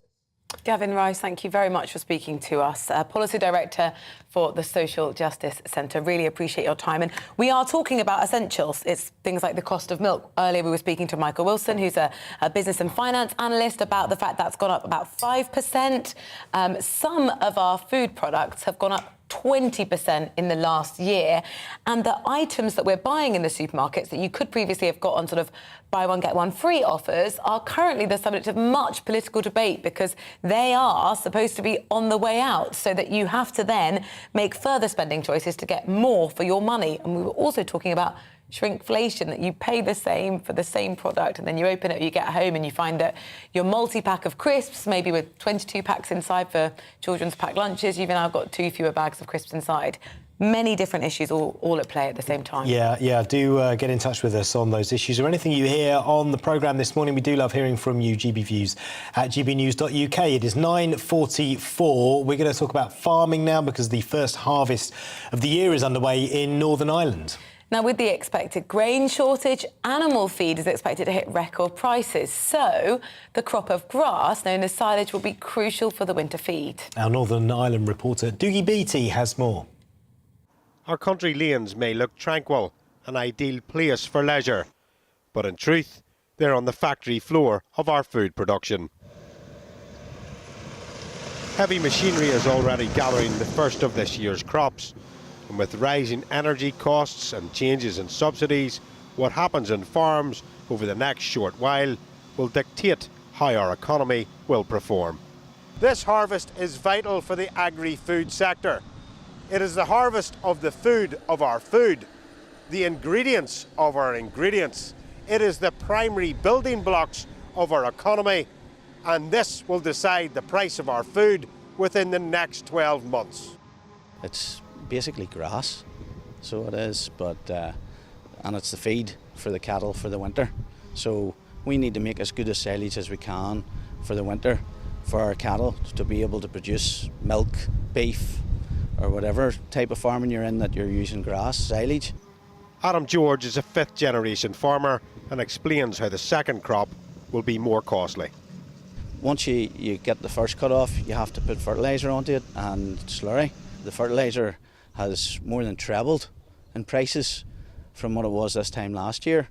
So it's going to make the likes of our second cut silage very expensive. In these times where basics like energy and the price of food hold the balance of our budgets, what else can be done to alleviate pressures on our farms? I think they need to look at the legislation. There's a lot of red tape in place that we have to adhere to that ties our hands. The likes of how much fertiliser we can sow, when we can spread our slurry, how many cattle we can keep for the amount of ground we have. All that legislation's in place. We have to adhere to it, and it restricts us. Food security is now at the top of every government's list. Predictions of apocalyptic pricing and food availability must prompt action to help farms produce more of our own food. Dougie Beattie, GB News, County Down. Digi has done a fantastic job on that. Just another example of the things we've been discussing. Rising prices, the impact that's having on the grain, the farmers, and then, of course, what we're getting in the supermarket too. Yep, it's now time for the weekend Showbiz and Sports with Hayley Palmer and Aidan McGee, both joining us in the studio. Morning to both of you. We've got to ask you about tea, first of all. Hayley, how do you feel about tea? It's International Tea Day. We were just hearing there from a tea expert there about how to make the perfect cuppa. OK, so I think that you should actually leave the tea bag in for 2 minutes. And I actually put an egg timer on to actually count that, so it's immaculate. And then I have 2 sugars with a lot of milk as well. Right. And I won't have anything else. That is how I like it. Milk and the bag going at the same time? You put the bag in first, and then put the water on, and then the milk. So you have the milk and the water and the bag all in at once? You don't take the bag out, then No, have take the the milk? bag out and then put the milk in. You can't do that because if you put the reason is because if you put the milk in with the tea bag, then the taste is drawn out of the tea bag by the heat of the water. If you're lessening or if you're reducing the temperature by adding the milk, don't forget that's just come out of the fridge. We've got a chemist on our All hands, right, guys. Professor McGee. You have to think about this as a stratified system. And I took, I was talking a minute ago, I took an executive decision in my household. My dad was still alive a couple of years ago. He'd been drinking PG tips since he was a child. And I just thought I went to someone's house. I tried Yorkshire tea. Oh my gosh! And then I decided, this tastes better. And a lot of people think that the strength of a tea is determined by the amount of milk you put in. It's not. It's by how long you draw the bag. Well, what we were learning about was this phrase of tea called the bite of a tea from our tea expert. And apparently that's how astringent the tea is and how drying it is. And the more bite, maybe the better. Maybe, we were talking earlier about the really frustrating, I'm sure, for football fans, heart sort of just like draining scenes of violence on the pitch invasions. Maybe if we had teas in stands rather than so much booze. Yeah, that's true. Well, would that solve the problem? You can get tea at football, but it tends to come in really a cup. drink it? I had one a few weeks ago, Manchester City, funnily enough. It came in like one of those plastic containers where you actually have to reach down inside the cup to pull out. You pull the foil back. Yeah. You see what I mean? And it's a tea bag lurking under there somewhere. It's not quite the same. You never know. With a bit of a film on top. Yeah. Exactly. It depends on the sort of milk you put in, but it's the tea strength is determined to me by how long the bag perforates for, rather than the amount of milk that's put in. Let's go on to sport. What have we got to look forward to this weekend? Forgotten all about it. What's brewing? What's brewing? Very excellent. Paul and his puns, they are sometimes their choice. Today they've been quite good, I have to say. Keep your spout out, OK. Listen, there's been a huge week of football, but it's been marred by hooliganism, of course. We've seen pitch invasions. We saw, most notably at Everton, we think about 4,000 or 5,000 people got on the pitch. Most of those people did not go on there with the intent of causing disorder. I think the majority were absolutely just relieved that Everton managed to stay in the division. But there will be a handful there who made life difficult for the departing Crystal Palace manager, Patrick Vieira. They got in his face, they annoyed him, he kicked back, and he's under investigation, as are the club as well. So we had flashpoints around various different grounds. But as I said to you earlier on, I think it's because of the heightened tensions of the season. Big matches determining, the outcome of the season and what it means for next season for all these clubs. And it's just almost like bloodletting in a way. So I don't think it's going to be something we're not going to see. We can see there's pictures there. For the benefit of those on radio, we can see Patrick Vieira kicking out a fan there. But I wouldn't have picked on Patrick Vieira. I mean, he's 6'4". I think that fan is so young he doesn't remember Patrick Vieira as a player. And having fights with Roy Keane, Yeah, exactly. So I don't think it's not... Football hooliganism, as I explained earlier, in the 80s and all the way back to the late 60s, was a completely different phenomenon and dynamic to what we're experiencing today. This is a flashpoint. I predict we won't see any problems tomorrow on what's a massive day for the Premier League. Yeah, Hayley, I don't know if you're a football fan or not, but if you're not, how does it look from an outsider's perspective? I have to say, I'm not a football fan, and I'm actually playing in a charity football match today. Aidan's been giving me some tips, haven't you, Aidan? Kick with you instead. I was quite good, though, with my heels, wasn't I? Not bad, but we didn't have a ball. So, that was the thing we were keeping up to the missing. phantom ball then. Phantom ball, Just tell us a little bit about that. But you're playing football today? I am. I'm in a charity match, Soccer 6, this afternoon. I'm really scared. People are saying I should go in goal because I'm so tall. Trainers, I've got my trainers packed in my bag. But I don't want to be in goal. I'm really scared. Soccer 6 implies that it will be 6 aside rather than 11 aside. So that means that there is a higher likelihood in terms of probability. This is the mathematician in me speaking now rather than the physicist earlier on, but there's a higher likelihood you will be playing in goal. However, if you are playing up front, there's somebody of your height can certainly be utilised in different areas. My height. Yeah. Wow, I will report back, but it's not looking good. But keep all the instep, don't keep Yeah, that's what I'm going to practice. What's your physical fitness like? Actually, I do go swimming every morning, Rosie. Oh, great. Yes. So your stamina will be high. I think the stamina's OK. I'm a little bit worried about the hamstrings, though, because I've just turned 40, so it's not looking good. Yeah. Oh, very no. dangerous. Lots of warming Very up and dangerous. stretching up. Yeah, But how do all these pitch invasions look from your perspective then, as somebody who's not a football fan? Is it something? Do you think, oh, it's football again? Or you just simply think, oh, turn the TV off? It's not for me, I'm afraid, I have to say. It's not my thing, which I will experience today. But no, yeah, for me, I'd rather have the cup of tea. Yeah. Talk to us about kind of showbiz things we can look forward to. You know, what's happening over the weekend? We mentioned we're only 2 weeks away from the Queen's fantastic Jubilee weekend, which for some reason, apparently half of us have got no plans to celebrate at all. I'm sure we'll enjoy the bank holiday weekend. But this weekend, what's coming up? Well, this weekend, I think we've got Britain's Got Talent that's coming up, which is on tonight. Have you been watching that? No. This is the wrong crowd. Wrong crowd. But tell us why we should. Why you should watch Britain's Got Talent, because it's great to see that people do have talent, and you never know what people can do. Do they on that programme? I thought the whole point is that most of them don't. Well, now and then you get someone that just goes, OK, we're going to take you through to the next round. But I know what you mean. It has been going on a little bit too long now. Yeah. You know, when it first came out, it was like, oh, this is quite exciting. But now you kind of go, oh, here we go again. I still like Pop Idol. Oh, do you know what? They were the good old days. Gareth Gates, Will Young final. I was living for that. I used to have a Gareth Gates hairstyle. Did you? We need photo evidence of that, we need some Aidan. pictures of that, I think. We really do. I was walking down a train carriage once and some bloke shouted out, oh, it's him off Pop Idol. There we go. He's not going to live that down now. Are you going to be celebrating the Jubilee? Not really. No, I'm not really a monarchist, I have to say, although Could you dabble with a street party? Yeah, there's an application for a street party in a road where I own a house.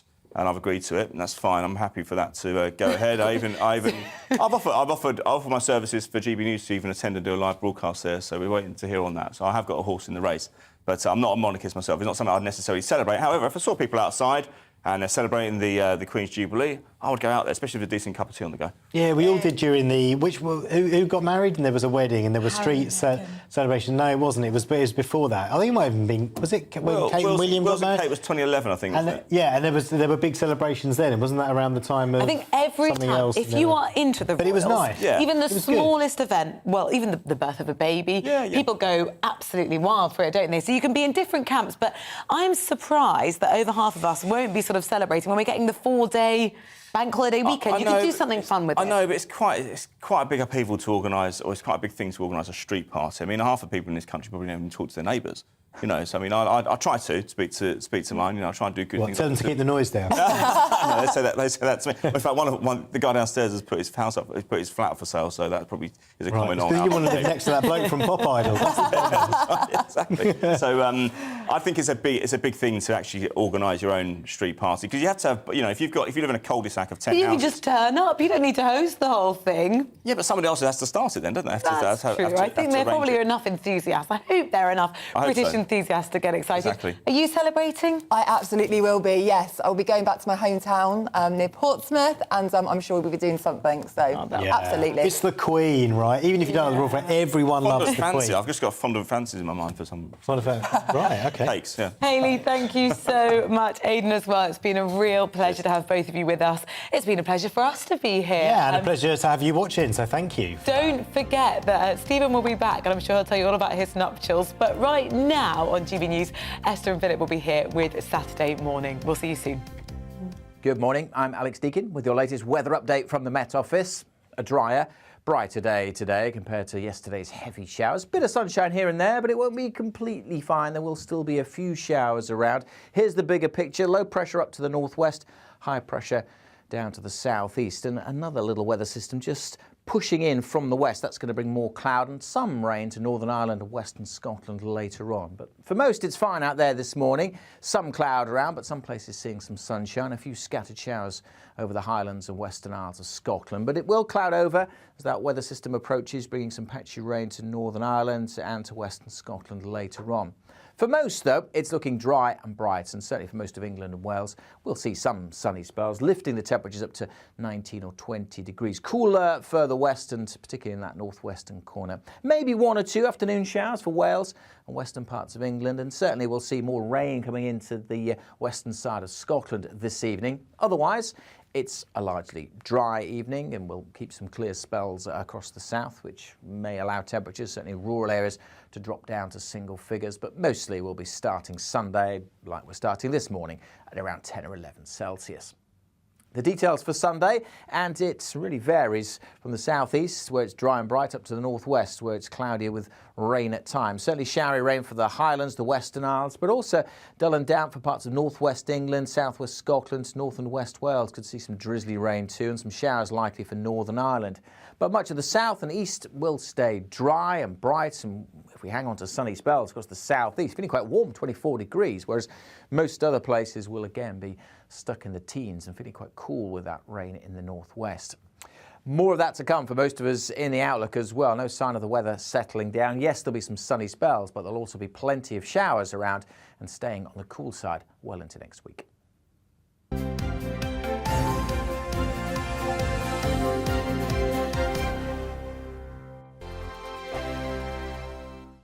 Every morning from 6 o'clock, we'll wake you up with GB News Breakfast with all the stories you didn't know from the night before. So whether it's serious news, entertainment, or your own views from all over our great nation, we're here to kick off your day with a smile. And the national media should be reflecting and reporting what's happening here. You will notice the northwestern accents. Whether you're with us on TV, radio, or online, every morning it's breakfast from 6 a.m. Hope you can join us. On radio, they call it the drive time slot, 4 p.m. until 6 p.m. as listeners head home. It's that part of the schedule when the dust of the day's events begin to clarify, and we try to make sense of it for you. Brazier is drive time for radio and TV. It's fast, it's punchy, it's opinionated, there's a Brazier angle, and a little bit of levity. That's the question. That's 2 questions, actually. That's Brazier, Monday to Thursday, 4 till 6 on GB News. Hello, I'm Michelle Jubilee, and you can join me every weekday 6 till 7 on Jubes and Kerr. Me and my panel will get stuck right into the day's events, and I can tell you, in fact, I can warn you, expect some robust debates, some strong opinions and perspectives from both sides of the fence. It's about you at home as well. I love to read out all of your comments, or at least as many as I can. So join me, Michelle Jubilee, Monday to Friday, 6 till 7 on Jubes and Kerr. I'm Dan Wootton. Join me Monday to Thursday from 9 to 11 for the feistiest and most fun news debate on TV, where free speech reigns. I'll bring you a sharp take on the day's biggest stories, bombshell newsmaker interviews, and A-list guests. And I guarantee you, no spin, no bias, no censorship, and no reason to go to bed. That's Dan Wootton tonight, Monday to Thursdays from 9 on GB News.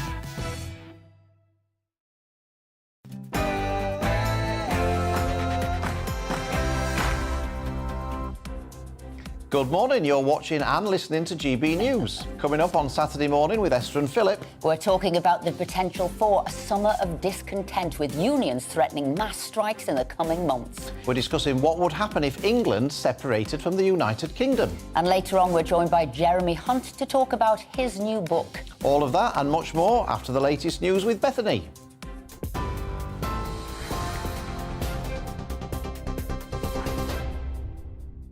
Good morning. It's just gone 10 o'clock. I'm Bethany Elsey in the GB newsroom. Labour is calling on Boris Johnson to urgently explain his meeting with Sue Gray on the so-called Partygate report. Labour's deputy leader, Angela Rayner, has said people deserve to know the truth. It's understood the two have met at least once to discuss the report while it was being drafted. The Cabinet Office is contacting around 30 people, including the Prime Minister, to warn them of the contents ahead of its publication. The Foreign Secretary will meet with a top Democrat later today over government plans